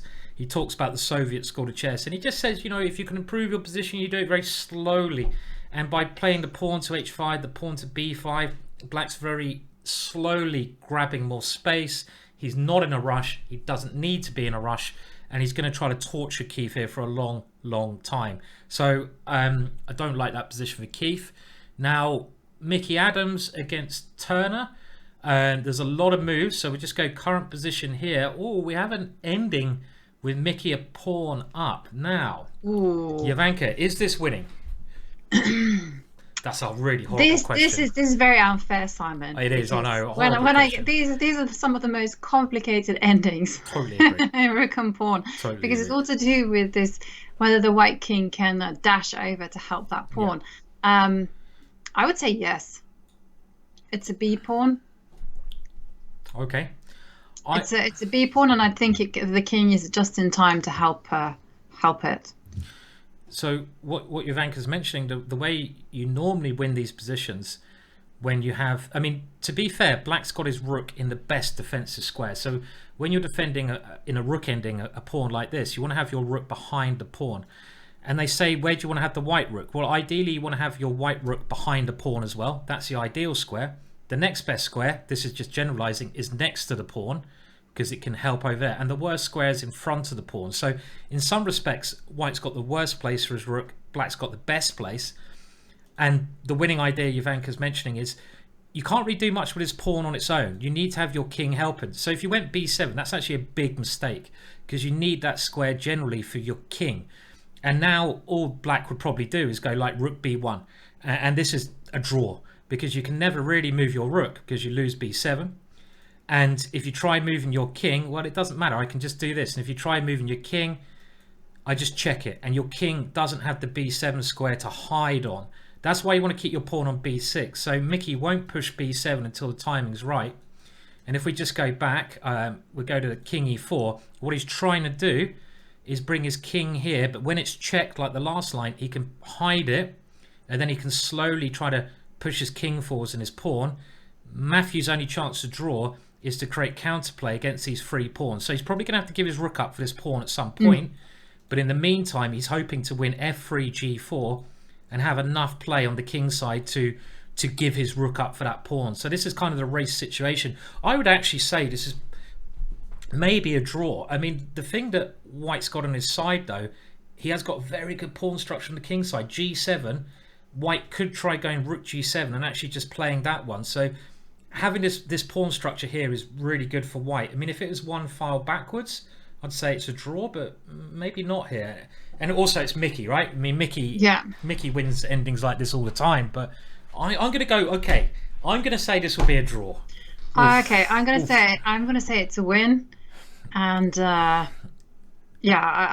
think it's probably going to be this is a super complicated endgame, and it's all to do with timing and everything. But you know, it's a B pawn. That's also the king doesn't have to run that far, and it can run backwards in time. And I'm just looking at black's pawns. Black's pawns aren't necessarily very far advanced. So if it comes to a race, I think Mickey can win it. Maybe it is just winning. Maybe it's actually quite easy. So we'll see. Well, we can see now that Mickey is gonna. Yeah. But okay. So he's gonna dash for the pawns with the king. Mary Hatman's saying technical draw, but Mickey will win. So I'm not sure this one's a technical draw because of white's pawns, Martin. If the pawns weren't as far advanced, I'm not so sure. For example, this is a really crafty move because now black can't get this play. And Mickey's now probably going to come forwards, and he's gained a very useful tempo. And as soon as you get the king to b7, the idea then is to move the rook and just queen this guy. I think it's... Okay, I did say it's going to be a draw, but now I'm agreeing with you, Jovanka. I think white's just got too many tempos here. I mean, it's still in the balance a little bit. Yeah. Hello, everyone from Fiona's stream. Hello there. Thank you for coming over here. I'm sure Thank you. Sure you know myself and Jovanka, and I believe it's probably like Fiona's birthday, either today or tomorrow. So happy birthday, Fiona. Happy birthday. How old is Fiona? Well, maybe I shouldn't ask. 21. 21 today. Yes. Still a spring chicken, not like myself. But just to have going back to that position, I just love Mickey's last move. He just like prevented the king from ever running forward by just stepping up the pawn. Yeah, and he's just doing it. He's okay.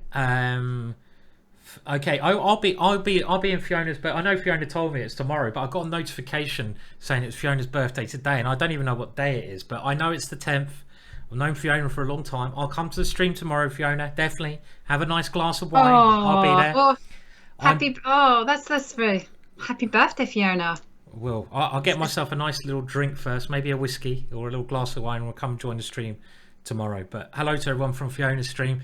If you just joined, if you're not sure what's going on, you're not the only one. I never do. But we're looking at the Hastings tournament. It's only today and tomorrow, the longest running tournament in the world, online.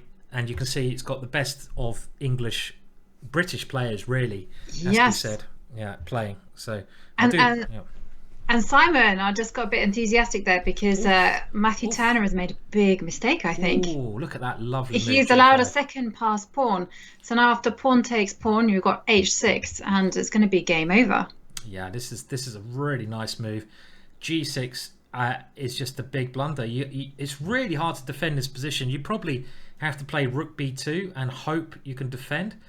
But you were right on, Jovanka, when you said this is going to be a Mickey win, because after g6, g5 check, very nice move. If you take that one, there's two pass pawns that are too far up the board. Problem is, if you stop the h pawn, the b pawn now queens, and if you try to stop the b pawn, the h pawn queens. So the only way to try and defend is king g7, but now after pawn takes g6, king takes, this has certainly helped white because he's getting rid of some of those weak pawns as well. That's the other thing. The more pawns he swaps off, the stronger this plan comes. I mean, Matthew's doing his best to defend. It's not completely over yet, is it? I'm not looking at the valuation bar. Maybe it is. I think it is. Okay. Mickey's played b7, so he obviously thinks tactically it is. Oh, okay, but now you have rook g8 check. So the problem is, it actually now turns into a tactical battle, because the only way to stop rook g8 check here is to move the king. You can only move your king somewhere like h7. This is the now you can take square. The pawn. Then you just take on h6. You can never take this pawn because of rook h6 check. But this position is not so clear. Without the f pawns on the board, this is a draw. If you take the f pawns off the board, unfortunately they're on the board. Unfortunately, they're there. Yeah. Okay. Yeah. I mean, it's yeah. Yeah. Hello, John Levitt. Hope you're doing okay. John Levitt reminded me it's Saturday, Simon. In fact, thanks. I think I got that one. Sunday tomorrow. But the thing is, I have to be honest. With at the moment in time with our weird world, I don't ever know what day of the week it is. Does anyone know what day of the week it is? I mean, it really all blends into one, doesn't it? And the game, by the way, ended in lovely style and Black resigned. Do you know what day of the week it is normally, Jovanka, or is it just me? I don't really know ever. It depends. It depends. If I'm at a chessboard tournament, forget it. I don't know anything. Yep. But generally I do. But that's only because I live with someone who's working on a 9-to-5 basis. Okay. So you got a norm. Yes. A norm person in the mix there. Yeah. Out of the chess scene. So yeah. Yeah.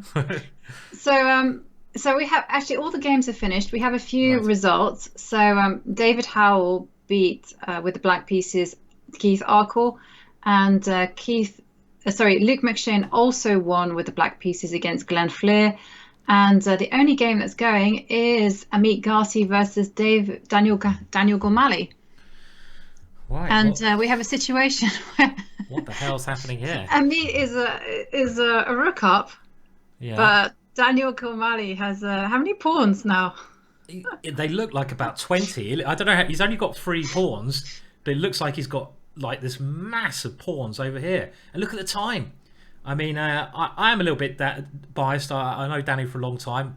I really like Ameet, but I want to see Danny get back into this tournament because when he plays well, he plays really well, and he's fought well just to stay in this. I mean, it is a rook though, Jovanka. Rooks are quite good, yeah, in endings, I think, right? Yeah, they're very good, but I don't know. Those 3 pawns are a little bit menacing, especially with a knight supporting them. They're coming down the board. They're yeah, like exactly. A swarm of locusts there, which is probably the next thing that's going to happen to this world, right? As soon as the locusts start coming, we might as well just get our beer out and wait for the 4 horses of the apocalypse to come and just enjoy our last days, Okay, exactly. Anyway. King e2. I mean, these pawns are scary. It's actually quite messy. They're very far down the board. I mean, I f3 now, and you can't take that one because you lose your rook. Is Danny going to pull off a major, I say swindle, but you could say it's just he's managed to create counterplay from somewhere. So yeah, they're coming, and so yeah, they are. Still can't Oh my god, another rook. one. You still can't take the rook. Unbelievable. How stressed must Ameet be feeling right now, because he was just a piece up and then a rook up, and now mess on the board. Total. He's created some imbalance in the position, which is exactly what you need to do. Glad you're doing well, John. John Levitt in the chat, English Grandmaster, and we have Tim Wall saying don't jinx it as well. Okay, and Captain Bunratty telling me not to mention any sort of Four Horsemen of the Apocalypse or any sort of conspiracy things in case Bogdan Lalic is watching. We won't even go there. Well, I thought if it did happen, we could all turn around and blame you, Simon, and say, well, it's clearly my fault. The apocalypse it's all has come. your fault. Yeah, I sometimes think you just got to laugh at things and just like Tim says, Prosecco o'clock. Just chill out. We're all gonna die. God, this has turned into something a bit odd now. But I don't know why did Danny put his king on g7 though? Because I thought he should have come up. If we just go back, I don't want to go too far, but after rook e6 check, I was thinking, of course, you moved the king up the board. Why didn't he move his king there? Surely the king is safer here, supporting the pawns. Yes. Putting your king on g7, allowing rook d1 with the rooks coming in could be absolutely horrible, because now look at the position. It's 5 seconds for Ameet, but the black king was much better on h5, and oh dear, this is looking bad for Danny. I think he just blundered it. He got back I think so. game. I think it's going to be mate, isn't it? It's going to be mate next move. Yeah, I think so. Oh, poor Danny. Let's have a look. So this is critical. The king goes backwards, and the king is now forced into a horrendous situation. Even though your pawns are very dangerous, it's white's 3 pieces just creating a checkmate net. And okay, there's one check there, so what? The king jumps out of the check. The king's coming to c3. You're threatening to play rook h7 and rook f8 checkmate. I think it's just game over. I mean, let's say you just take the pawn, which is obviously a bad move, but there's nothing else. Discovered check. Black king has to go here, checkmate, right? Yep.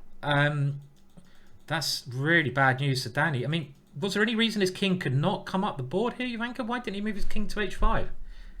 I think he missed rook d1. I think he just thought that the king is going to be safer. I mean, how is the situation after king h5? Maybe black is even winning here. I don't know, because the king now looks very safe coming into g4. My knight stops any bishop checks. I mean, the rook is under attack. I'm threatening to queen. I mean, am I missing something? I mean, maybe there's rook h1 or something like this, but the game goes on. Could you even do stuff like rook takes bishop and then go g2? After this one. Yeah. After this one. Have your fun with rook takes bishop. Rook takes bishop. I'll take with a rook g2. And then g2. Oh, look at those pawns are enjoying themselves there, aren't they? So wow. Yeah, that looks good. Poor old Danny. So is there any hope? Let's go back to position. He's given one more check. The king has gone to c3. He's given probably his final check here. I don't think he's got any more checks after king b3. Well, he's got rook takes pawn. Okay, so okay, but now after king to g, you can't even take the pawn. Maybe no, he can't even. Rook c4. Oh no, the rook's behind the pawn. No, because the rook on f6 is covering everything. I don't know. John was pointing out that maybe white was defending that last line with rook h4, and did the king and king? Then the king can take. Okay, nicely pointed out there. We'll try to maybe go back to that, but hang on a minute. What's happened here? I don't understand. So knight d3. Okay, so the only way to get out of this is to give up the knight, but it's now it's a rook and a bishop now. It's not going to be And the bishop stops g2. The rook stops the pawn. These pawns can't move now, right? They just can't move up the board. I can't see this happening. Yeah, that was tragic. That was actually tragic because it was an up and down game, but it's the kind of game you're going to be kicking yourself for. Okay, I mean, what? There's 2 rounds left today, but you know, Danny's got a lot of work to do in the last 2 rounds now. Is the game still going on? Because he has to figure out a defense to rook e3 check. Yeah, I mean, White's got rook e3, rook e8 checkmate, and White can also just go rook takes g3. Yeah, just start taking these pawns. If the king comes here, for example, well, I mean, you can play on a bit, but even bishop d7, bishop check, and you force it back, and maybe just see. I mean, okay, I allow g2 here. Yeah, take the pawn. Take the pawn. Yeah, okay. Let's not bother with needing to calculate anything. Just take it. Take this one and just like rook up. Give a piece back to be a rook up, and then maneuver this rook on the f-file. Game over. Okay, well, I want to look at that line one more time, Ivanka, that John pointed out, because I think Danny's chance here, he moved his king to the wrong square, was this, when maybe rook h1 keeps the game alive. Yeah. So my flashy rook takes bishop doesn't seem to work on account of... Was I saying king? You have to go rook takes rook. Rook takes, and now g2. And now rook takes knight. So you have to take with the h1 rook. Now this one. Yeah, and then king takes pawn. And this is far too slow. You can just get your king in front of the pawns, for example. And king on h2. But okay, you don't need to capture the bishop, so you can you can be a bit calmer. So, I mean, it might be losing anyway, but what other move can black play here? Is there any threats? I'm wondering if is this a threat? I've got g4. You got g4. And is bishop g6 a threat? I've got king g4. So I'm thinking maybe no threats. Maybe. So let's say. So why not just go rook? What about I don't know if they're. I just want to come check to this, or maybe this. Yeah, that's why I was thinking rook a4, but okay, same business. I mean, this is just a mess. I mean, one thing's clear: Ameet had no time in this position, and had Danny played this way, I mean, you'd probably put your money on Danny. I haven't put the computer on with this, but Danny certainly would have had chances. That's going to be really, really annoying, right? Really annoying. Okay, I mean, I think that's that round over. Is that right? I mean, I'm going to try to update the scores quickly, but is there any other games going on? No. Okay. No, that's it so far. So we're on to round 5. Okay, so guys, just very quickly, I'm going to update the scores for you now so you can see the current scores. So just bear with me. I need to adjust things live, which you know I'm so good at that I normally mute something or delete something. So bear with me, but we're going to get the updated scores. And, well, it's getting very interesting. We're sort of half. What round was that? It's round nearly halfway. Kind of. Well, not really, but okay. So let me just update the scores on the thing, and we can find out. Mickey Adams in the lead, Ivanka. Your predictions? Yes, he's been very impressive so far. But then so have all the other grandmasters. They've kind of settled in and started winning some games. Yeah. So I'm just going to let you take over the chat, Ivanka, while I just trying to do some stuff here. Mickey has 3.5 points out of 4. Very impressive. David 3 points out of 4, and so has Luke. Gawain has 2.5, and then we have Ameet, Matthew Turner, and Nicholas Pert all on 2 points. So wow! But let's have a look at the matchups in round 5. Who are you most excited to see, Simon? Let me just get the things on the screen. And okay. I'll give you my I'll read out some of them. So we have Matthew Turner against Nicholas Pert. What I like about Matthew Turner's style is that he always plays, well, at least against me, he plays the trickiest openings possible, where he sacrifices a piece and my king is out there in the open. So we'll see whether he takes that approach. Somehow I suspect not. Then we have Luke McShane against Mickey Adams. Again, I do like clashes between these players because you have a little bit clash on styles. Mickey Adams is very classical. Luke has a little bit more of a tricky style, kind of very compact. But then when he breaks out, he really gets very aggressive. He's very good at the counter attack. And then Daniel Gormally against Glenn Flear. And Danny has to kind of put the previous losses behind him and just knuckle down and see what he can do. I don't know. It's a tricky one. And just my impression from Danny is that when he tilts, he really tilts. And he gets very depressed about his game. So I'm hoping that he can do it because he's an amazing player. And Glenn I know very well and I really like. So yes, anyone can win. And then we have David Howell against Ameet Ghasi. Ameet, of course, playing a very interesting game against Danny in the last round. So who do you think, Danny or David? Somehow I suspect David is just very, very strong.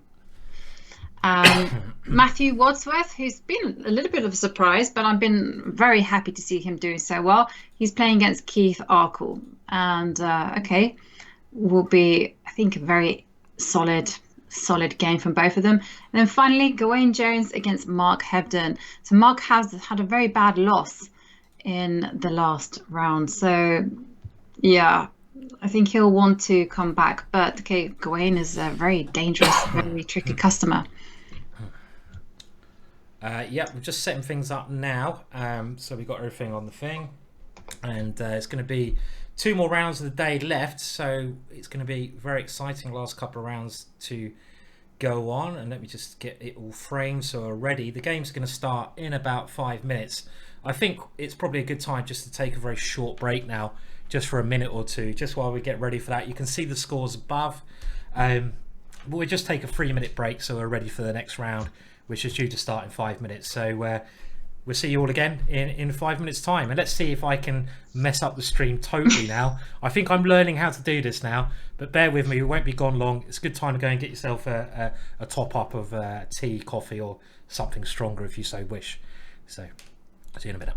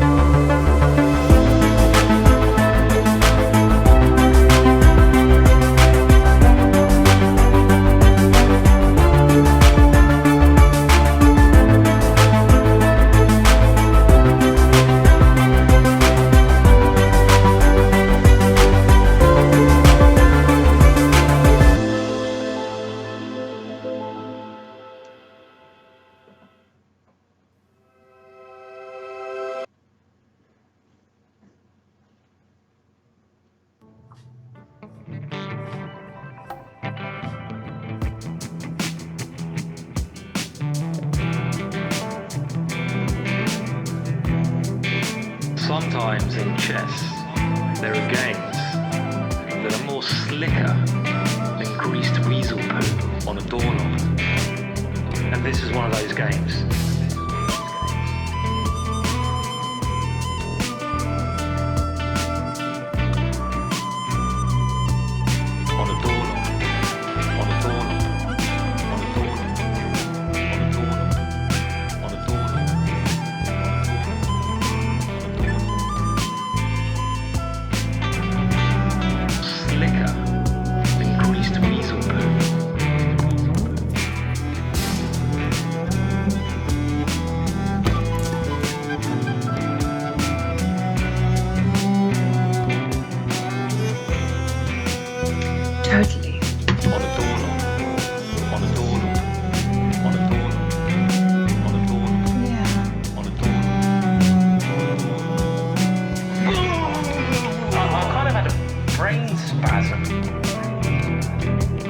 Maybe you can close the curtains.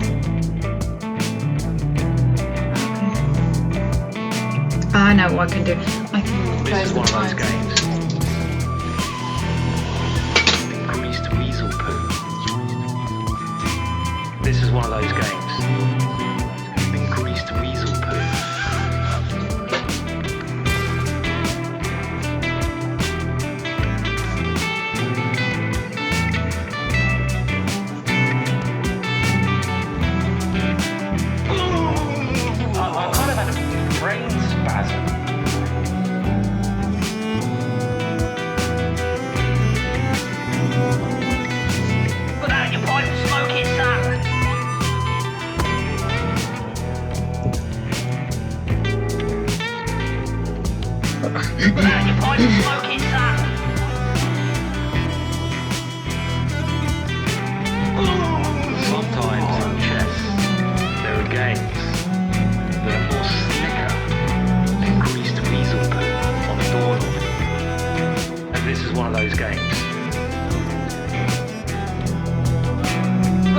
pipe and smoke it, Sam. On a doorknob. On a doorknob. On a doorknob. On a doorknob. Slicker than greased weasel poo. This is one of those games. On a doorknob. On a doorknob. On a doorknob. This is one of those games. Greased weasel poo. On a doorknob. And greased weasel poo. This is one of those games. Greased weasel poo. Put that in your pipe and smoke it, Sam. This is one of those games.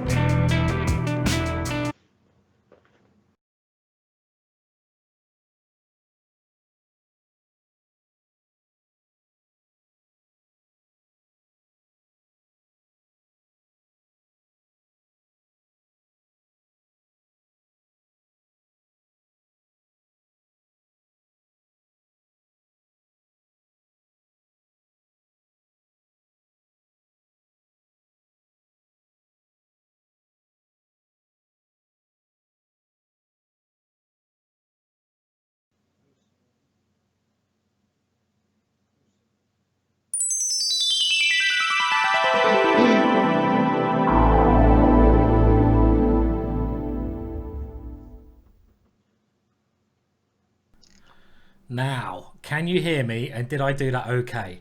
Let's see. It'll be the first time I've actually done a transition okay. If you can hear me, great. I would also like to say thank you to Ellen, who did a little raid over here. So thank you so much, Ellen. Hello to Denmark. I love Denmark. And we had a great time in Denmark doing a sort of weird show thing over there last time I was over there in Aarhus. Probably said that totally wrong. You totally did. Aarhus. It sounds a bit like rude, that, doesn't it? So, yeah. I also massacre it as well, but how are you supposed to say it then? You know, I think the Danes do something like Aarhus, but it's like something with an A. But I say Aarhus. Okay, so Aarhus. Aarhus is how you Norwegian would say it, but they would say Aarhus, I think. Aarhus. Okay. Aarhus. Yeah. I see someone's written it down. Okay, I can write it, but I just can't pronounce it. Is the issue? I'm afraid. But anyway, very exciting tournament. It's the longest ever running chess tournament in the history of mankind. The Hastings International, and I think the Hastings first edition was in 1898, and it's been going over 100 years, and Caplin, the sponsors, have stepped in to make sure it's happening again. They also sponsor the British Championships, so a massive thank you to Caplin. Go and check out their website. They are actually looking for intelligent people to come join their company. So if you think you're an intelligent person and you're interested in getting in a really exciting business, then go and just check out Caplin. We'll try to get a link I can post in the chat tomorrow, but you can see their name above, and I'm sure you can track them down. If you can't find their website, you probably won't be getting a job with them. Let's just put it like that. If you can't track down what their website is, I wouldn't apply for their job. You're probably not the kind of person they're looking for. Let's just, just a little intelligence check there. Okay, so I think the game's going. Now I don't know why I have adjusted them, so they are great. So I'm just going to get them all set up as well as I can, and we're hopefully going to be there pretty much for the start of the games. For some reason I did something a little bit funny, but we're going to get back to the game soon. Luke McShane, Mickey Adams, that's going to be an interesting one, right? Yeah. Looking forward to that one. That's we should definitely start off with that. Okay, and just getting them all lined up, so it's going to be a seamless transition. And we talked about Gormally, Glenn Flear. That's a big one for Danny to come back into. And Danny, playing the lowest rated player, that's one he's really going to have to try and bounce back into and win. Nearly there, guys. Nearly there.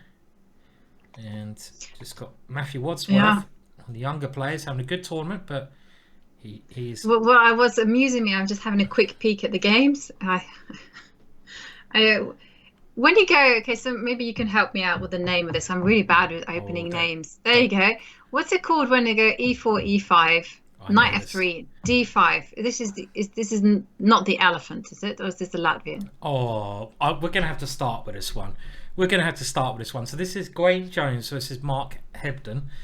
And Mark is half a point below 50%, 1.5 out of 4. Gawain's on 2.5. And this opening, which Mark plays, I mean, the guy, he's told me before that this move is basically his 1 minute repertoire, Jovanka.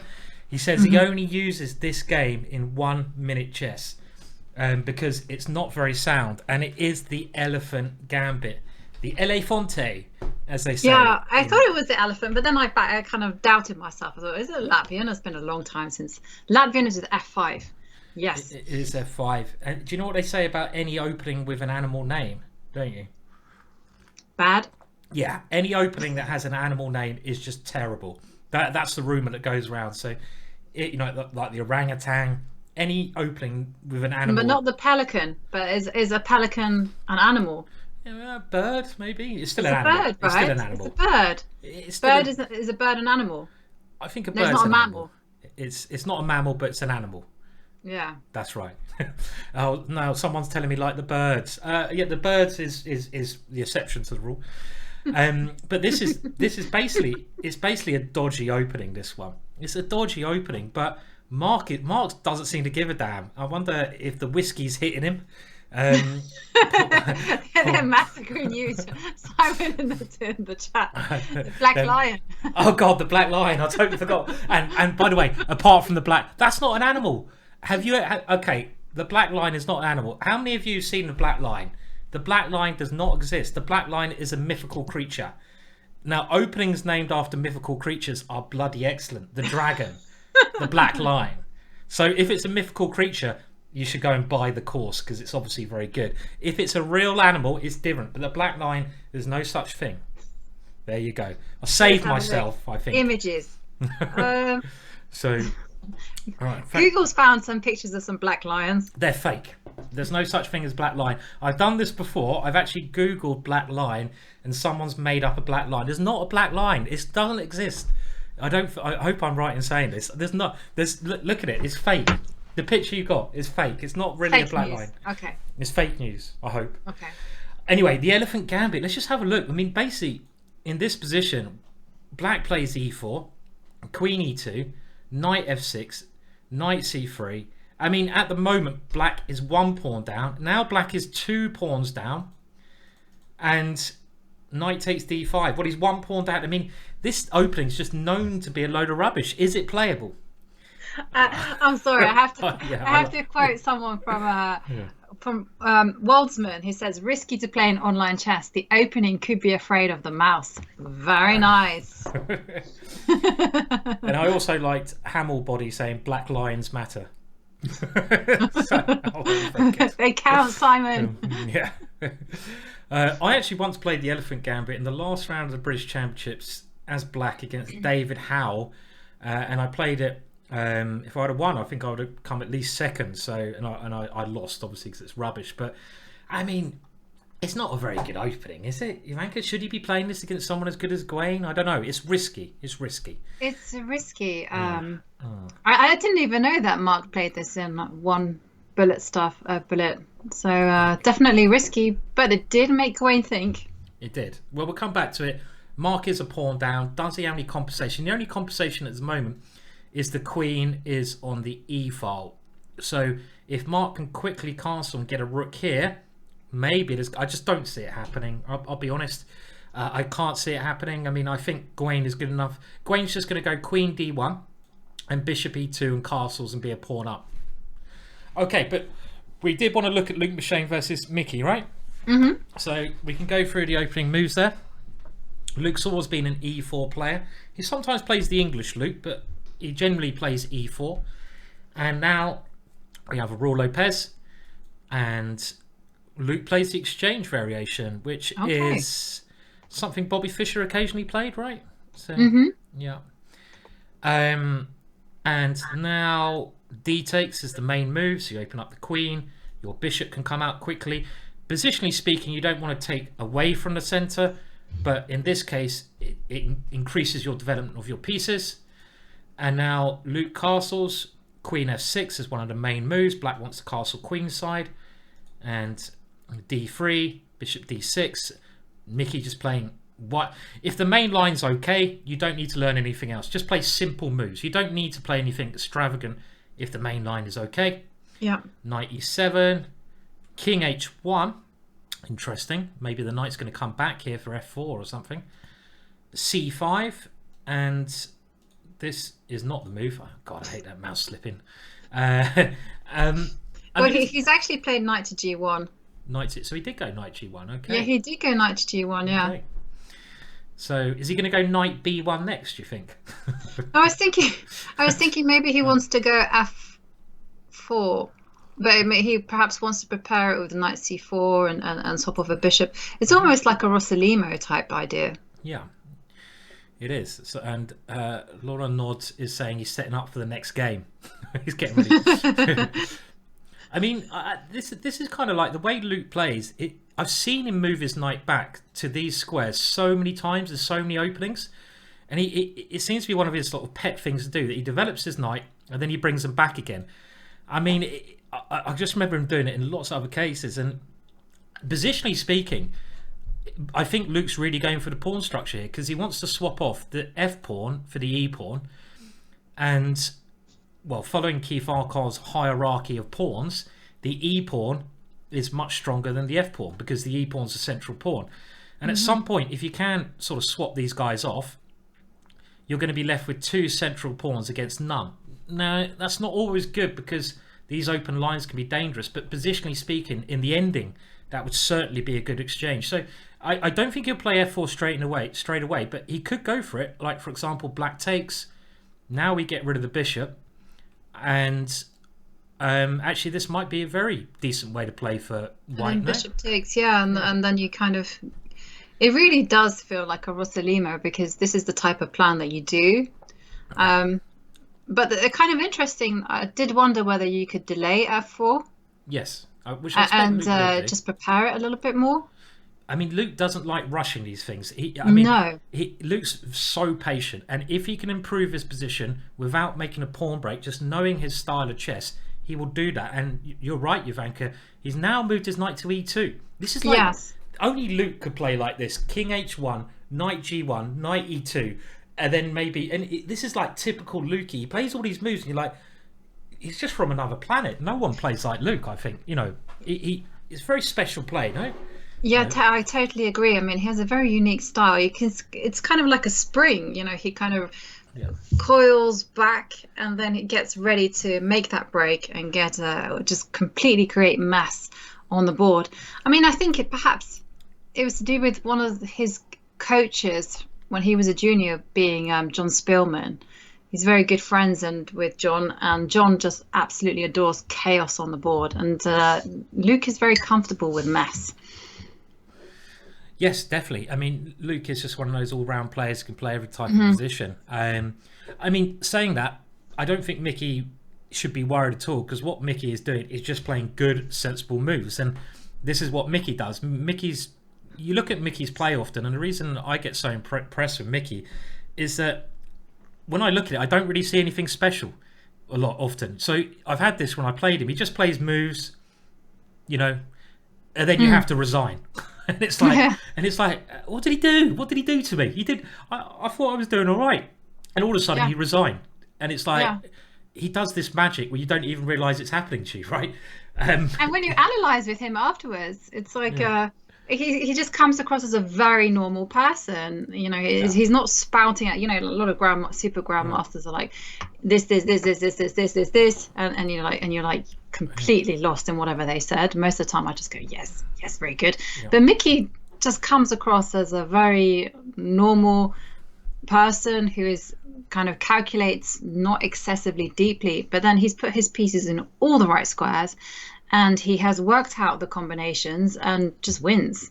Yeah, he's really, that's what impresses me the most. I mean, I can understand the games of Mikhail Tal, crazy attacker, much more than I can understand the games of Mickey Adams, Because with Tao's games, I see what he's trying to do. He's trying to create chaos. He's trying to checkmate. With Mickey's games, he often just moves his pieces and he just improves his position, and he makes it look so simple. And I think the gift of a brilliant person in whatever they do, whether it's a musician, whether it's an athlete, is they make winning, they make what they do look so easy. And you kind of think, oh, I can do that, because they played this brilliant piece of music and they just did it without even looking. You think it's easy, but no one can do it. So that is probably a sign of a champion, right? Making difficult things look easy, right? And that's what he's doing. He makes play look easy. So just look at what he's done now. He's got the queen out, the bishop. He's chosen none of his moves has been special, I would say. They've just been very ordinary moves. Yeah, sensible chess. There's no reason to do anything. I mean, at the end of the day, simple, sensible chess is the best way to play. There's a reason that you don't need to do anything crazy. And he's just centralized all his pieces. As you say, Jovanka, okay, he's thinking, well, Luke's doing all these knight maneuvers. I'm just going to play good moves. I don't need to do anything particularly strange. We'll come back to this one, Jovanka, I think, because at the moment it's clearly just brewing up. And we can have a quick look at a game we haven't looked at. And this is quite funny, because this is David Howell white against Ameet Ghasi. And I recognise this position, I'm sure you do. This is a David Howell speciality. This yes, position, it is. But with black. Except David is on the white side. Yeah, I mean, David loves playing this variation with black, right? And now he's so he must know what to do against this, I guess. Yeah, he totally knows what to do against it, because Ameet's just replicated move by move what David likes to do. Right. So Ameet is copying David against David. Yeah. Is that a good thing to do or not? I don't know. Was it wise or not? It's interesting, yeah. Well, David's a very, very hard worker, and he was telling me over Christmas he was in Oslo, so he had a lot of time, and he decided to study the Caro from the black side and of course the white side. So he picked up a lot of ideas for the white side as well. So maybe we'll get to see them. Yeah, I mean, it's an interesting position. I remember David telling me about this opening, and the one thing David told me is it'd be really well suited for you, Simon, because these double pawns, they actually give your king so much better protection compared to white's king. Mm-hmm. And you see these double F pawns. Yes, white has this pawn majority, and in the ending, this pawn can win the game because it's the only pawn that can easily become a pass pawn, the only pawn that can become a queen. But in the middle game, where all the pieces on the board, whose king is safest? It's black's, because he's got an extra pawn guarding it. And that means that black gets all his chances against white's king. Maybe, I'm just saying maybe, G5 is on the cards. I mean, let's just put a move on the board. I expect C5 is an option, but it's positionally not right. Let's just say you go A3 to try to go B4. Yeah. I'm going to put G5 on the board. It might not be right, probably isn't right, because my king is, I'm going to actually make my king very weak now. But if you go knight E2, for example, which is not the best move, you come forwards, I feel. But, this kind of thing, you can see that there's a little bit of pressure here, right?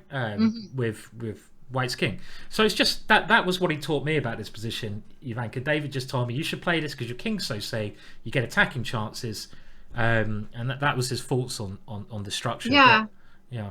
I mean, it really does remind me of his game against Vocaturo, David's game, where David was playing with the black pieces.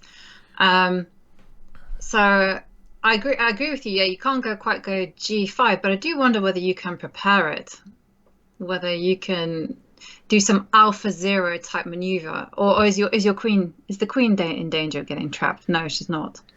I expect. So I just wonder whether she could go whether Ameet could go G6 and then F5 and then G5 and then push slowly push his pawns, right? But very slowly. Why not? I expect the other thing you can do is go knight E6, right? Just go knight E6. This knight seems to be a decent piece. So if you go A3, let's say again, knight E6 makes a lot of sense because obviously if the knight gets exchanged. Well, now the black queen has a free way into the king side.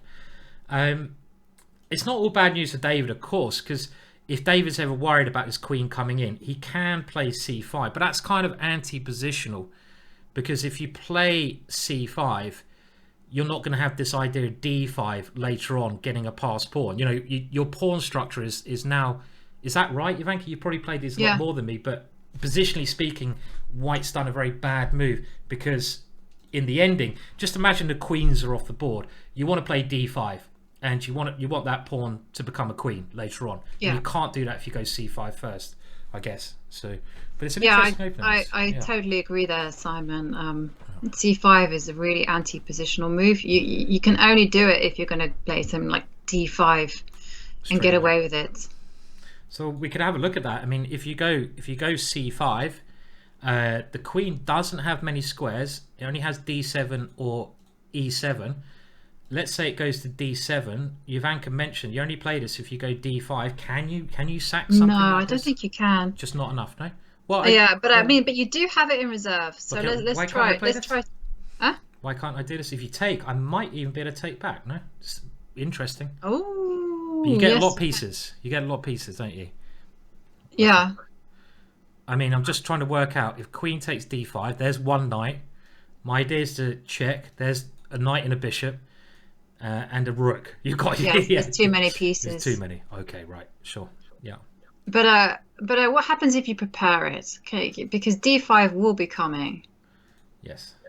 Can we prepare it in I don't know. Bishop c4 or something? Yeah.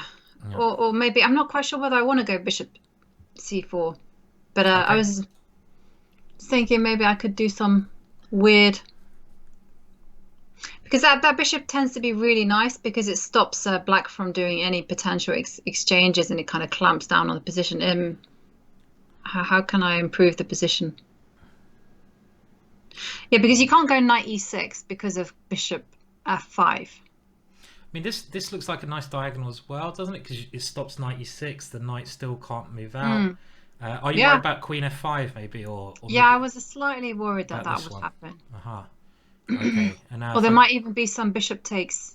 There might be some mass exchanges going on, and that. Right. Bishop takes f4. Okay. Yeah. Bishop takes f4, and then queen f5 is a good move. Yeah. Then take, and you might be forced to take with the king. Yeah. So I was thinking, if we play some like pass move here. Let's say b4 is a normal move, right? Gaining some space. Yeah, something. Yeah. And then just now say, okay, your turn, black. What are you going to do? Yeah, this is the problem. I mean, this is why c5 is not so stupid, because you're putting black's pieces on very bad squares for this move. I mean, can I try to go? Well, then bishop f5 was your idea, right? Okay, so I'm probably going to take that knight. That knight's really annoying me. I'll just take it. Maybe, I don't know, possibly. Okay, so bishop takes bishop. Now I want okay. So this is the key, because now you can go rook takes rook. Okay, so I have to move. So I can't play b4. I have to move. Because rook e2. I have to do rook e2. Let's just show that again. So black's idea is actually this pawn on d4 is very weak. So black wants to take here, and then the rook here is kind of defending d4. But by playing this one, well, king takes just looks ugly. It can't be a good move. You're trying to make rook takes happen when you can grab the pawn. So if you go back to initial position, and has he played a move? He's played a different move, actually. I mean, c5 is certainly interesting, Ivanka, right? And then something like rook e2 to avoid this. But David's gone for a different approach, and he's played bishop f5 instead. Yeah, bishop f5 instead. People are discussing again your title, which I find quite funny, because the way it is, it's got GM after it. But then if I lift up your name there, you are Ivanka Huska GingerGM. You could kind of be GingerGM-esque, but we had this discussion earlier about Ivanka's title, and Ivanka prefers to be titleless. That's how damn cool she is, all right? Yeah. I prefer not to be categorized. That's there right. You go. Yeah, I'll put that up there. Go on, we'll put it somewhere else. But yeah, categories. They just get in the way. Exactly. Okay, bishop f5 played. I mean, it's still quite a normal middle game position. This is heating up. David spent a lot of time on that last move. This is one, looking at the scores, David and Luke are on 3 out of 4. I mean, the big one really, Mickey on 3.5. If Luke can win, So let's go back to Luke's game. If Luke can win, he will overtake Mickey, and that will be a massive win. So this is probably the main game, and they did a bit more manoeuvring. We'll just see if anything's happened. At some point, we're expecting Luke to play f4, and he does play f4. There's certainly no rush in playing it. And now Mickey getting a very solid setup. The current position is here, and Mickey's got this nice knight on d4. This pawn, you kind of want to play c3 to kick that knight away. But what Mickey's done, which is very clever, he's moved this pawn up to a4. So if you ever play c3, your b3 is quite a big weakness. So the pawn was back on a7. c3 is a good move, but now it's not so clear. And if you can't play c3, this knight is very hard to move. Yeah. Well, Lucas played a really odd move. Yeah. But okay, I would never ever have thought about it. But he's just played c4. So I think the idea is just to go bishop takes knight. Right. Bishop and then takes go knight. b4. And then go b4. Interesting. Play against this bishop. Try clean this bishop is bad. I mean, they're both so good positionally, these guys. I mean, looking at, their positional understanding is quite incredible, actually. And I'm just, okay, so if pawn takes here, let's just put this on the board. Luke wants to get rid of that knight. And now if this one takes, these two pawns are looking very dangerous. If you take with a c pawn, I think Luke's kind of just saying he's got a bit more space. He's going to go b4, as you say, Ivanka, when his pawns are more flexible. And in some cases, putting your pawns on the same kind of square as your opponent's bishop. So these pawns, most of them in the centre on light squares. Black's got a light square bishop. It means that you kind of suffocate that bishop. That bishop can't get in the game because it's just hitting against this brick wall of pawns here. So so this c4 is very interesting, right? I mean, this is why Mickey's decided the a file is going to be open. He's gone rook a8. I don't think Mickey should be worse again because he hasn't really played anything. He hasn't done any mistakes. So why should he be worse? There's no reason. I don't think there's any reason. I also don't think White's worse. So just a very balanced game. Yes. But I do actually like I think it should be noted how Mickey plays rook a8 before capturing the pawn on b3. Because he's like, well, if the a line is going to be opened, I want to control it. And this is kind of a tactic that you do. You first, before you exchange the pawns, you build up on the line you want to open. Yes, definitely. And if Mickey can get this rook into a2, then he's going to certainly gain the pressure over on that area of the board. I'm wondering if b4 immediately is something that Luke can try to play. This is quite similar to an idea you play in the English opening, something like this one. Yeah, I mean, I was wondering about that myself, but I was also wondering whether Black meets that with b5, right? b5. Yeah, I like it. Go full on. And the bishop's trying to get through to a2. This is definitely the kind of move Mickey would play. Guaranteed he would play this b5 move. And he sees a pawn here. If he's able to win that pawn, his a pawn will win the game. Hello, Andy, is Yoda in the chat. Yeah, I mean, we basically expected the top 4 players. It's known to be Mickey, David, Luke, and Gawain. And they're the guys at the top at the moment. They are a little bit better than the other players in the field, but they're more consistent, I'd say. The other players can play pretty much up to their level if they get the right positions, but not consistently. So, but it's still going to be a fascinating battle to see who takes, the top spots, basically. Now, if you do want to support the stream at all, then you can always subscribe to the channel. I'm sure you know that. You can check out any of my courses on Chessable, GingerGM.com. Go and have a look at those ones. Moobot is not correct today. I'm going to have to change Moobot. And do check out Ivanka's got a course coming out soon. And check out Ivanka's I don't know books. whether soon. Okay, soonish in the next year or so. Year or so. I haven't even decided on a title. You've been quite busy recently, haven't you, Ivanka? I mean, you're commentating on this big event, which is absolutely shattering, right? I mean, this commentary in the studio for 9 days without a break. It must be real. People don't realise how much effort goes behind these things. They just think you probably roll up and you film, but you've got in a studio. There's so much practice that goes into it, right? So I imagine. Or do you just roll up and just be like, yeah, You know, No. There's preparation that goes on beforehand, and I of course like to be prepared. But it isn't exhausting while you're doing the show, and it isn't exhausting. It's only exhausting when you finished, and then you realize you've been working 9 days straight, and that, you know, and you realize what you've achieved, and then it becomes a bit like wow. But until that point, it's just fun, and the adrenaline goes. Yeah. Well, as soon as I ask for people to help out the chat, we do have some. Thank you very much to Libe and Darren Bunratty. Darren lives in Godalming. Thank you so much, Darren, for gifting those subs. That's extremely kind, and it does help support the stream. So cheers, thank you very much, and it's always nice to see that. So cheers, guys. And going back to the game, well, Luke just decided to get rid of that knight. I understand that one. And he now plays rook b1. I think he realises if he goes b4, he'd love to get that pawn to b5, but he doesn't have a chance because Mickey will strike. So he can't do that. So he goes rook b1 instead. Mickey gets ready for the opening of the A file. And Luke gets ready for the opening of the B file. But you can actually see which file is better. Look at that rook on b2. Yes, it's not doing a great deal at the moment, right? No. So No. Not doing a great deal. Okay, he's gone f5. He's closing the position down. Just try. Whenever I put my hand up, it's because the focus of my camera is not as good as I hope it to be. But okay, bishop f7, and now the knights come round. I mean, it looks very blocked at the moment. I do expect the most likely result is a draw, right? I mean, that would be what I predict with these two very strong players.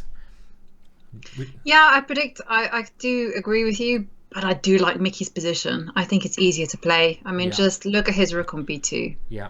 It looks miserable. Yeah. And but we do actually have one result. Danny has beaten Glenn Flear. Okay. So this is really nice to see because, you know, we know Danny to be a fantastic player, and it's nice to see him actually come back. Totally agree. I mean, well done, Danny. I mean, Danny bouncing back from a bit of a tough start.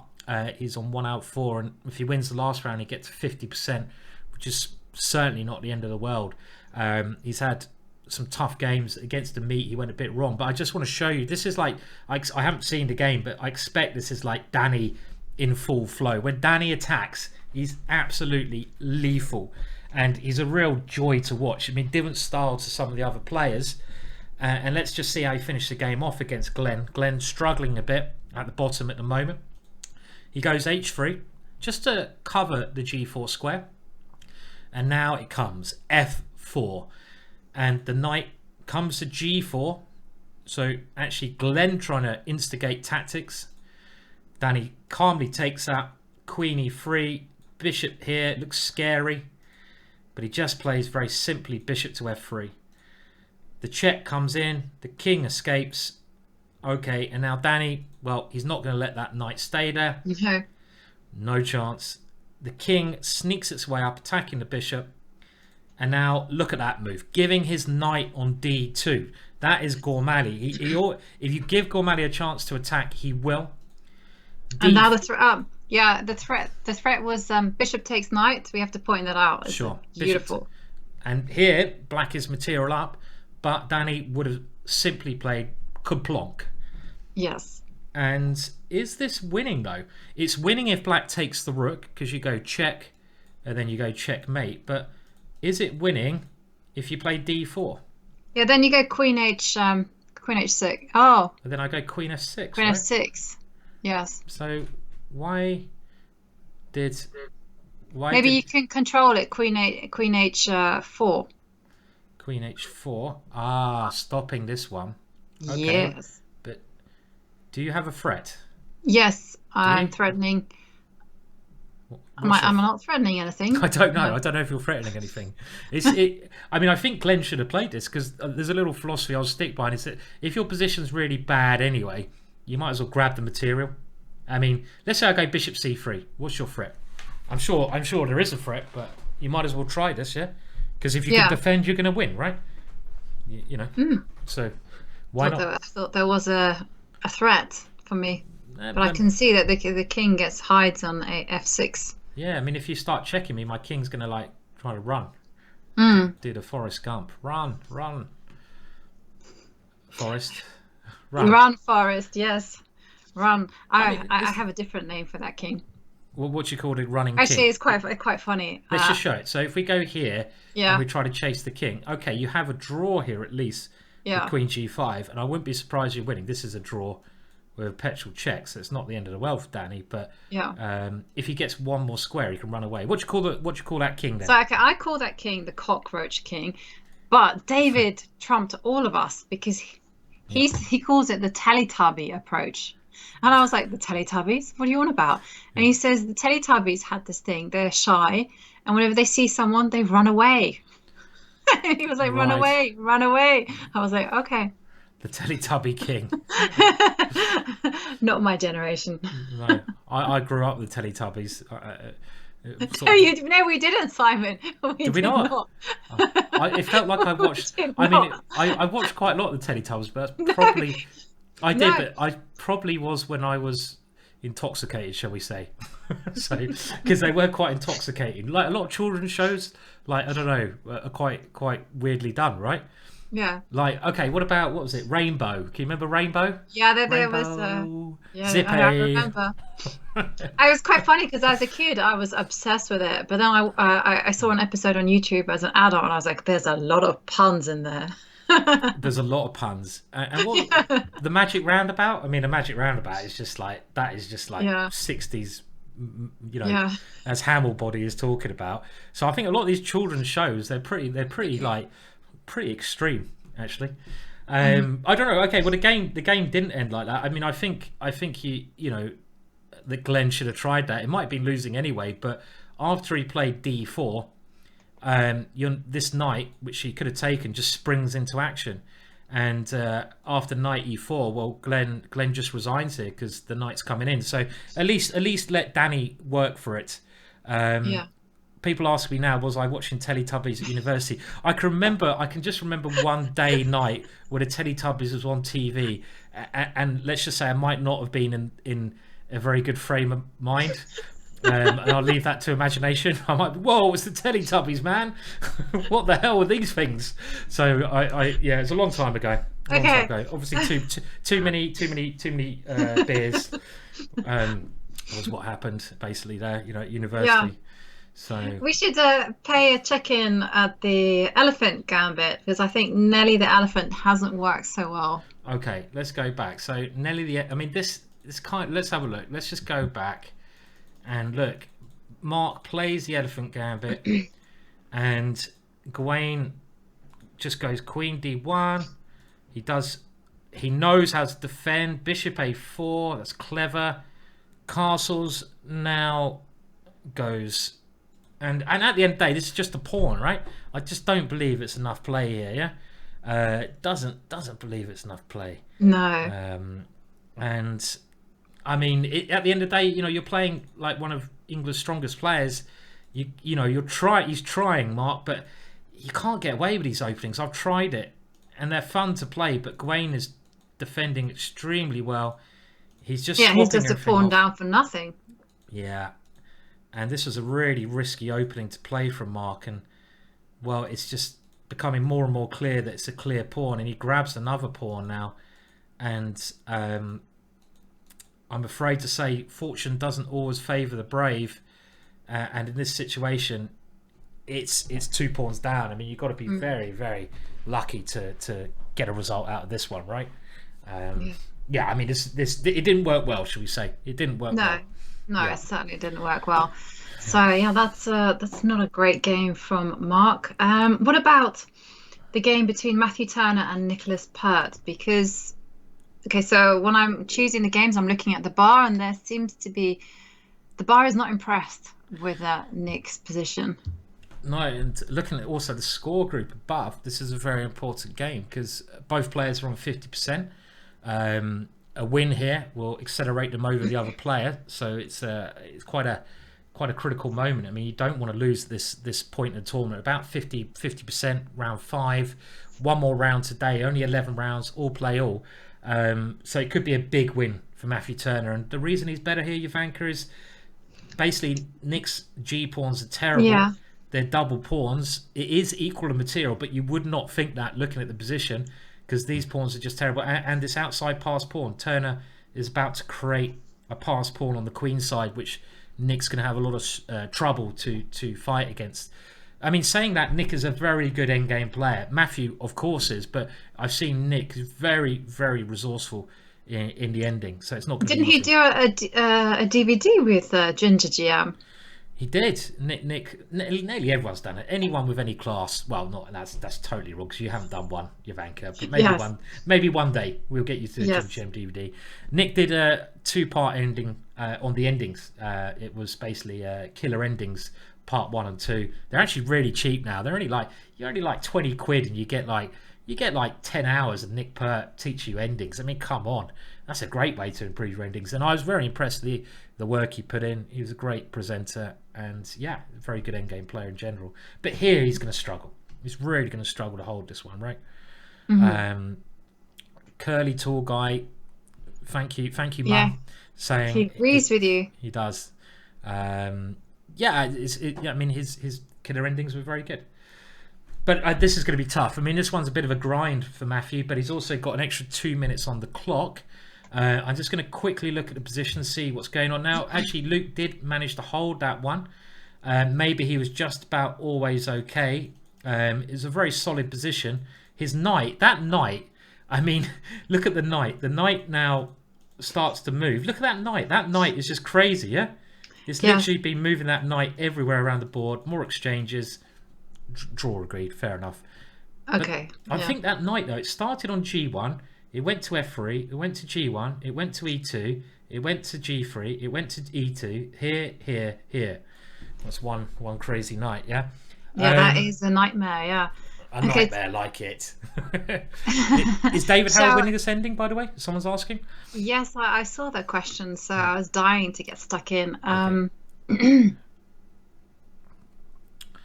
Well, one thing we can say about this, if we go all the way back to the position we had before, we were mentioning that Black's king side is safer, and generally, when you've got a worse pawn structure, the important thing to do is try to keep the pieces on the board.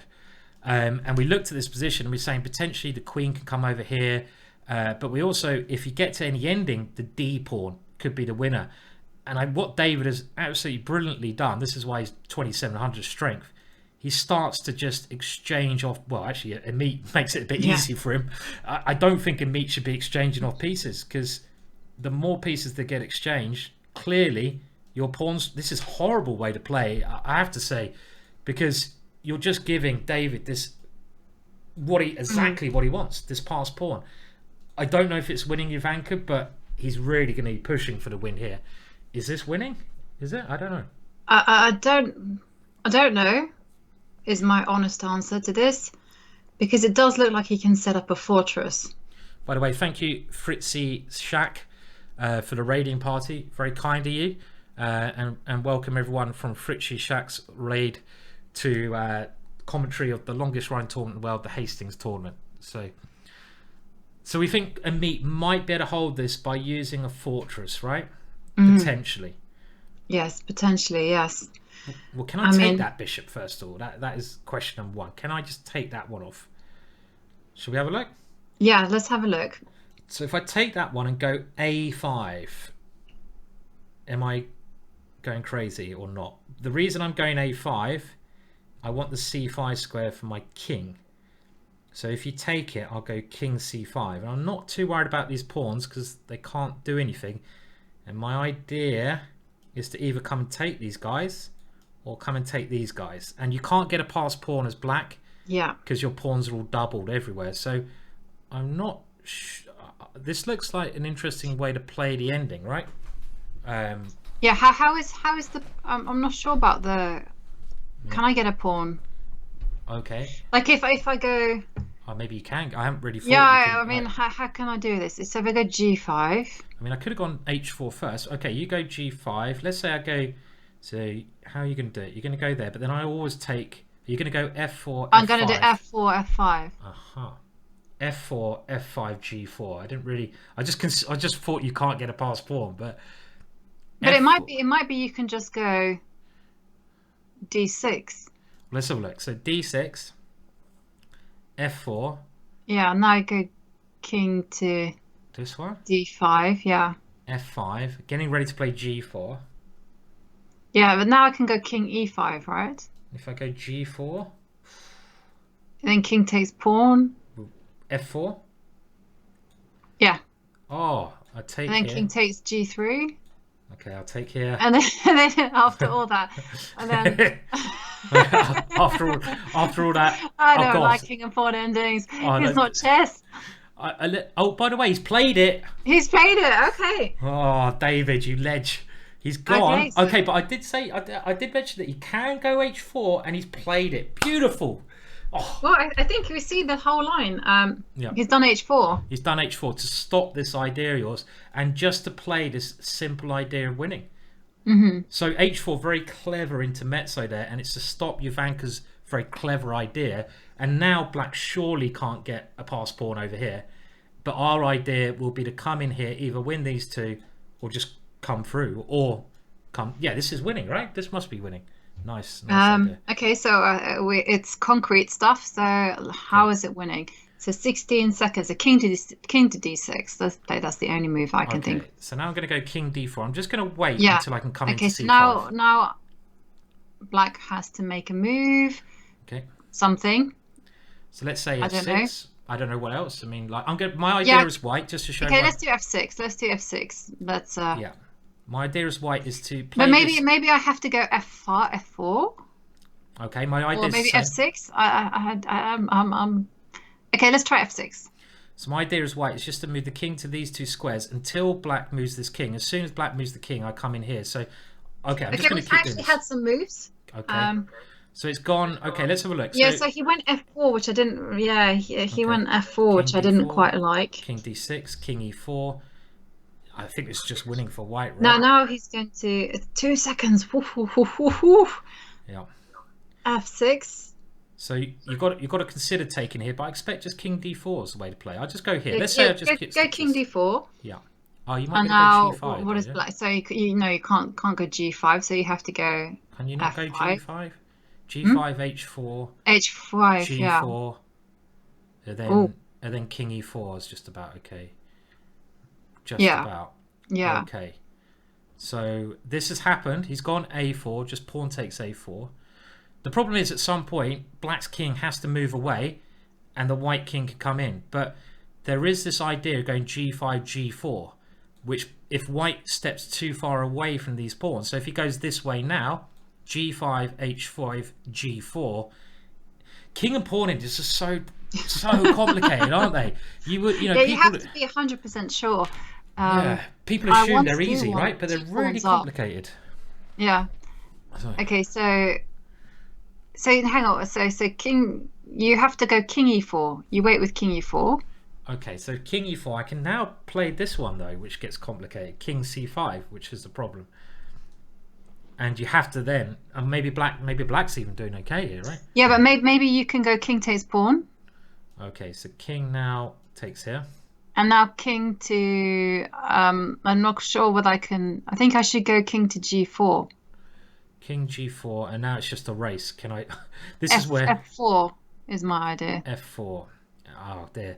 And now 1, 2, 3. So I'm just count. This is where the thing is. A little bit of advice here. We can try to work this out, but I really always say to anyone, if you want to improve your calculation. Well, then- Simon, we can just watch the players right now. Okay, let's do it. If you want to They've done it. But David has taken on g3. Okay. And if you want to improve your calculation, one of the best things to do is study king and pawn endings, because you take away a lot of the pieces, and by taking away a lot of the pieces, it's pure visualization. So if you want to improve your visualization, literally king and pawn endings are really, really a good skill to learn. And now g4 and h5, it looks like white's first, yeah? White's calculated this. And again, this is, it's just white's going to queen first. Nice way of doing it. Do you agree with that, Jovanka? That one of the best ways to improve your calculation? Yeah, I agree with that. king and pawns, yeah. It's just pure calculation. There's nothing else involved, and Yeah, this would be a good test, actually. This one would be one of those ones. We'll go back in a minute. It's not completely over, I feel, but it's going to be winning the queen ending because black's king is in a very... Oh no, maybe not. This is still not completely clear, no? No, it's not. It's not going to be clear at all. And it's going to be queen and. Yeah. But this is a perfect scenario. These endgames are so tricky, and I think David has excellent chances of winning. Yeah. He also has the move. Yeah. The black queen's in such a bad position, right? I mean, if the black queen was centralized or something, then black might be all right. Because it's actually, this is the situation we discussed earlier in the stream. Black's ideal defensive setup is something like the queen here, where it can keep checking. But then where do you put the king? And the weird thing is, you don't want your king near the pawn, because actually you get a lot of what's called cross checks. You actually want your king on a3 or a2, which is bizarre to think. And if black can get the king to a3 or a2, well out of the way of any queen checks, and the queen over here, that is supposed to be a technical draw in actual fact. So this is what he's going for. So I don't know if Ameet's got to be very careful, but if he can get this one queen move in, if it is black's move here, I think it's probably a technical draw. But he's moved his king. Okay. We had a suggestion from Tim Wall in the chat to play queen to d5, just anticipating your idea. Well, I don't think that's so easy. If you go queen d5, I get my queen like even out the way. I just get my queen out the way, and I put my king on a3, for example. And I had this exact ending against Mark Hebden, and actually Nick, the reason I know this is because Nick Pert in the Killer Endings DVD, he talks about this exact ending, and he tells us, and he shows some games where the king goes here and the queen over there. You avoid what's called the cross checks, and your queen can keep hassling the king. I think it's supposed to be a draw, but of course I could be wrong. So let's just have a look at this. Queen comes in with check. The problem is with no time on your clock, you've got to be so careful, so careful. Now let's remember it is David Howell with the extra pawn. David Howell's trying to win this one, and I'm still going to go for a white win here because the time situation is so easy to make a mistake here. Does anyone have table base? Tim, you maybe have table base, or Aldo. I'm not going to put it on table base now, but table base is this computer program you can use to tell you immediately if the position is a draw or a win. I'm thinking if the queen is so badly placed on a6, I would try to get it up. Okay, because I think black should actually play king a3 here. If you're short of time, get your king to these two squares. And I remember Nick Pert teaching me this. And then your queen tries to come over. But the problem is here, the black queen is just so badly placed. And white's in a very good position already. So it might just be winning. It might be winning. Okay, hang on. The king is on a... Okay, so the black king is moved. The queen is on a6. And the queen... So I'd say draw. I think it's a technical draw after something like king a3. But really hard to play. Really hard to play. Okay, it's a draw. Okay. And what's the drawing move? Huh? What are the drawing moves here? Okay, so he's moved. So he's just moved. Yeah, black's move. Okay. Let me just. It's really Is king a3 one of them? I'm wondering. If I got king a3 right, I'd be very happy. But it's black to move. Okay, so it's basically king a3 is a draw. Yes! Queen c6 is a draw. So queen king c6 is a draw. Queen a5, queen a1. Yeah. But king c5 is a step in the wrong direction. Yeah. You do not want to do that. So this is what I was saying. 16 moves. So is king a3 the computer's top choice here? Yes. Look at that. I know my endings. Get killer endings, and you'll know that king a3 is the way to play. And I didn't cheat there. This is all in Killer Endings DVD. King a3 is the best move, draw, because this is where you want your king. Really weird to say, because a lot of people would move forwards with their king. That would lose in 16 moves. The problem is your king just gets in the way, cross checks. So so basically that loses to queen to f8 check. Okay, here we go. And the king is going the wrong way. It needs to be over here. It's just so it goes king to d5. Then you just go queen f5, and it's true. It's totally the cross checks. Yeah. King. And again, now this is the problem. So the king example, has to go D4. to c4. Yeah, because if you go king d4, this is Oh why. no, it can't go king to c4 because queen f1 check. Right, and if you go king d4 here, the problem with saying your king is totally in the wrong case because you've got this cross check, and this is the reason why your king needs to be over here, avoiding the cross checks. So it's just one of those drawing techniques, which is incredible. Let's just see what happens. Let's see if Ameet knows this one. He goes for a check. He goes for another check. Where's he going to put his king? This is key. He's got his king in the right way, so he's going the right direction. Let's see. I think he's got to put it on A3 now. If he goes king A3, there's a good chance he'll draw this. Will he play king A3? No, he's gone the wrong way. He's gone the wrong way. His king needs to be over here on A3. This is losing because the cross check, queen E5, cross check. So I was getting excited there because actually, it's just one of those ones that this ending, weirdly enough, I know reasonably well. I don't know why, because it's really hard to get it. This kind of ending. The DVD I'm talking about is Killer Endings with Nick Pert, GingerGM.com. I suppose I can get a link for you, and it's actually really cheap DVD. And Nick Pert is playing in this tournament. Well, funny enough, it's still a draw according to table base. Still a draw. Wow. Okay.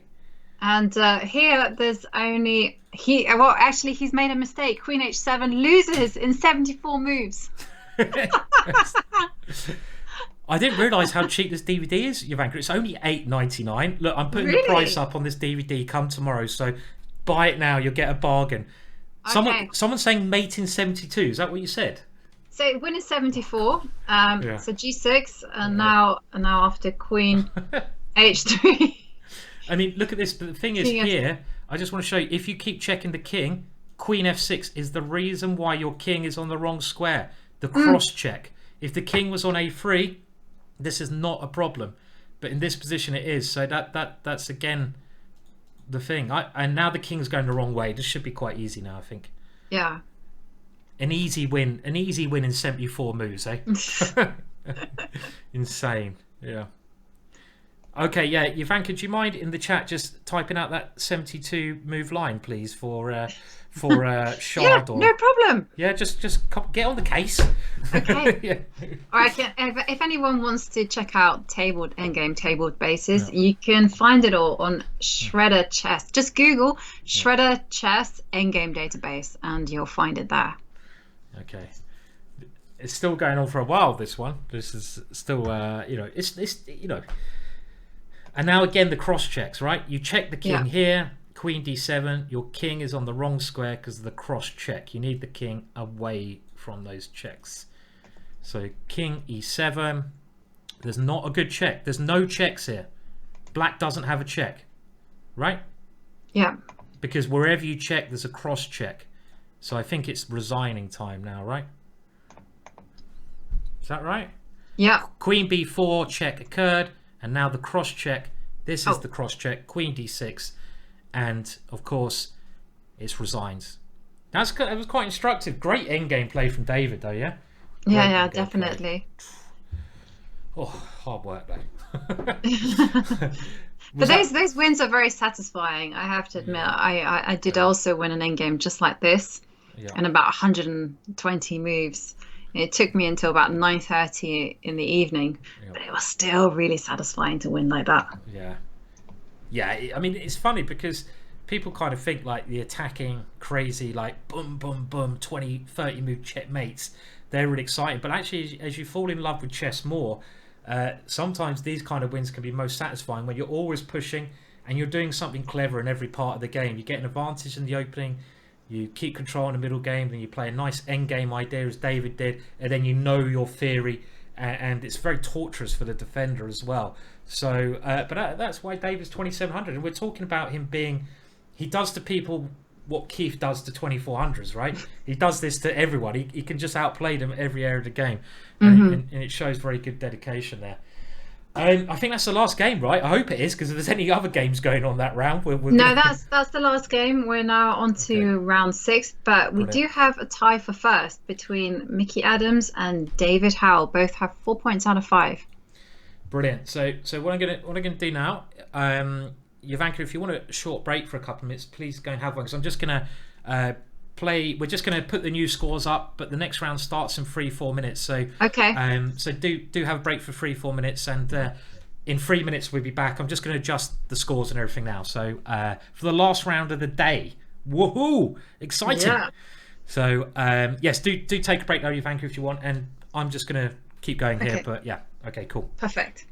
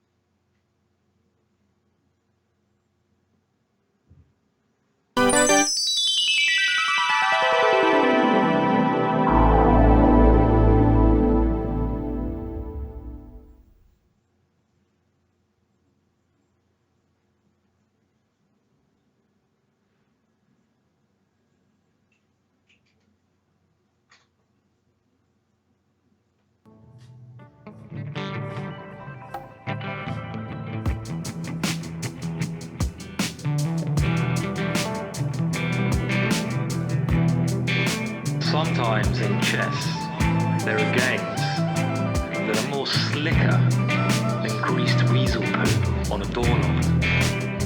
And this is one of those games.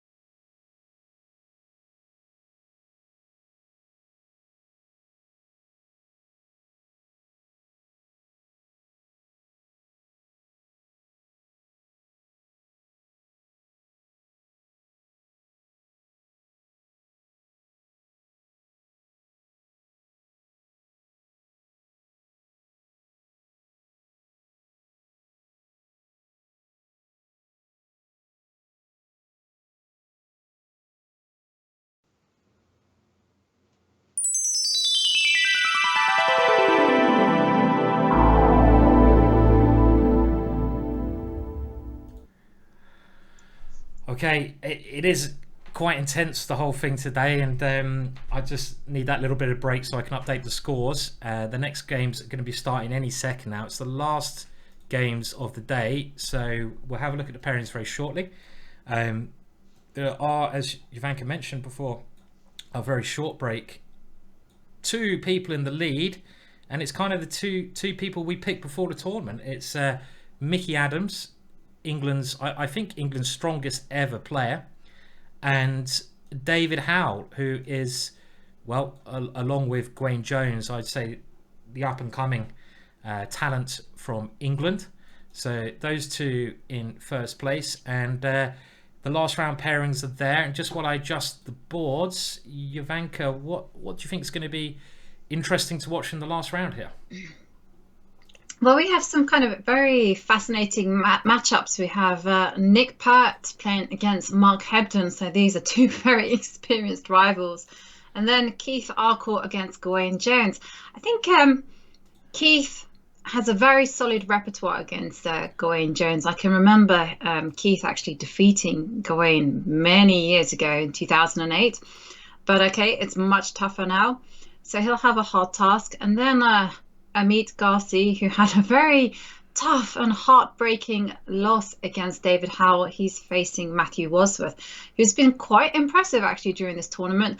And then Glenn Flear against David Howell, and Mickey Adams against Daniel Gormally. Danny having had a very impressive victory against Glenn Flear in the last round.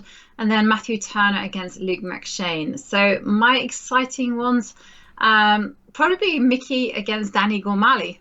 I'm curious to see what Danny can do, because he's had a very important victory. It will be a boost for the morale. And they both have very, Danny especially has a very exciting style. And I'm just kind of eager to see whether he can be actually a match against Mickey Adams' classical play. So I'm picking out those games. I would also quite like to see Keith against Gawain Jones. It's always exciting when Gawain plays chess. So I mean, the top favourites haven't really played each other so much. So I think David has had an easier time of things, I would say. Definitely. On day one, he's got I think he's got all the top seeds in day 2. It does look that way. I mean, just to let you know, this is the last round of today, and we can just bring up the details. So obviously round 6, the games should be starting any second now. We'll just have to check when they're going. Tomorrow there's 5 rounds, so please do come and join us tomorrow. It starts at the same time, I feel, which is 1 o'clock. Yeah, did I get that right?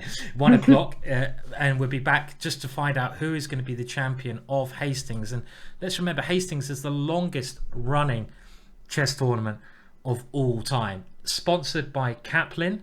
So major thanks to Caplin, who have job opportunities as well, and they sponsor the British Chess Championships. So really nice to see that support for English chess, and hopefully they're going to be sponsoring Hastings in future. I actually really love the Hastings tournament. I know a lot of people think it's too cold, but Hastings has got the history, and down in Hastings, I actually really like Hastings as a town. It's got some really quaint old towns, some little pubs. Ivanka's laughing now. I'm sure. Is it too cold for you, Ivanka? I quite like the cold I love weather. it. I love it. I love staying in the old town. I have a great. I've had some great chess holidays there. I've stayed in Leonard since what's it called? Leonard Warrior Square. Yes, just around there. St. Leonard's, I think. Yep. St. Leonard's, that's it. Yeah. It's actually where Veremenchik used to live, but I didn't know it then. And we stayed with some French teammates, and we had an amazing time. I've also stayed in the old town and also had a fantastic time. The only reason I laugh is because whenever I think of Hastings, I remember. Basically, Hastings, you play it in a venue on top of a hill, but there's a hotel right next to the venue, and we saw Simon get in the car and drive like 200 meters, and we were like, Simon, you don't even have to walk up the hill. So whenever I think of Hastings, I remember you waving to everyone from the hotel car. I do remember I did used to stay in a hotel next to the venue, and it was probably about 100 meters, and I'd drive there. That's how lazy I was. I'd just be like, I've got to save all my energy for the chess, Ivanka. I'm not wasting my energy walking. Every little bit of energy is very important, Ivanka. Very important. I don't want to waste it, Hopefully I wasn't drunk, by the way, Ring. Not when I'm driving. No. It wasn't at night time. It was just before the game. You gave us all a wave, and off you go in the car.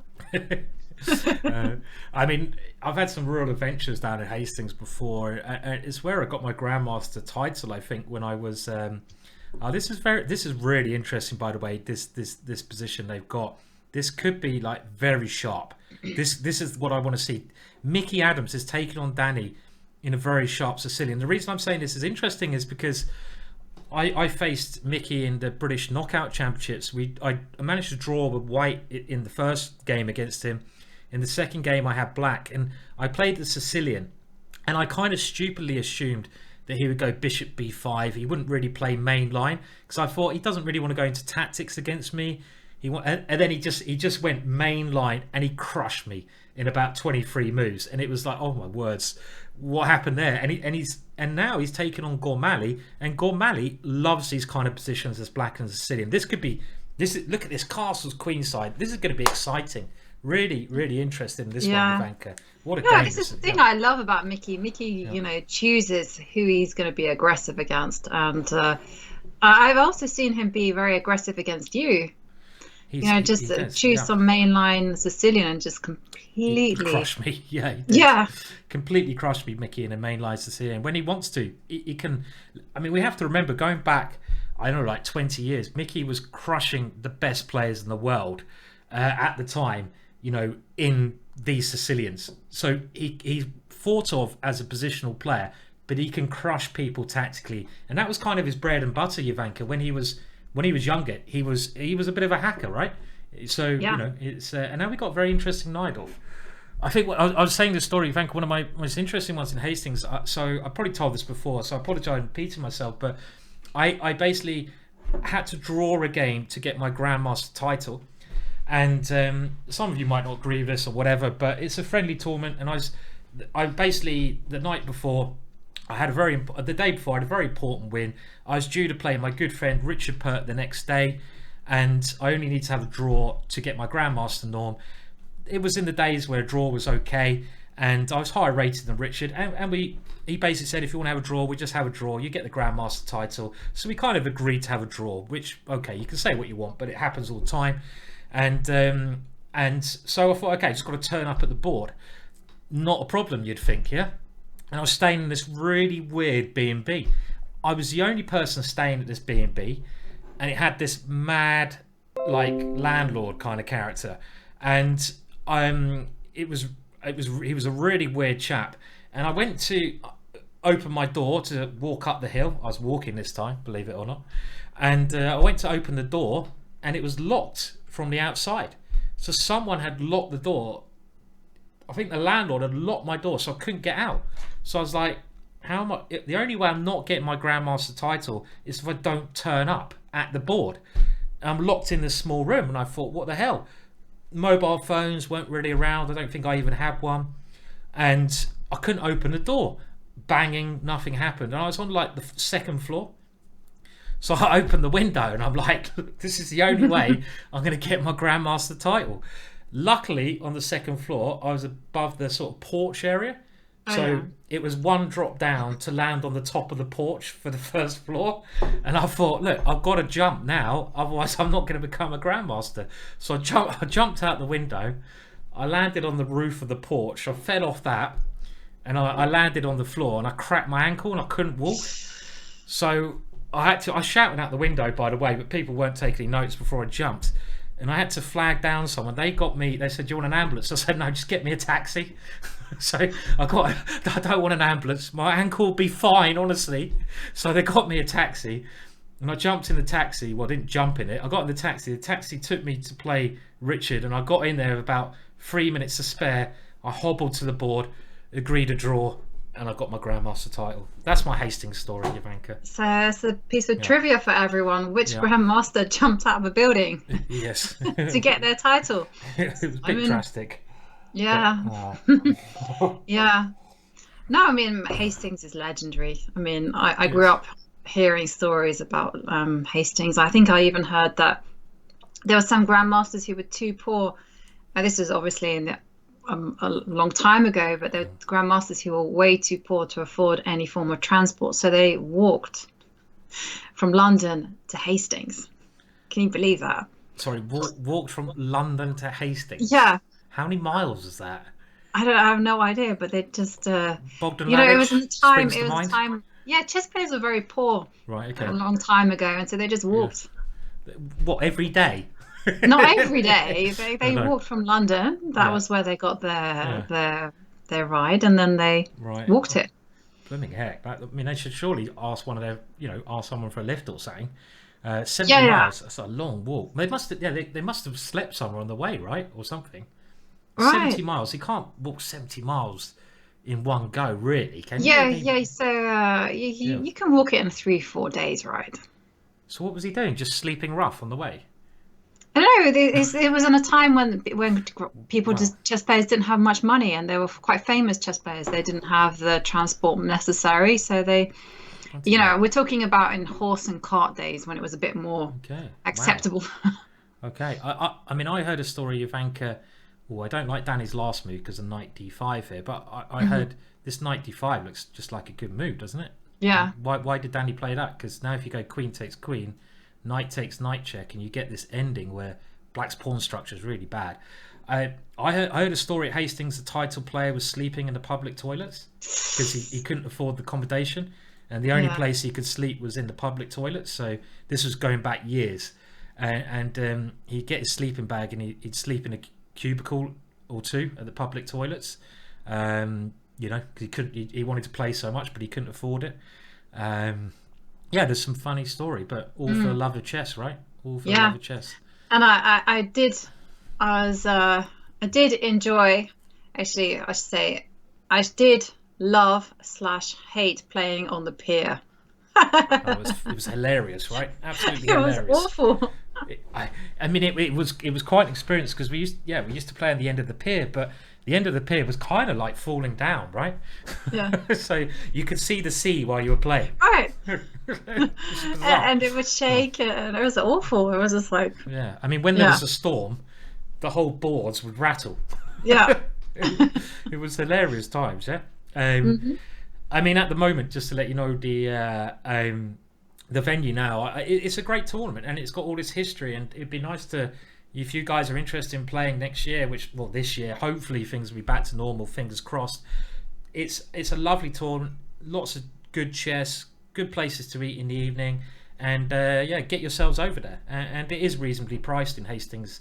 Don't sleep in the public toilets. You can get cheap accommodation now, so get good tournament. You have to play it once, really. Yeah, the longest running tournament in the world. Yeah, and they have it's just a great place. I mean, we really loved going there and just enjoying everything. Yeah, definitely. Okay, well, back to the last round here, and the other thing, Hastings, I would say, it's helped so many British chess players get their titles over the years.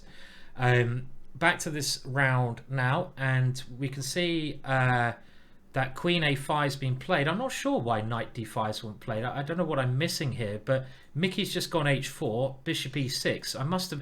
Maybe I'm just misassessing this position. Maybe Black's okay after this move, but this is still a very exciting position, and if it was Black to move here, Black would certainly be considering Rook takes Knight here, a typical sacrifice. I was wondering about that. Maybe he can be super calm about it. And okay, well, Mickey's actually played Bishop H3, but I did wonder whether you could be super calm and just go nothing and just carry on with your pawn rush. But I do like Bishop H3. It's such a Mickey move. Yeah, getting rid of that dangerous bishop, and Danny's gone Bishop E7, and Mickey's got rid of that. But now there's some control of the E5 square. G4, Mickey going for it on the king side. They're both moving quite quick here. Quick update on the other game, shall we? We'll come back to this one. Yeah, we'll come back to this one. So another game that I'm quite interested in is, okay, so let's just go down in order. Nick Pert against Mark Hebden. What do we think? Okay, well, some exchanges being made here, and the one thing we can see lots of exchanges being made is it's equal on pawns. I'm just doing the basic count to start with. Looks fairly even to me. Looks fairly even, right? Yeah. Probably going to finish in a draw. I think so. Looks like a draw. Lots of things getting exchanged off at the moment. Yeah, okay. Next one. And Keith Arkell against Gawain Jones. Okay, now Keith had a very famous win over Gawain Jones in one British Championships in the last round to tie for first place. 2008. 2008. So he sort of has scored well against Gawain in the past, and now Bishop takes E4. I mean Black's positionally got a bit of a problem here, and the positional problem, it's maybe not a big deal here, is that the D5 square, the one there where my mouse is hovering, a white knight or a white bishop can sit there forever because it's an outpost. Black can't attack this square here with a pawn. Now you may think that Black's got an outpost with a knight on this square, but that's not true because White can attack that square with a pawn. So positionally speaking, Keith has this D5 square, a nice central square, but Black doesn't have the D4 square because you can attack it away. So I'm thinking typical Gawain style, he's going to try to get his counterplay by throwing his F pawn up the board and trying to start an attack, which is what you need to do against Keith. Okay, well, he's gone Rook D8. So relying on some tactics, for example, okay, now you see Keith using that square, and I quite like Keith's position, actually. I quite like Keith's position here. Yeah, no, I really like Keith's position too, but I got sidetracked by the chat, which apparently Sleeping Rough, quite a few of our viewers have heard of other people sleeping rough, and also one Alaferson spent one evening in the cell in Hastings. I don't know about that. I don't believe that. I mean, let's just say these are rumours in the chat, because Olausson is a legendary Icelandic grandmaster. Well, no, it's very nice. It says apparently Olausson arrived late, couldn't find where he was staying, went to the police and asked for a bed. They said okay, and put him in jail. Okay. So this is apparently from Okay. Wadsworth. That's actually. I mean, if you asked to go to prison, that's different from getting put in prison. I like that story. Yeah. I mean, Bronstein used to be a regular. I mean, the actual interesting fact is that I think every world champion, apart from one or two in a history of chess, played at Hastings. I mean, I think that's absolutely fascinating. I mean, I've got to check the facts there, but I think maybe only Kasparov. Oh, someone help me out here. You guys can Google. I can't. Maybe only Kasparov and now Magnus Carlsen might be the only two world champions who haven't played Hastings. I could be totally wrong, but let me know. Fischer and Kasparov and Magnus. Maybe Magnus Carlsen did. I don't think he did. But every world champion, there you go, except for Fischer and Kasparov, played at Hastings, which is incredible. Think of those world champions: Tao, Botvinnik, Aliekin, legendary players. That is history for you, right? History. Yeah. Oh, someone's saying Kasparov has played Hastings. Interesting.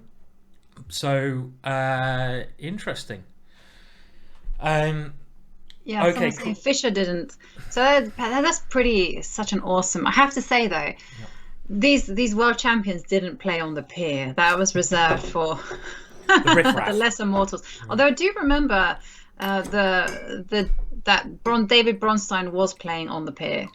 Yes, he did. David Bronstein did with us riffraffs. Hello, Chris Baker in the chat as well. I think you might be right about that variation, possibly, Chris. I mean, it still looked like quite a safe way. Just going to get my focus a bit better. A safe way for Adams to play, but Adams doesn't want to play safe. Okay, last world champion at Hastings was Botvinnik, apparently, but I think the other world champions have played there, a lot of them. Again, I might be wrong, but I think a lot of world champions certainly have played in Hastings. He's got a great history, whatever. The thing is, beautiful history to it. I wonder how many of them slept rough and got arrested. That's the other question. we won't guess. Well, yeah, we won't guess that one. No. So, shall we? Let's move on to another game, shall we? Yeah. So Ameet Ghasi. Shall we go back to the Adams sure. Valley game because? Okay, so Adams' last position went G4, and Adams is trying to hack here, which is great to see. Adams in first equal with David Howell. We'll go and have a look at David Howell's game next. But in this position, Adams is on the attack. And let's see if Danny can try to defend this position. His king is looking certainly a little bit weak. This is where we currently stand. And now the funny thing is, positionally, I'd say if the queen's now come off, Danny is doing fine. Because this double pawns, it kind of helps his centre. So Mickey's now moving his queen over, trying to come in somewhere and threaten G6, just mating. Now rook takes C3 would be an obvious move, but either G6 check or just bishop D2 is a problem here with the position. G6 is a really big problem, actually, really big because like say if you do go rook takes knight, just say let's try that one out. G6. And now there's only one space that you can put your king. I think you have to put it on E8, because if you put it on G8, then you have the famous rook sacrifice and rook H8. Oh, that's lovely, Ivanka. Well spotted. And this is really nice. Check here. King has to really go here, and now we can come in and eventually slip in there, checkmate. Yeah. So very nice tactic there. So the king would have to go to E8 in this position and try to block on F8 somehow. Yeah. And the other problem is just bishop D2 is a real issue. And maybe not here, because you've got rook takes C2. Oh. Yeah, that sounded like a yeah. But rook takes C2 might be something. Yeah. It might be something. Yeah, I don't know. It certainly might be something to think about. Okay. I mean, very interesting. I mean, Danny's played the more sensible move. G6 looks scary, so you try to control G6 square. You can't play G6 yourself because you let the rook in. So you play knight to F8 to try and control it. And that knight also has F4 later on. So, you know what? I think Danny's probably all right, because his king probably okay in the centre even here. I kind of feel... I kind of feel this is all right for Danny, you know. Or maybe you can go G6 anyway. Can you go G6 anyway? Let's try to go G6, and then you cannot take it because you're just opening up lines, and that's gold dust to an attacker. Yeah. So yeah, that's not possible. But you're gonna have to go king to E8. Okay, so this would be losing. So you have to move your king back if this occurs, which is still okay. Black seems to be all right to me. I mean, it's still okay, but I mean, is there one way? Can you just be like rook H8? Rook H8. And now let's just try this crazy idea. I mean, the other thing you can do, I don't know if white's threatening anything. I could go B5. I mean, not ridiculous. But I want to, of course, play this. Maybe it's just not very good, this rook idea. We have some moves actually, so let's go for it. So G6 so played. Mickey played G6, king went to E8, and then knight came to E2. See, this is now the Mickey move. The knight's come back here. Yeah, so he's like, I'm not going to allow rook takes C3. I'm not going to even bother calculating that. So king came to D7, and now the question for, I mean, can you go something like, oh, it's a shame that you can't go something like rook H7. Not just yet. There's also bishop H6, which bishop H6. Vap's goal has suggested this move in the chat. It's not one of my moves, but he's suggested bishop H6. Whoa. Well, I can always go bishop F6, right? And I think this defends. I kind of feel like black's, I like this pawn structure that Danny's got. It feels solid. And the thing to remember is if the queens come off, Danny is better, in my opinion, because he's got actually a nicer pawn structure. So, interesting. I mean, you can go bishop G5 here. Yep. But now, you're not getting there. I'm not getting there. No, I wanted to go queen D2, but that's not to be advised. No, I don't want to go. I probably want to take the bishop off to gain a little tempo. And now let's say I go queen C5. I just try to threaten to take on this square, and maybe I'll come into F2 and hassle you over here. Well, I mean, it doesn't look too bad for Danny, right, Ivanka? I think Danny's playing very well so far to keep the balance, and this is the kind of position Danny does play well. I think let's have a look at David Howell, because David Howell's the other leader. We haven't had a look at his game yet. Yeah, let's go there and check it out. And David Howell playing the person at the I'm sure there's a word for this, the rear tail ender, and Glenn Flear. So this is one David will want to win, definitely, yeah, just because of the situation. Yes. Of the tournament.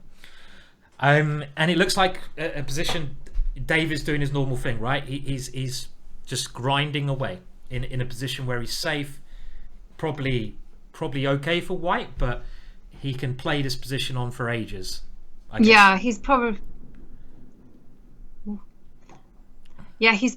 going to simply try to play on based on this queenside pawn majority, just to keep pushing, creating a pass pawn, causing all sorts of issues. Yeah. So yeah. But I got a bit distracted because there's a storm happening overhead. Well, it's like thunder and lightning. Oh, nice. Yeah. I like a good storm, actually. I like a bit of lightning, but I don't like it for cats. The cats don't like the lightning, but I kind of like that. Yeah. You like storm? Do you like a good storm or no? No, okay. Because in Norway Yeah. I live in Norway now, and the houses are made from wood, and they tend to shake, and it gets a bit like, oh. Okay. So it'd be quite impressive if the roof came down on you during... No, I have an old house. Do not wish that. Okay, I won't wish that. It wouldn't be also the first time the roof's come down on you during a chess tournament or chess commentary. Correct. That's correct. So do you want to tell us when the last time a roof came down when you were playing chess?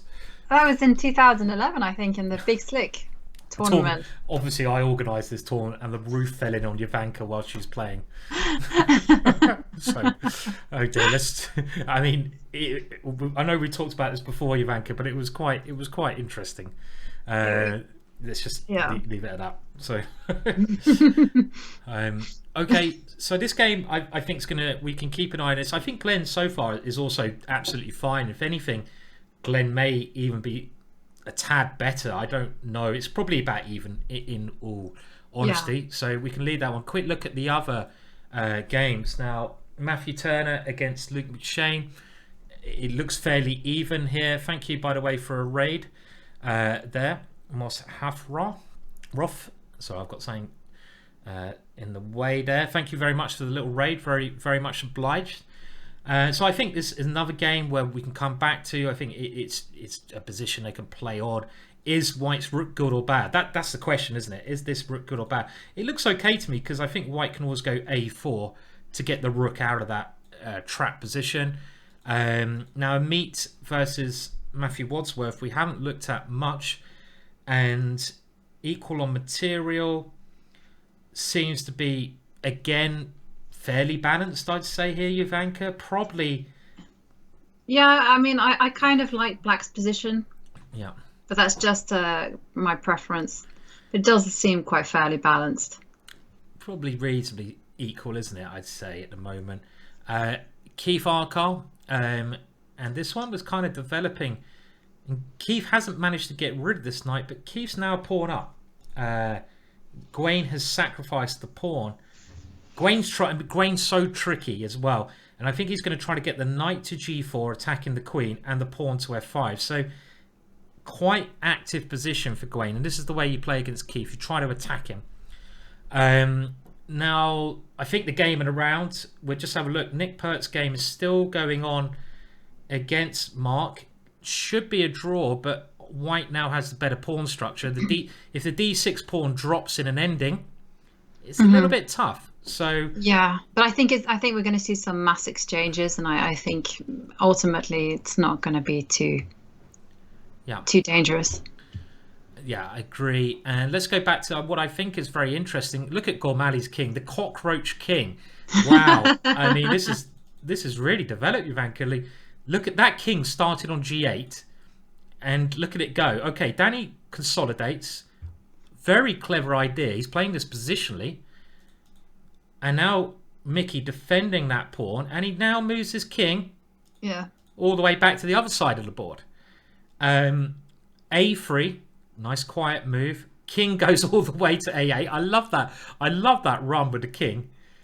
Queen G4, and now Danny, a little offensive move. I really like the way Danny's playing though. Whatever the result, Danny's playing really brave chess in this game. Mickey's obviously playing well. You don't expect anything else. But Danny really taking the challenge to him. And now he kind of offers a little repetition. So as soon as I say he's playing bravely, he repeats the position. Oh, come on, Danny. Are they just going to repeat it? I mean, it's... No, I mean, Mickey has to try to win, right? He's gone bishop c1, and Mickey's playing for the win. He's got b3, and he's got the bishop coming here attacking g7. Yeah, you're right. Knight on d3, really lovely piece. Again, this is what Mickey does. It doesn't seem to me he's done anything too special, but he's probably just got a better position, right? Maybe? Has he? I don't know. Well, okay. Well, we have some moves. He's gone bishop f6. Yeah. So it's not easy to go b3 and chase away the queen. I mean, you could try b3, but it looks very risky. It looks way too risky, so I wouldn't do that. Queen d4 wins, I think, on the spot. Well, can I go bishop b2 though? That's the idea. Oh no, rook. It takes rook. Ah, I forgot about my little rook. Whoops. Yeah, definitely not b3 then. Okay. So if I move my rook first, where do I put it? Like d1 maybe, just lining up, and then b3, trying to consolidate like this. And now, I don't know. It kind of feels like Danny is doing okay. It feels like you should be okay here. I mean, maybe even just knight e5. Yeah, that was an instinct of mine, but I was trying to work out what happens if you could try to be greedy. Whether you should try to be greedy. By the way, we have small moves played. It's actually gone bishop g5, so Mickey's trying to get rid of the bishops like this. Okay. And now bishop d4, gaining a tempo on the rook. I think Danny should be okay here as well, but doesn't mean he will be okay. Bishop d4. You can't go bishop e3 now, worth pointing out, because remember c2 is a bit weak, and this would force the queen away from defense to c2, allowing Danny to win a very useful pawn there. So you have to lose the tempo of your rook now. But you can go rook f1. Oh, did he go bishop e3? He's played bishop e3. Oh.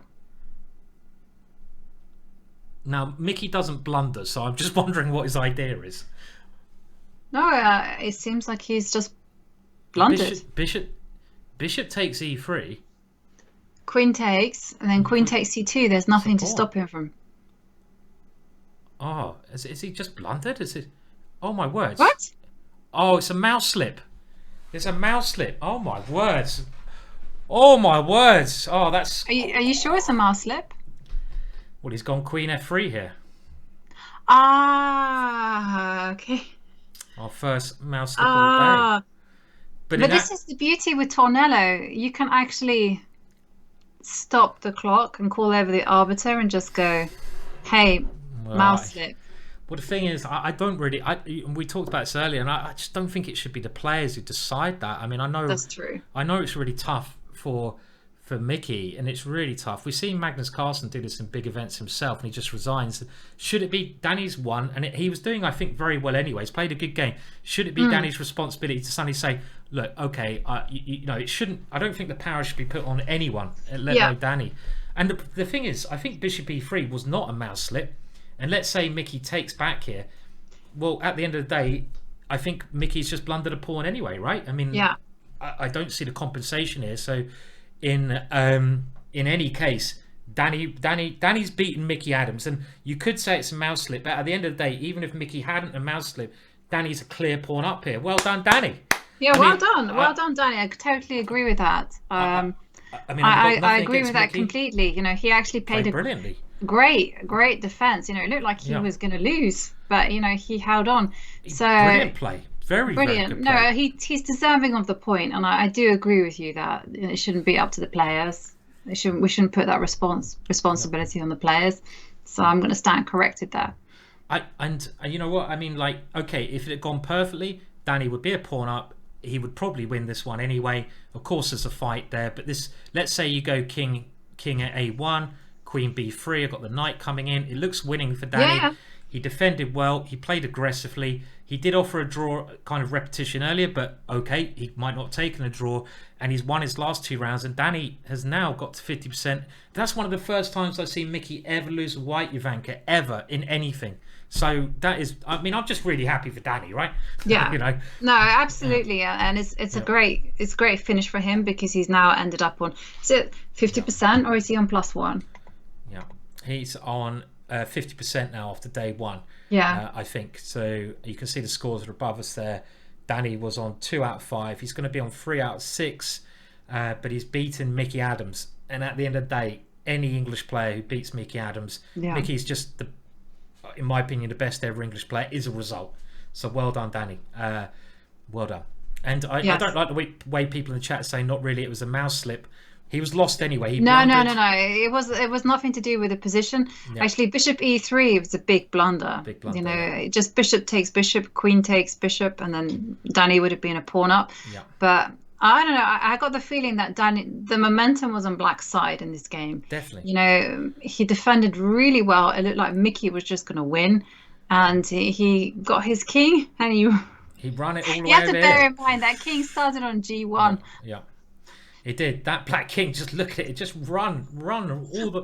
Well, I mean, what a great way to win. And, you know, I mean, I think here Mickey needed to move the rook, but this is still just an unclear position. I wouldn't say that Mickey's necessarily any better here whatsoever. I wasn't sure that Mickey was better, because Black has very good active pieces. Just look at that bishop on d4. Yeah. It's looking absolutely phenomenal. Rook's active, the queen's active. This is all right for Danny. Nice game. Yeah.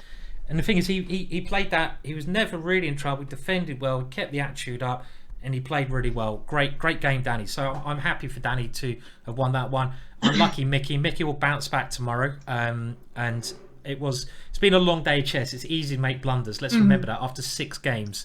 I mean, very easy to make blunders. So now Shall we go check out on Glenn Flear against David Howell?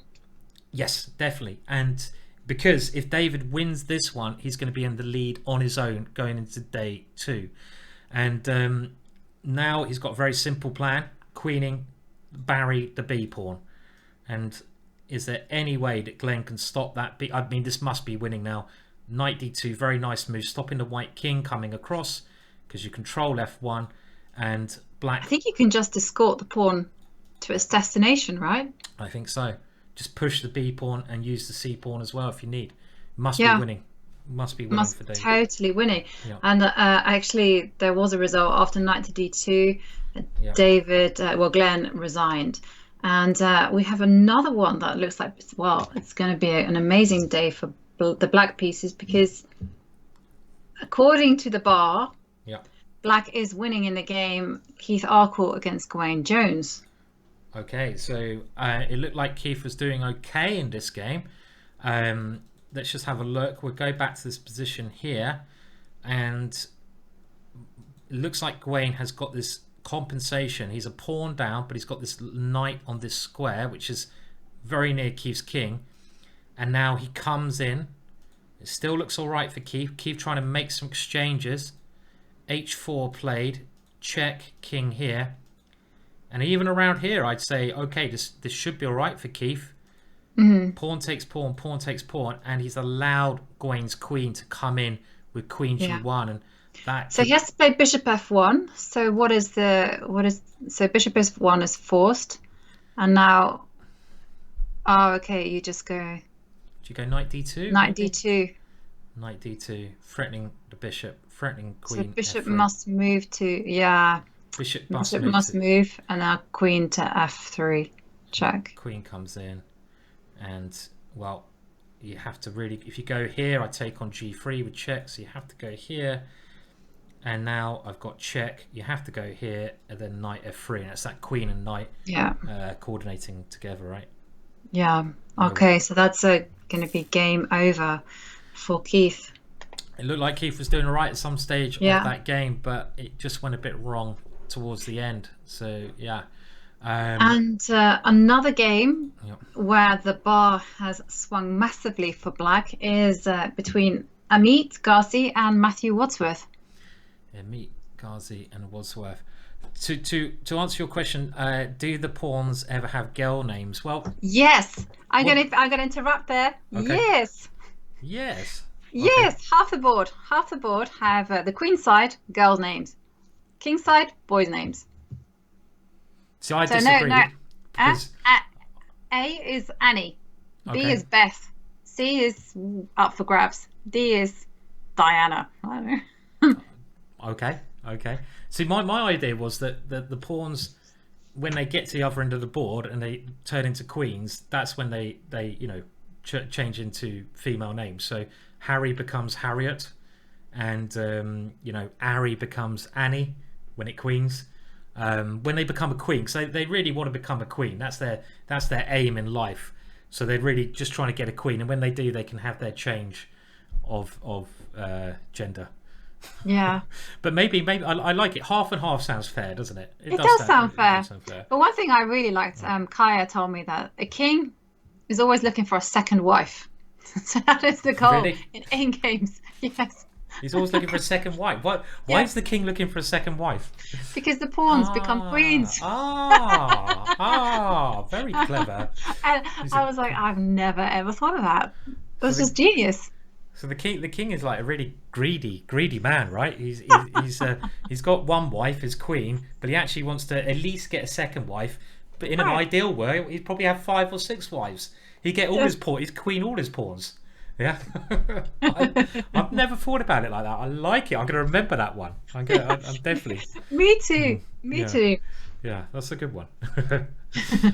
An interesting ending, by the way. I was just looking at Nick Pert versus Mark Hebden here, and Nick is a pawn up, but the D pawn, which I have to say, Rowson first coined that Delroy the D pawn in his excellent book on the Grunfeld opening.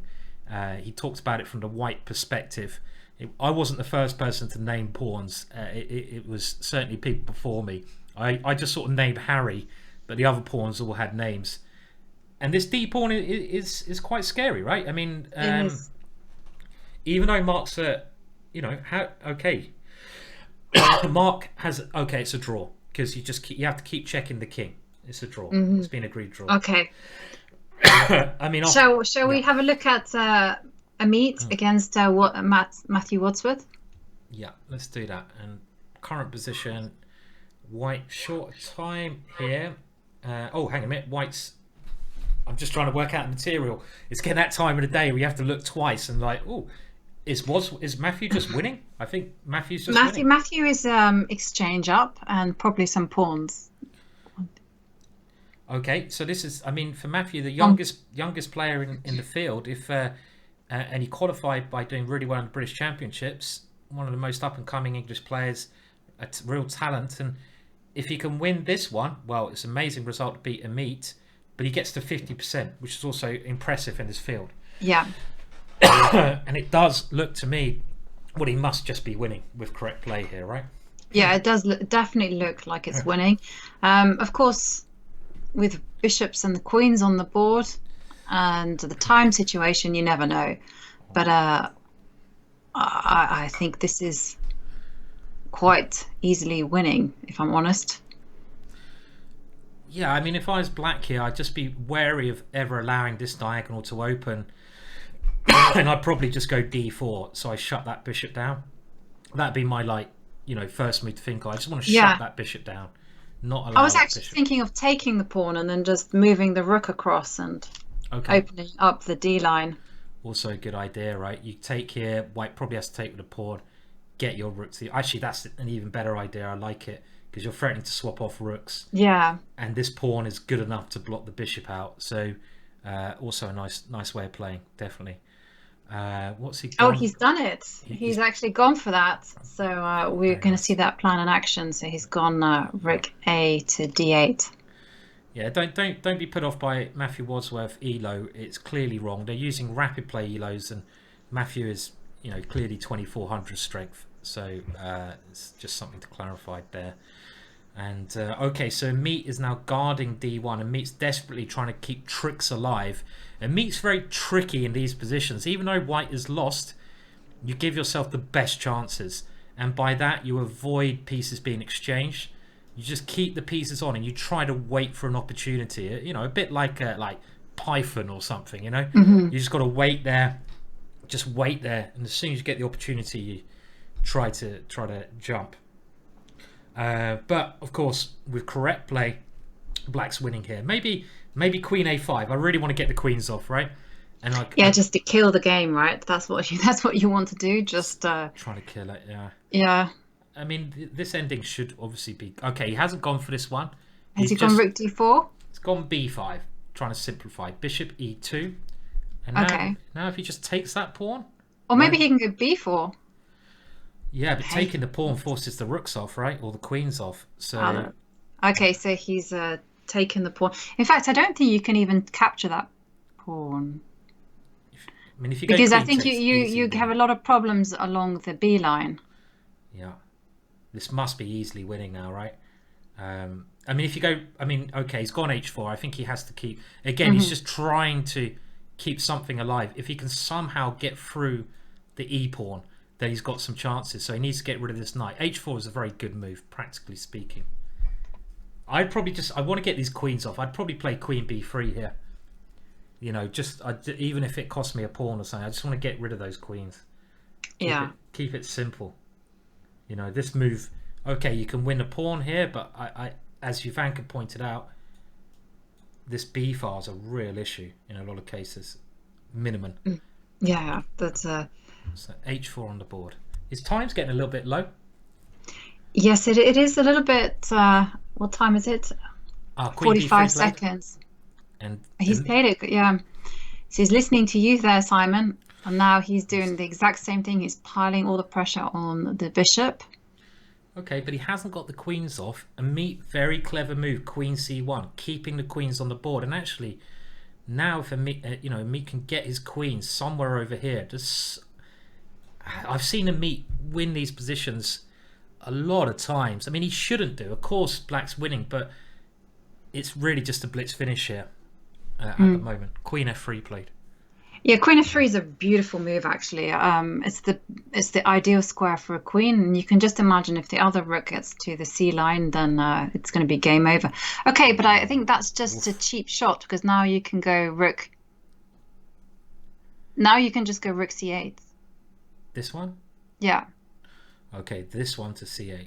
And if you play queen takes g6, then I go rook takes bishop. And that pin is just awful. Yeah, this is game over. Attacking the queen. This is easy. Okay, will he find it? Queen c2. He's just got to find rook c8. His time is getting incredibly low. He's gone rook c8. Brilliant move from Matthew. With seconds on his clock. Not easy to find that move. Rook c8. And now Ameet is in a lot of trouble because he's pinning. He's pinned. His material down. He's gone h5. Woof. Woof. Did not expect that one, but okay. What about knight h4? Knight h4. If you take Has it been played? I don't know. If you take it, I go queen g4 check. Well, he's actually taken the pawn. Greedy, but good. Queen e4. Greed is good. I like knight h4 because I like your move much better. Queen e4, knight. It still should be winning, right? It still should be winning. I mean, there's still problems with that pin. Hello, Mark. Mark's in the chat. Hello there, Mark. Hi, Mark. We liked your elephant gambit, but thought it was a little bit risky.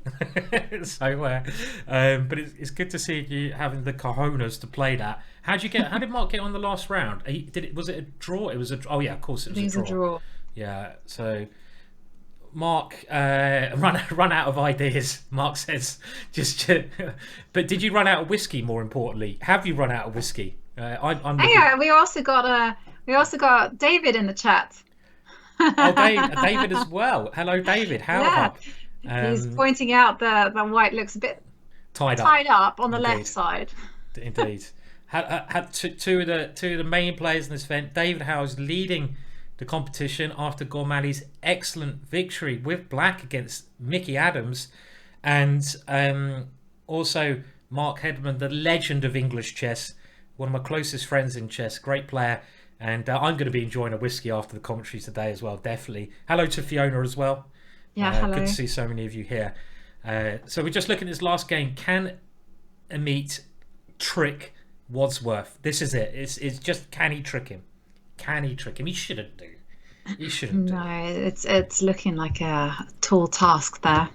Okay, well, he's finally got the rook away from the pin, so this is good news. And okay, so the knight's just coming to d4 at the right time, but not now.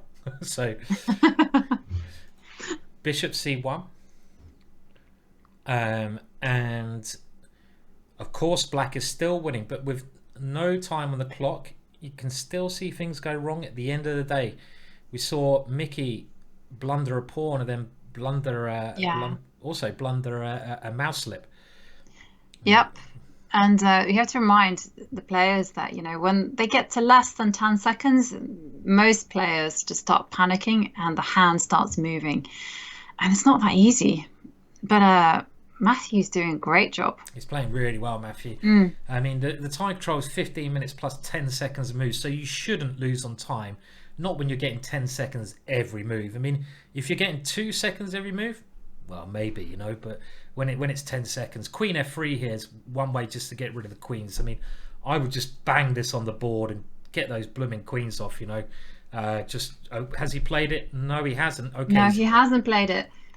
He's given a check. Okay, which is also very good, but you just want to swap off, and he's doing it now. Okay, good idea. Mark saying he's very tired, which I'm not surprised about. 6 games of chess at this level in one day. I mean, the commentary. I don't know what's more. Is playing more tiring or commentating, Ivanka? What do you reckon? I think playing is a little bit more tiring than commentating. So. Yeah. Definitely. Although it depends, because when you finish your last game, that's it. You finished. Meanwhile, we still have to carry on. Yeah, I mean, not too long. And let's remember, everyone, it's an easy day tomorrow. There's many less rounds. Well, there's 5 rounds tomorrow. We're commentating at the same time. We're going to see who can be the Hastings champion. major thanks to Caplin, who have sponsored this as well. Let's bear that in mind as well. And the game is still going on here. I mean, I'm amazed that Ameet is still surviving, to be honest. Yeah, but I don't think he's going to be surviving much longer because we have a Queen H3 check. Oh, wow. Queen F3? Is there Queen F? Yeah, it was Queen H3 followed by Knight F3.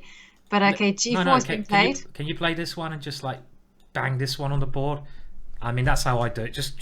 I just want to get those queens off. There's no need. You're already so much material up. You can just enjoy the position a little bit. I don't know. I'd only enjoy the position when my opponent resigns, you know. And Knight E6. So I mean, okay, Rook F5. I mean, if there's any way to simplify, I just take it in these kind of options. So just don't want any complications. The more pieces that I swap off, the nearer to a victory I get. And the queen is a little bit tangled up there on G6. Yeah, I mean, I don't think this queen F3 is so silly. I mean, if you go here, maybe it is, but you take, and well, this is this right? Okay, and then you just want to be your 3 pawns up. I mean, I'm 3 pawns up with my king. I mean, my knights. Yeah, that's a good simplification. But it's very hard to. I mean, now at least White's got a threat. No, he hasn't got a threat. This is how late is. It's defended by 3 pieces. I was like, oh, he's threatening checkmate there. No, he's not, nope. Simon. It's literally defended not by 1, not even by 2, by 3 pieces.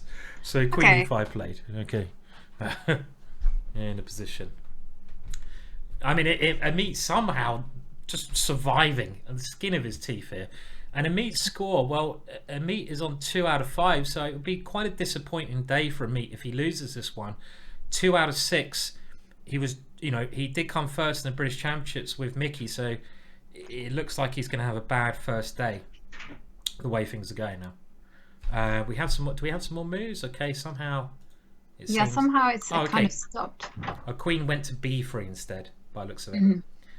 Yeah, because I thought maybe allowing Rook C2 is going to be not such a wise idea. Yeah, somehow we need to find a way forward. Rook C5. I mean, even H5 here is like a move.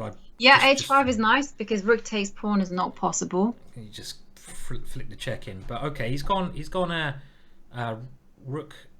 Okay, what happened there? Rook C5. Okay, also sensible because another pair of pieces come off. The more pieces you get off, the nearer to the win you get. So it's getting nearer. Rook C5, good move.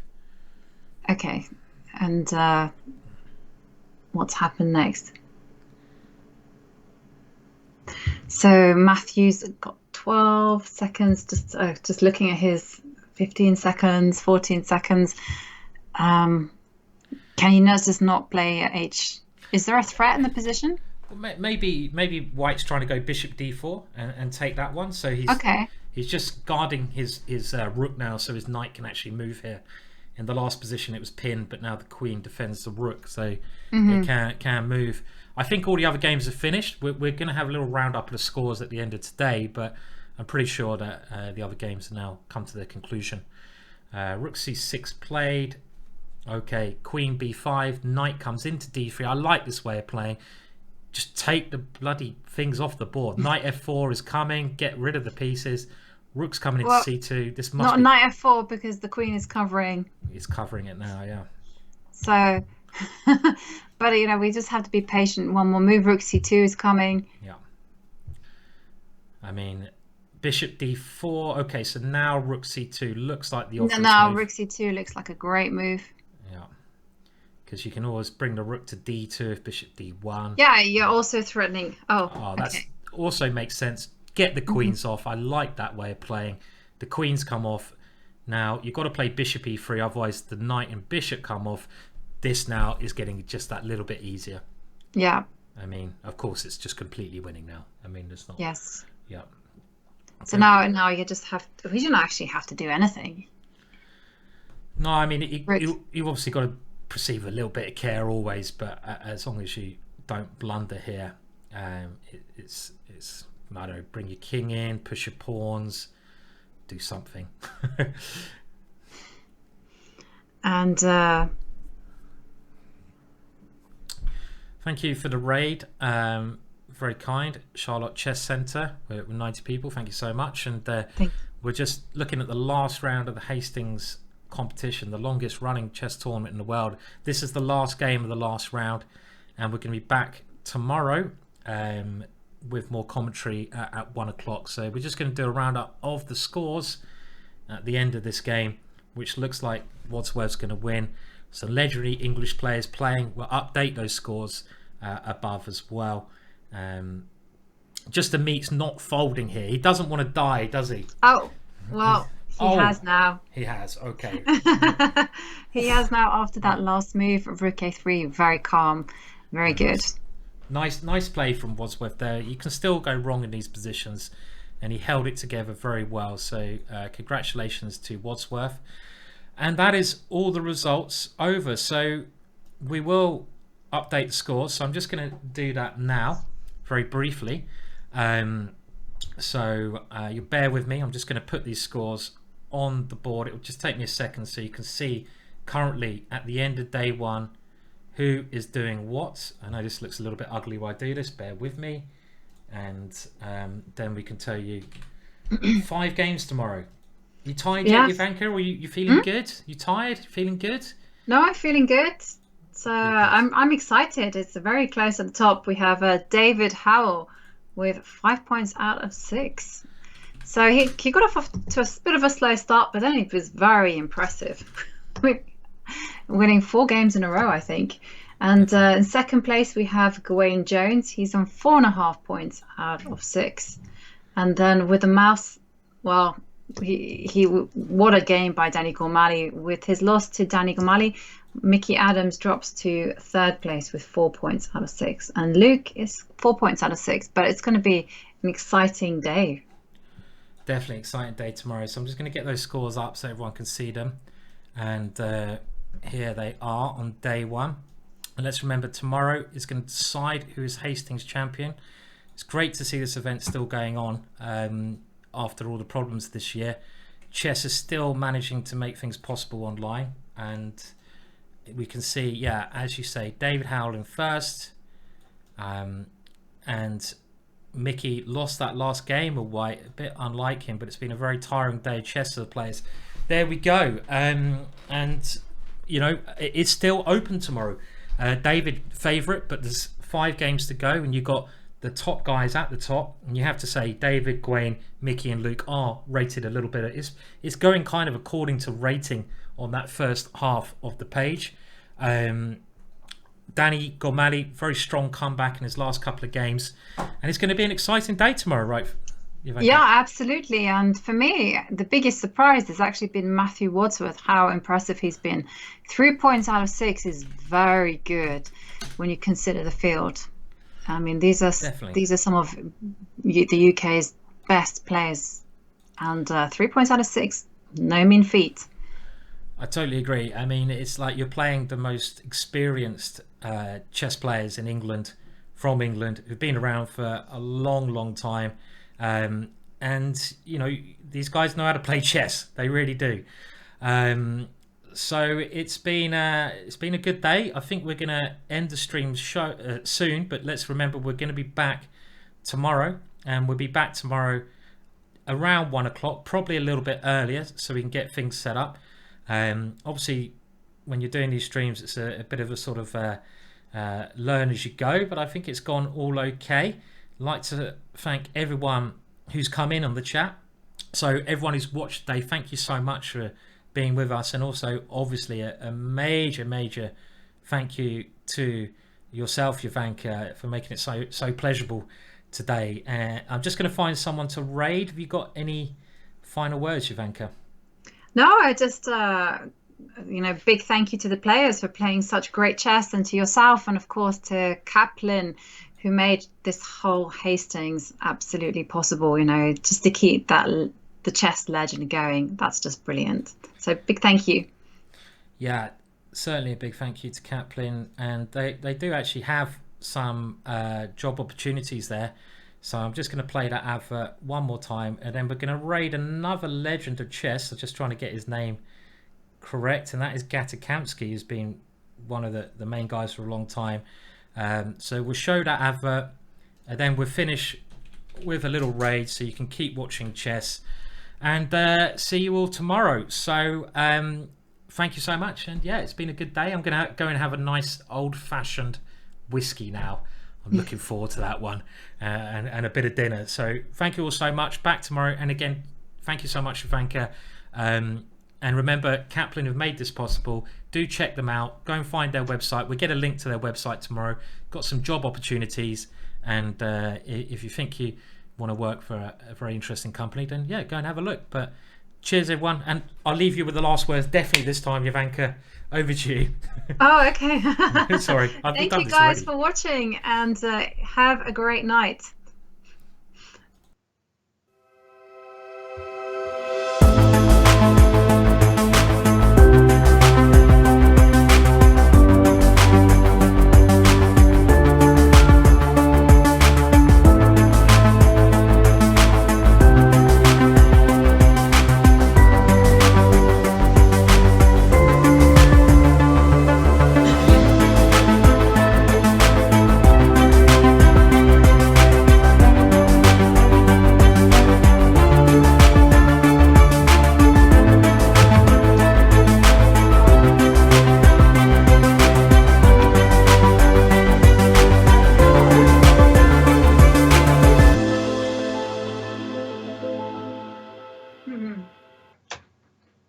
Are you still hungry? Because